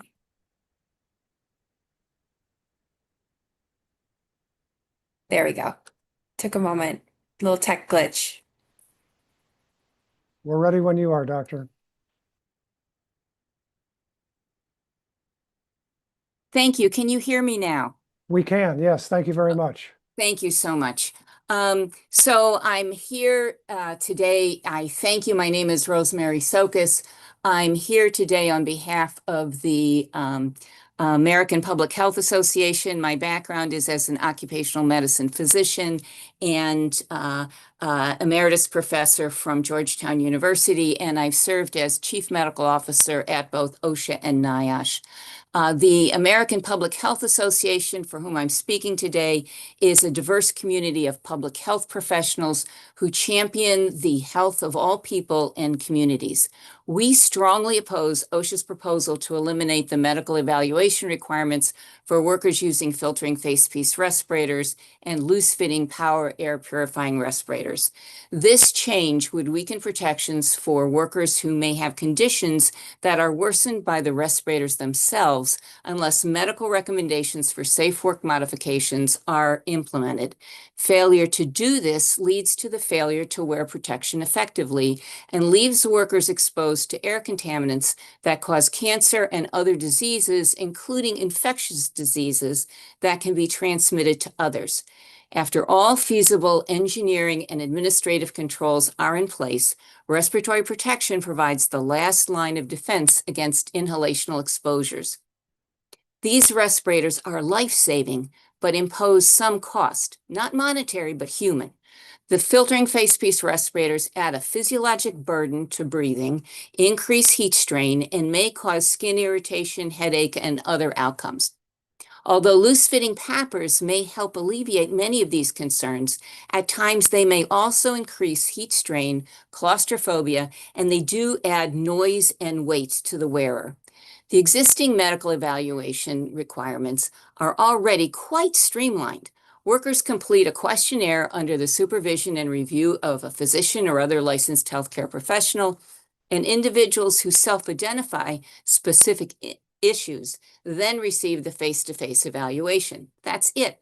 These medical evaluations are an essential safeguard for workers who wear respirators, including well-fitted N95s and loose-fitting PAPRs. Now, we could have an argument that says maybe everybody, not just the self-identified, should be evaluated, because that's what I believe Ms. Cleary and Ms. Hurst are suggesting. OSHA provides two examples from the last rulemaking record to conclude that only 2% of workers who were medically evaluated for the use of these respirators are placed on restrictions. That's, as Dr. Fagan pointed out, that's still a lot of people. By OSHA's estimate back then of 3 million workers using these types of respirators, 60,000 workers would be jeopardized if the medical evaluation requirement was eliminated. In the 30 years since those two comments were submitted, the U.S. workforce has aged. Workers 55 or older made up 24% of the workforce in 2022, up from 10% in 1994. The proportion of U.S. adults who are obese has also more than doubled during that time, and both age and obesity increase the physiologic burden of respirator and interact with other concomitant exposures such as heat and exertion. There's substantial evidence, some of which OSHA cited, about the potential material impairment to health that may result from use of these respirators. One prospective case crossover laboratory study of healthy male volunteers explored the effect of wearing filtering facepiece respirators compared to surgical masks compared to no masks on pulmonary function and cardiac capacity. It demonstrated statistically significant, I quote, highly impaired, unquote, measurements for ventilation, cardiopulmonary exercise capacity, and comfort among subjects who, when they wore the filtering facepiece respirators. Here's just one example. The forced expiratory volume in 1 second, the FEV1, is a marker of airways obstruction that can be decreased in people with asthma or chronic obstructive lung disease. Among the healthy, fit volunteers in the study, the average FEV1 fell from 4.3 liters to 3.7 liters, a difference that is both statistically highly significant and clinically meaningful. Similar findings were reported in a systematic review with meta-analysis of 14 studies. That's the one I believe Dr. Fagan mentioned. The pooled data confirmed the impact of FFPs on reduced ventilation measures and decreased oxygenation at high levels of exertion. All studies excluded anyone with underlying conditions. By contrast, 8.6% of the U.S. adults have asthma, another 4.2% have other chronic obstructive lung disease, and 5% have coronary artery disease. Finally, the volunteers who wore the respirators in the study did so for no longer than 60 minutes compared to a whole work shift. Another issue, new onset headaches and exacerbation of pre-existing headache disorders, including migraines, have been reported frequently among healthcare workers wearing N95s for prolonged periods. There are several likely mechanisms, but one of these is the potential that increased carbon dioxide from exhaled air in the breathing zone may have a triggering effect. And a study conducted by a team of neurologists actually documented that using non-invasive transcranial Dopplers, that they had changed middle coronary artery blood flow associated with the increased carbon dioxide and tidal volume levels and headaches, and that both of these were relieved when PAPRs were used. A 2023 review that's also been published, identified by OSHA, identified a large range of symptoms, including headache, difficulty breathing, skin disorders, increased discomfort from heat and humidity, all of which could increase the concern that workers would discontinue FFR use. OSHA's assertion that this would not be a problem because these respirators are not used in immediately dangerous to life and health situations fails to recognize the immediate harm from allergens that can trigger severe asthmatic or anaphylactic responses or serious infectious diseases. And as others have said, rather than citing the inadequate respiratory protection documented during the COVID pandemic as showing that medical evaluations don't matter, the widespread absence of NIOSH certified respirators, fit testing, and medical evaluations resulted in healthcare workers sustaining enormous morbidity and mortality, along with other workers, including agricultural, meat and poultry processing workers, and retail workers. In many areas of the country, these infections contributed to community spread. The healthcare workforce alone now numbers 17 million people. At times, N95s and loose-fitting PAPRs are necessary to provide safe patient care.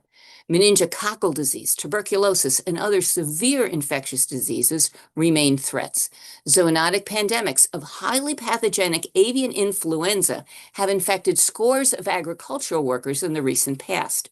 Eliminating medical evaluation as a requirement places not only workers, but the entire public at risk. OSHA's assertion that there is a lack of evidence that material impairment can be avoided by requiring medical evaluations is incorrect. If OSHA seriously requires confirmation through rigorous controlled trials, it needs to fund such trials, as it has done in the past through arrangements with NIOSH. Otherwise, the indirect evidence is ample and compelling.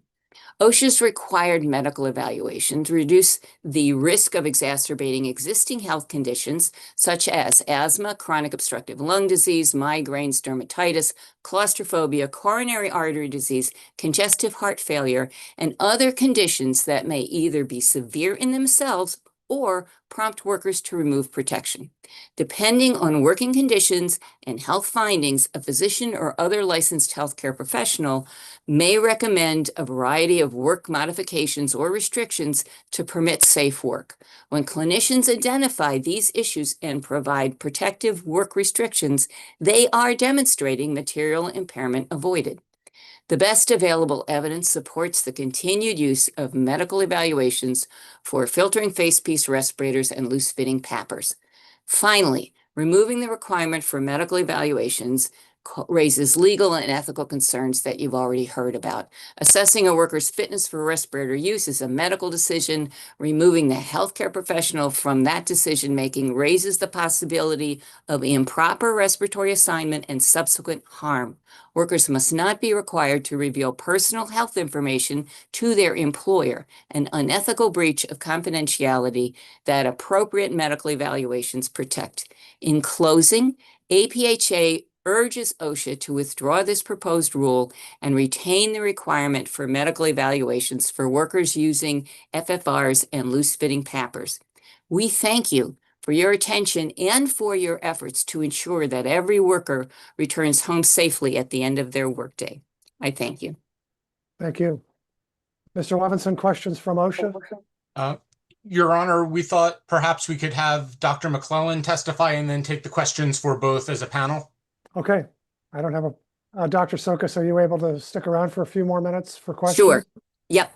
All right. Well, why don't we get Dr. McClellan up and get his testimony, and then we'll have questions for both.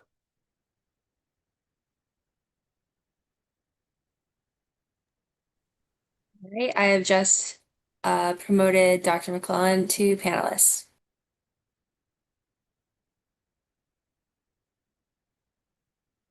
Dr. McClellan, welcome back.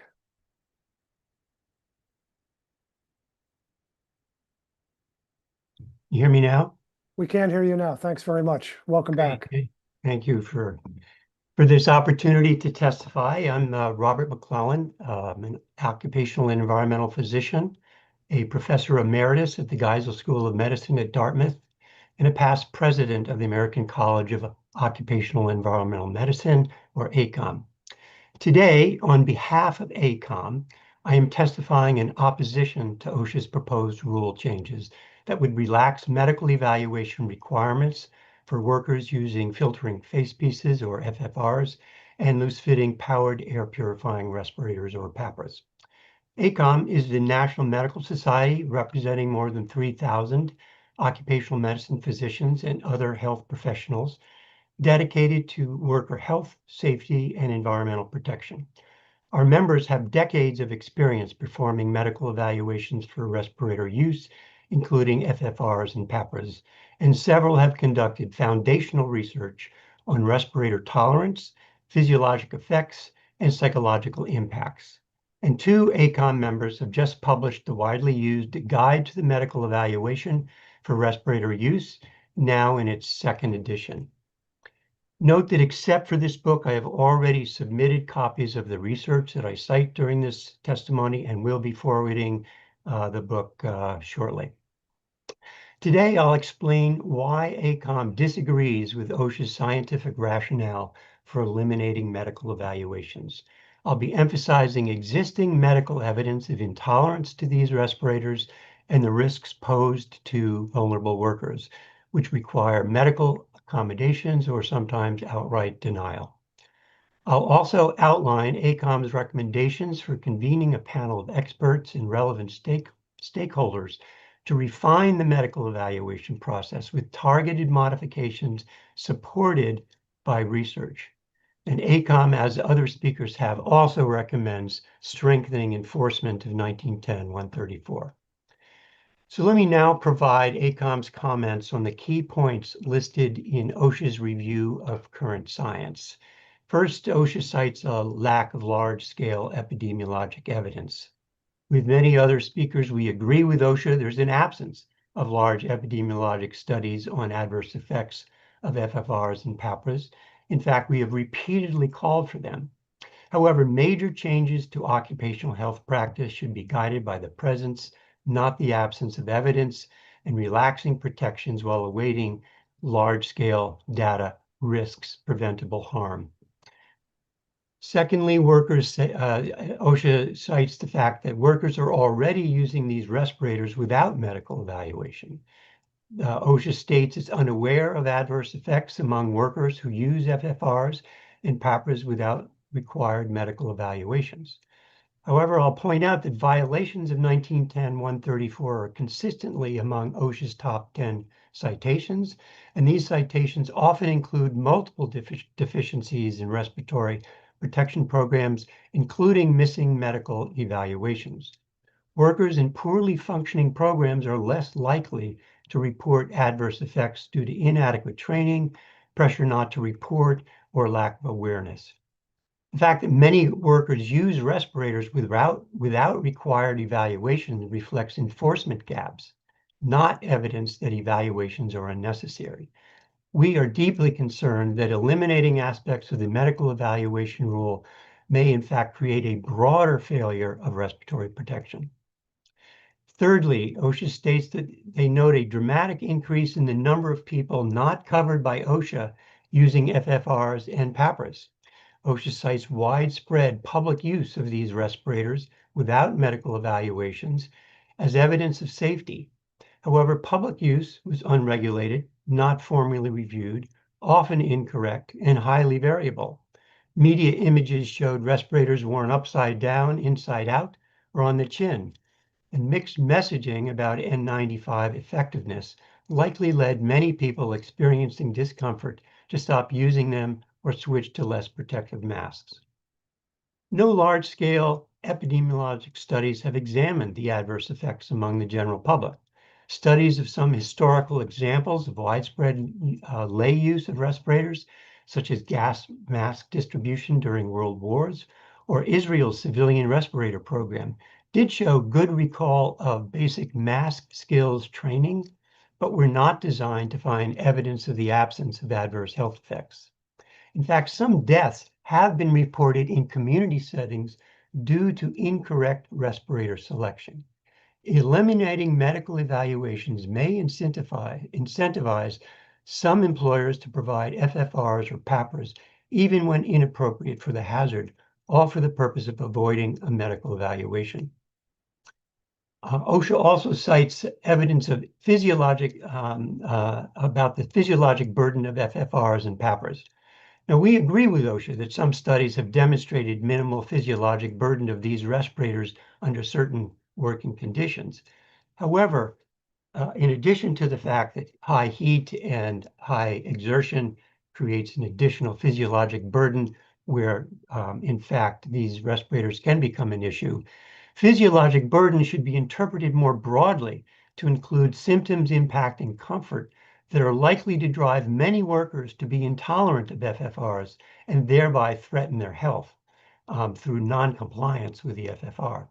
Symptoms without a formal diagnosis, such as heat, dermal pressure, or anxiety, can drive intolerance. Discomfort, communication, or visual limitations, and underlying disease status, such as asthma or pre-existing dermatologic conditions, can significantly affect tolerance and compliance. Field evidence shows many healthcare workers could not tolerate FFRs for extended periods, even with breaks, and we've heard how rare it is for many nurses to get breaks whatsoever during long shifts. Reductions of visual field and impaired communication create safety hazards that require training to mitigate. Even short duration use of FFRs commonly results in dermatologic conditions that can reduce compliance. Systematic reviews and meta-analyses of healthcare workers using FFRs demonstrated associations with occupational dermatoses, as well as many other symptoms that can drive FFR intolerance. Medical evaluations can address these many considerations. Fifthly, OSHA states that workers can remove respirators if symptoms arise without risk of adverse effects.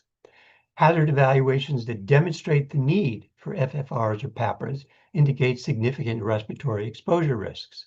Brief lapses in protection may be acceptable for some hazards, such as chronic effects of wildfire smoke. However, some workers, for example, persons with asthma, in some use settings, such as protection from Mycobacteria aerosol in patient care, can cause serious adverse effects even with brief exposures. As well, vulnerable workers, including those with pulmonary or cardiovascular disease, anxiety disorders, pregnancy, or immunosuppression, may experience significant harm even from short exposures. Relying on workers' judgment shifts this risk from employers to individuals. And finally, OSHA points out that few workers are denied respirator use for medical reasons. While few workers are denied respirator clearance, this did not diminish the value of evaluations. Even a 2% denial rate applied across millions of evaluations represent a large number of workers who would otherwise face preventable harm. And recent studies show that although examiners rarely deny all respirator use, they often recommend accommodations, such as PAPRs instead of N95s, limits on duration of use, or restrictions from certain environments. Employers often rely on these medical recommendations to provide PAPRs or adjust duties appropriately. Medical evaluations identify risks and guide safe accommodations even when clearance is granted. So I'll now outline our recommendations. As follows, ACOM supports modifying, but not eliminating the medical evaluation requirement. We recommend for now, maintain the existing medical evaluation requirement covering FFRs and PAPRs. Given persistent widespread noncompliance with 1910-134, eliminating medical evaluations risks further erosion of respiratory protection programs. Secondly, maintain and emphasize employers' obligation to refer workers for evaluation for existing OSHA triggers in 1910-134. Thirdly, given widespread non-compliance with the standard, OSHA should implement a national emphasis program to increase compliance with the standard. Fourthly, continue strong support of the National Personal Protective Technology Laboratory, NPPTL, This NIOSH lab ensures that respirators meet strict quality and performance standards, and funding should support research to improve comfort, safety, and long-duration acceptance, which has been repeatedly shown to be an issue that drives noncompliance. Fifthly, expand the use of online and automated questionnaire review. Automated systems can reduce the burden and costs for employers and workers while maintaining safety. Sixth, support the funding of large-scale epidemiologic studies. Recent research by ACOM members has proposed improved questionnaires and study designs. We certainly agree and have published papers that says the current OSHA questionnaire is inadequate, it is outdated, and needs to be updated. And we suggest that to do this and to make any modifications of the medical evaluation process, that OSHA convenes a panel to assemble researchers, clinicians, and other relevant stakeholders to develop targeted evidence-based modifications. I'll provide a few examples of targeted modifications, not to say this is exactly what should be done, but just as some examples that if we pulled together a panel and looked at the existing evidence that might be helpful in modernizing the medical evaluation process.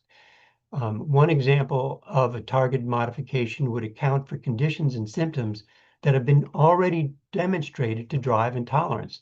That is skin trauma, anxiety, communication difficulties, sensory problems, and perceptual hazards, work environment conditions, intensity of effort, and other PPE, as well as underlying medical conditions that increased risk. Another example of a modification would be to require medical evaluations for workers using FFRs or PAPRs when use is extended, other PPE is worn concurrently, environmental conditions could increase symptoms, or brief removal could cause serious harm.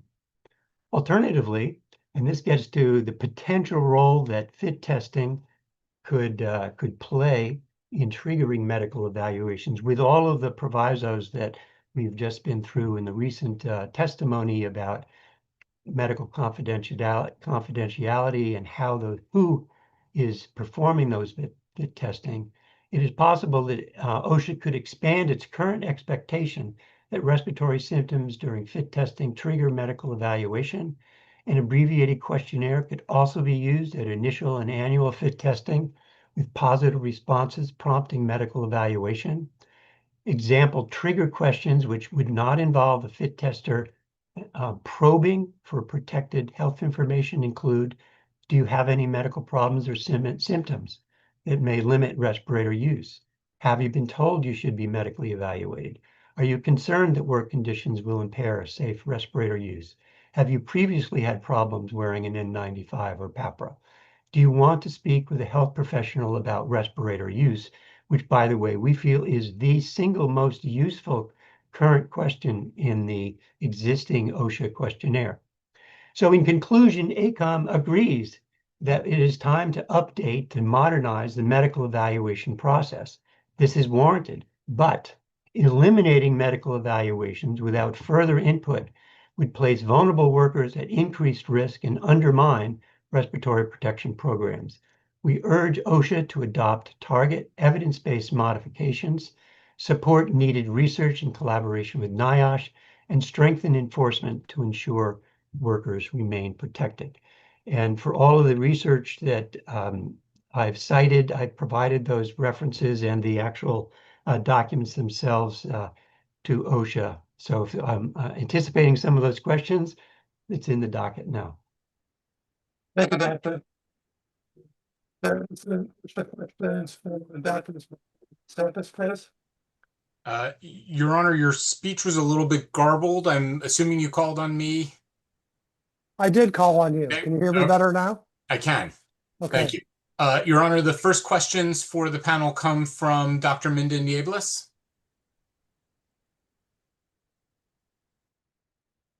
Thank you. Sorry, it takes me a minute to unmute. Thank you both for your testimony. My question has to do with your extensive occupational medicine expertise, especially particularly at ACOEM with the evidence-based emphasis they have both in our guidelines as well as in the book that you just referenced and mentioned. Are you aware, or can you provide in, or is it already in the provided documents, information about injuries or illnesses that have been caused by or significantly exacerbated by the use of these N95 filtering face pieces or powered air purifying respirator use, and where the questionnaire might have prevented that outcome? Or conversely, I guess if they did the questionnaire, why didn't it prevent that outcome? Right. Well, yes, there is evidence in the literature right now of problems that have occurred as a result of the use, particularly of FFRs. In particular, occupational dermatoses is very common. I will also point out a couple things. First of all, the existing questionnaire is inadequate to potentially identify this because, for example, it says, have you ever experienced skin problems? Or if you've ever worn a respirator before, have you experienced skin problems? Well, there are plenty of people who haven't worn respirators before who, if given any opportunity in a questionnaire, might say, yes, I have skin problems.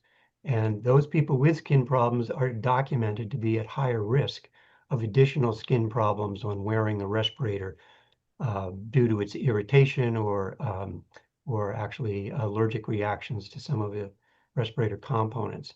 There is extensive, actually a systematic review, and by the way, that is in the docket, one paper to that effect. And there is I've also put in the docket a systematic review of the prevalence. It's called the Prevalence of Physical and Psychologic Impacts of Wearing PPE, specifically FFRs with other healthcare worker type PPE during the COVID-19. And if you look at that, just look at the abstract, it's actually frightening to see how common the prevalence of symptoms are. I mean, we're talking in the range of 50% of people experience one of a variety of symptoms that might not necessarily be considered a diagnosable disease, but that certainly could drive non-compliance. And I will point out that particular paper because there was some comment about differences in other countries' use of fit testing versus medical evaluation. So this particular study looked actually at some European countries, including the UK. And I'm not aware of this, but someone mentioned this, that they do not do medical eval first, they go right to fit testing. So there's a lot of evidence that these kinds of things cause problems, which gets to another point of our recommendation. I mean, it is crucial given, and I will say the number of people wearing these was vastly underestimated in the OSHA evidence that in the NPR, and that is that it's probably millions and millions and millions and millions. I mean, there are 12 million, as Dr. Wosoka said, 12 million healthcare workers. There is a recent publication that I think came out of NIOSH. Again, I can provide that if you're interested, but non-essential workers during the pandemic, as many as 80 million people expected to wear these kind of respirators.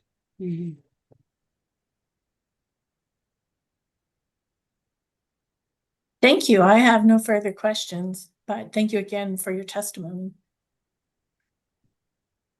Your Honor, the next question comes from Tom Mockler.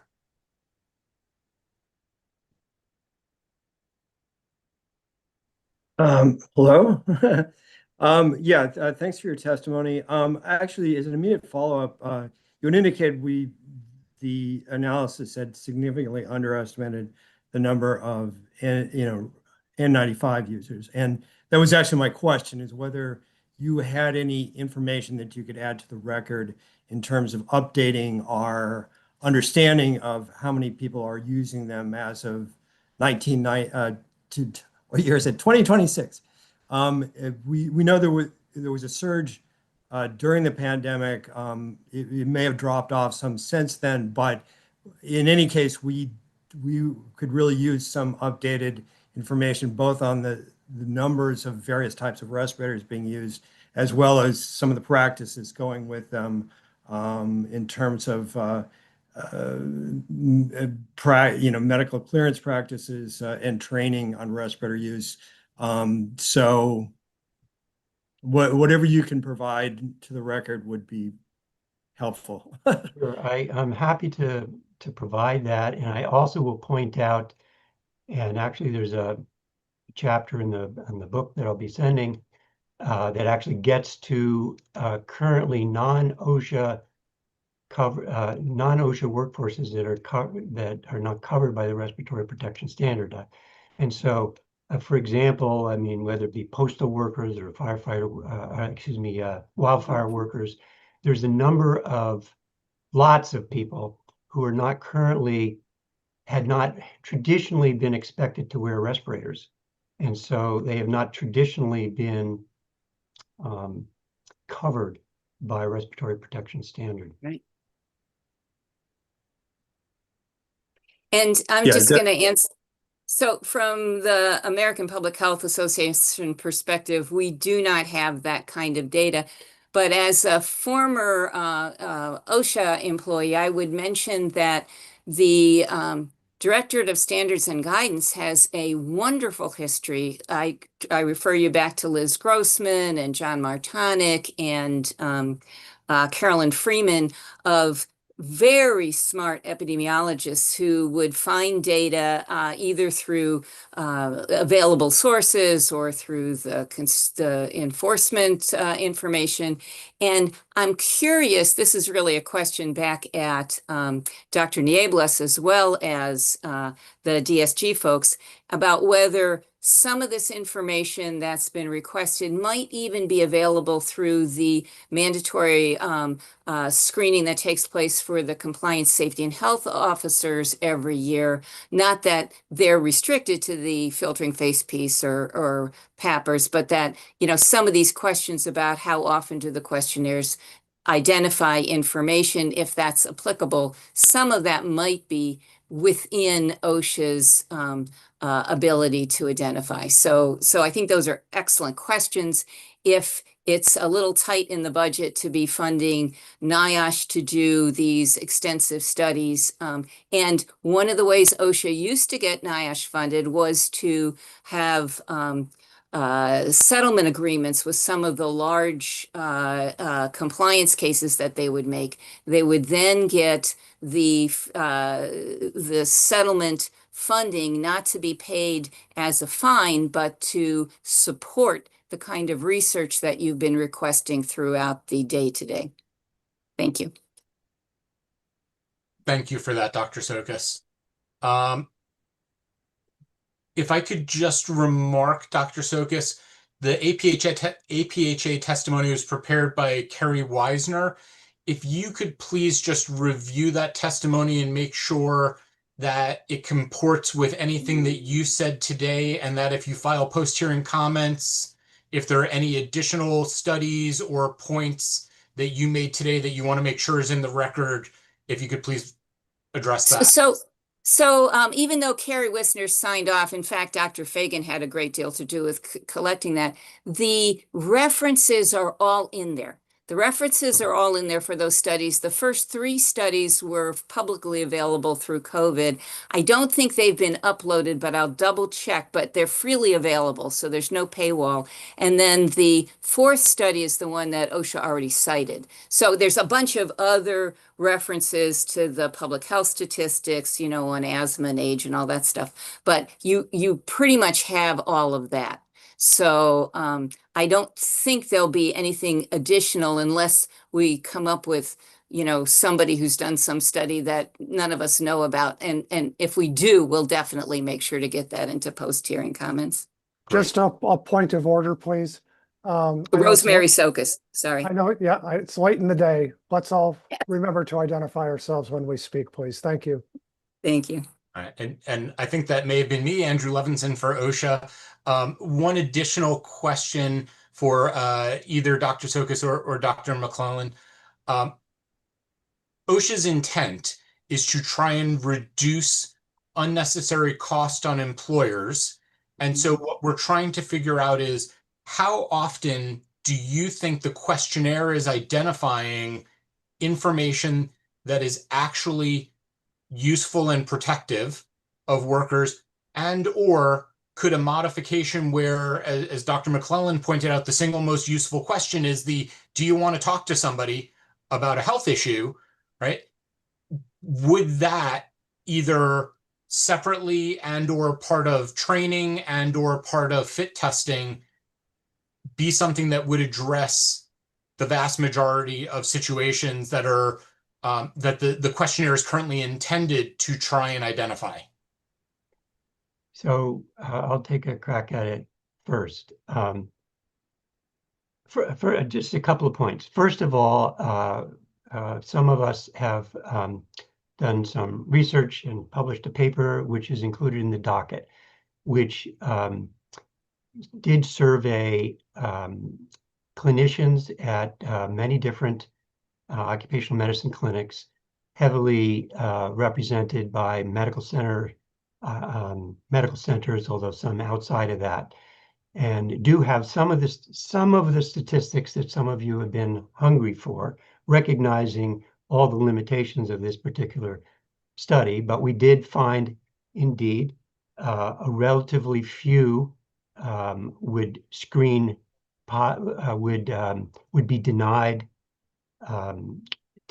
a respirator, but many, and I think someone quoted it before, up to 60% or so of those denied were not denied altogether. Excuse me. They were provided restrictions, which might have been shorter duration or PAPRA versus a FFR as example. So that's one point. I think now I'm losing my other point. Could you just ask that question one more time? Because I had another more important point I just lost. Sorry. Sure, Dr. McClellan. We were trying to tease out how much is actually gained from the respirator survey or question, rather, medical question, versus taking, for example, the question that you posed, do you want to talk to somebody, and inserting that as part of the training after somebody had been trained on signs and symptoms, and or after fit testing when somebody might have discovered something through the fit testing process. Right. So there is no question that the current OSHA respirator questionnaire is desperately in need of improvement. There are many questions that are, and by the way, we also published, and it's in the docket, a paper regarding this. There are many questions that are either unclear or are irrelevant. We did talk about the skin condition one as one example. There's several questions about, have you ever, for example, had pneumonia or a seizure? I might have had a febrile seizure when I was 2, but I'm now 75. But I haven't had a seizure since, and I can wear an N95. So there are many questions that are either unclear or actually irrelevant. You know, so the cigarette smoking question is actually a pretty dumb question, and is one which, if you follow OSHA protocol exactly, would then require some kind of a follow-up, at least a telephone call.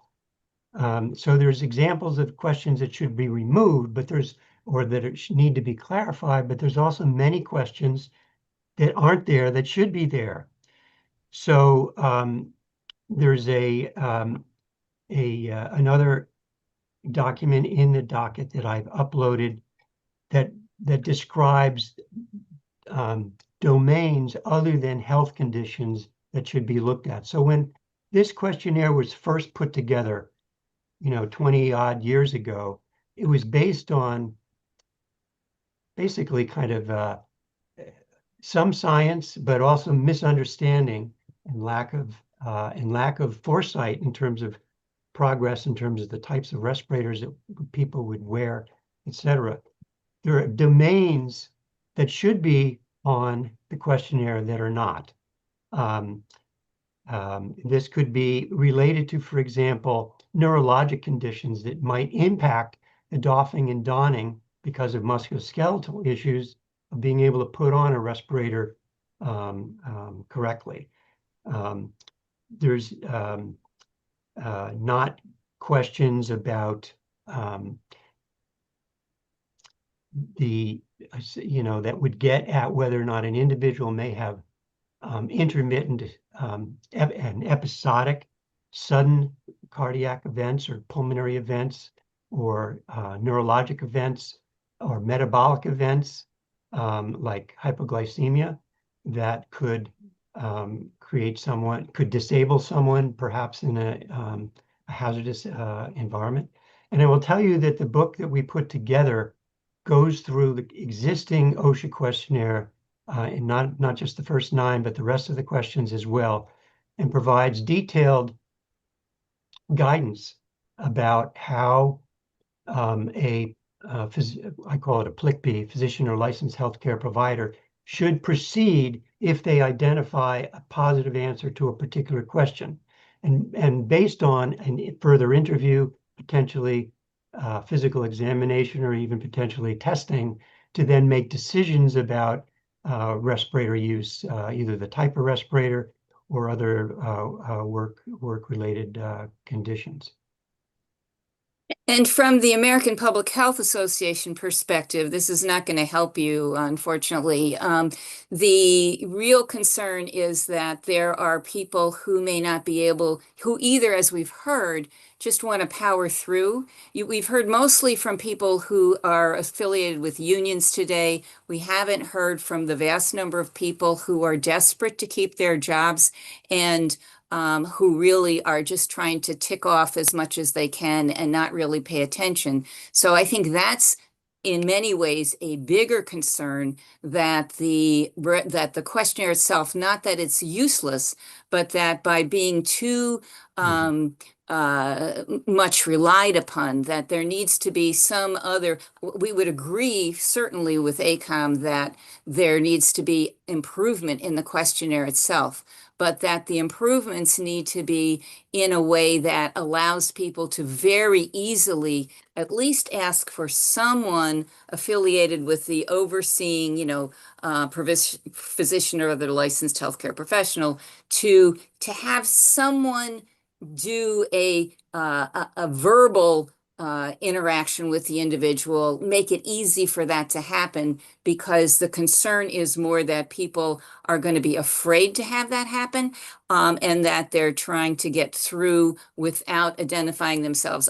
This is an example not from respirator fit testing, but I, honest to goodness, had a patient once who denied all kinds of stuff because he wanted to keep his job, and then when in the physical examination had a throat to abdomen scar from his last coronary artery bypass graft. So the issue of people not wanting to self-identify in a tight economy is a really important one. And that was Dr. Sokas. So I'm sorry. Yes, sorry. That's okay. Your Honor, the last question from OSHA is a late-breaking one from Dr. Minden Nievelis. Thank you so much. And again, I thank the panelists and everyone for their patience. Dr. McClellan, many of the members of ACOM are actually work with employers. They're corporate physicians. And so they may advise employers on risk assessments or risk management issues like this. Today, in various testimonies, we heard questions such as, is the employer willing to take on this liability? Or is the employer willing to take on this risk in the context of removing the respirator questionnaire from, before fit testing for filtering face pieces and powered air purifying respirators? So my question is, could there be a concern, or would employers be somewhat concerned about assuming more liability in the event these medical respirator questionnaires are not completed. Also goes to Dr. Sokas's statement in which an employee may not be completely forthright. And if someone did have something, they would have medical respirator questionnaire to reach back to say, we've done our job here. So I was just wondering what your thoughts might be around that. Well, I think as certainly OSHA is well aware, and certainly Rosemary Sokas is very aware, there's a huge spectrum of the amount of attention that employers of various sizes, including big ones or small ones, pay attention to safety and the health and well-being of their workers. And so I guarantee you there's some that would throw whatever caution they might have to the wind with any relaxation of this standard. Absolutely no question, as you know, as I already testified, and you should know, you have the data. Apparently, as many as 50% of workers, when audited, are not providing any medical evaluation anyway. And so they are unlikely to, they're probably, if anything, will applaud any relaxation of this standard. There are other employers that, regardless of what OSHA does, which is going to want to have, and as you know, the standard currently says you have to do at least, it's just the bottom, right? You have to at least give this questionnaire. But many employers insist on more for many reasons. First of all, it may be combined with other medical surveillance activities. It may be because they have recognized some of the problems that have been discussed. Sometimes people just, fill them out without really attention to their personal health in order to get the job, et cetera, et cetera. So there's some employers who will absolutely, no matter what OSHA does, will try to use the best available evidence, which currently would, first of all, include questions that are not on the current OSHA questionnaire, and may well insist on some type of a personal, at least interview, or perhaps a targeted examination. And that was an answer from Dr. McClellan. Yes. Other questions from OSHA? Your Honor, OSHA has no further questions. Questions from the solicitor? Thank you, Your Honor. This is Tessa Zavislin from the Solicitor's Office. We have 3 questions for Dr. McClellan. We would welcome your responses either now or in a post-hearing comment. You stated that some employees could not safely remove their respirators. Could you please elaborate on the range of circumstances where employees could and could not safely remove their respirators? Sure. Well, I think there have been some other examples of that given during this day-long hearing. One of the issues where there is currently not sufficient OSHA regulation has to do with infectious disease. And there are infectious diseases such as measles or mycobacteria, where very brief exposures can result in devastating and potentially life-threatening illnesses. We've also nurses, chemotherapy, who work with chemotherapy agents. There's certainly been some epidemiology published that shows that these nurses are at higher risk of reproductive harm and even cancer. And so brief exposures to these potentially carcinogenic, teratogenic, et cetera, agents could in fact cause harm. And then we heard that the very nature of healthcare work and certainly other jobs mean that you would be derelict. And most providers put their patient first, no matter what. And oftentimes their job is dependent upon that. And they would be derelict to leave a situation where they're actively giving CPR or other life-saving care to take a break. As we heard from the nurses organization, the fact of the matter is nurses oftentimes don't get a break all day even to use the restroom, let alone take a break because they need to take a breath. Thank you. My second question is about your comments recommendation that requiring medical evaluations for workers using filtering face piece respirators or loose fitting powered air purifying respirators when use is extended other PPE is worn concurrently, or environmental conditions could increase symptoms, or brief removal could cause serious harm. Could you please elaborate on what triggers medical evaluations? For example, what do you consider to be extended use or types of concurrent PPE? Well, so this is meant to be as some things to look at as you try to update the medical evaluation process. And there's plenty of evidence that concurrent use of other PPE, work conditions such as heat, extended duration of use, increase the likelihood of adverse effects, either de novo or that aggravate, already pre-existing conditions. Thank you. And then my final question for you is if you could please explain more about your recommendation for expanding OSHA's current expectation that respiratory symptoms during fit testing trigger medical evaluations. So could you just say that one more time, please? Of course. Could you please explain more about your recommendation for expanding OSHA's current expectation that respiratory symptoms during fit testing trigger medical evaluations? Okay.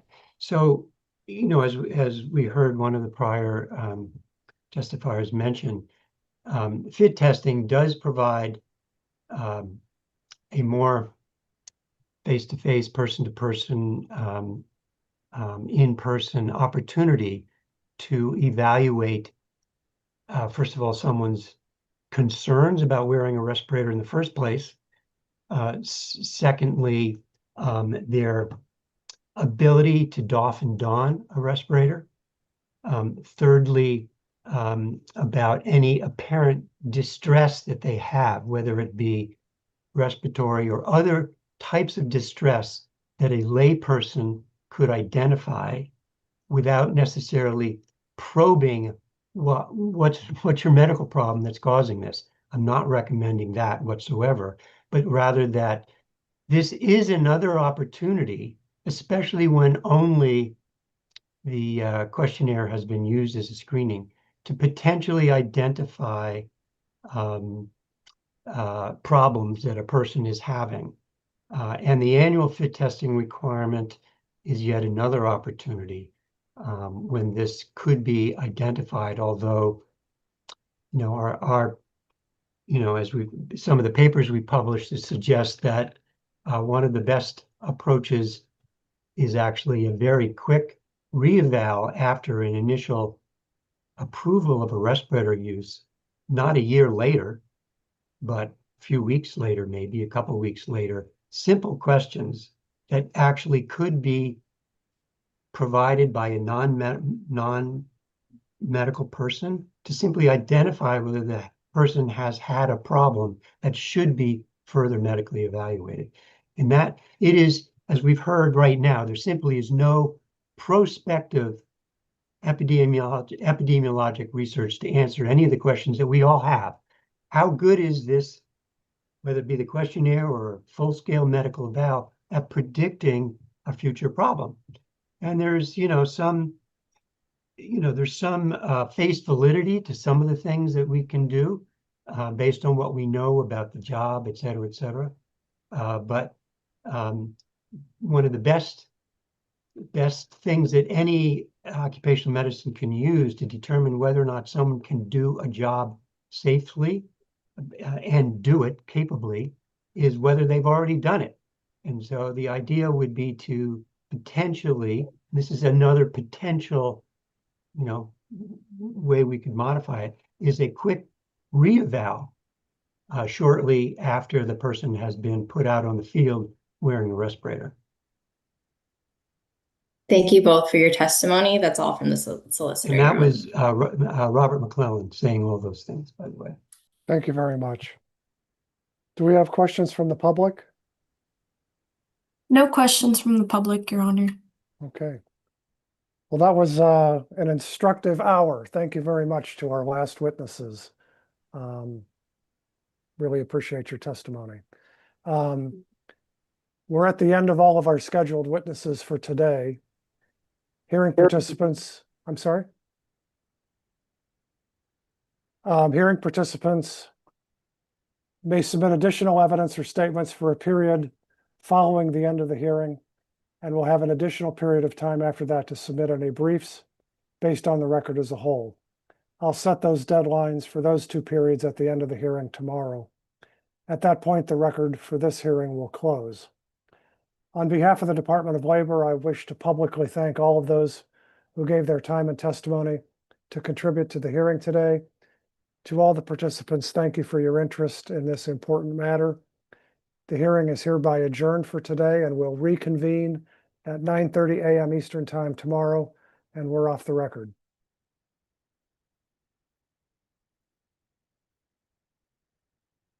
Thanks, everybody. I really appreciate it.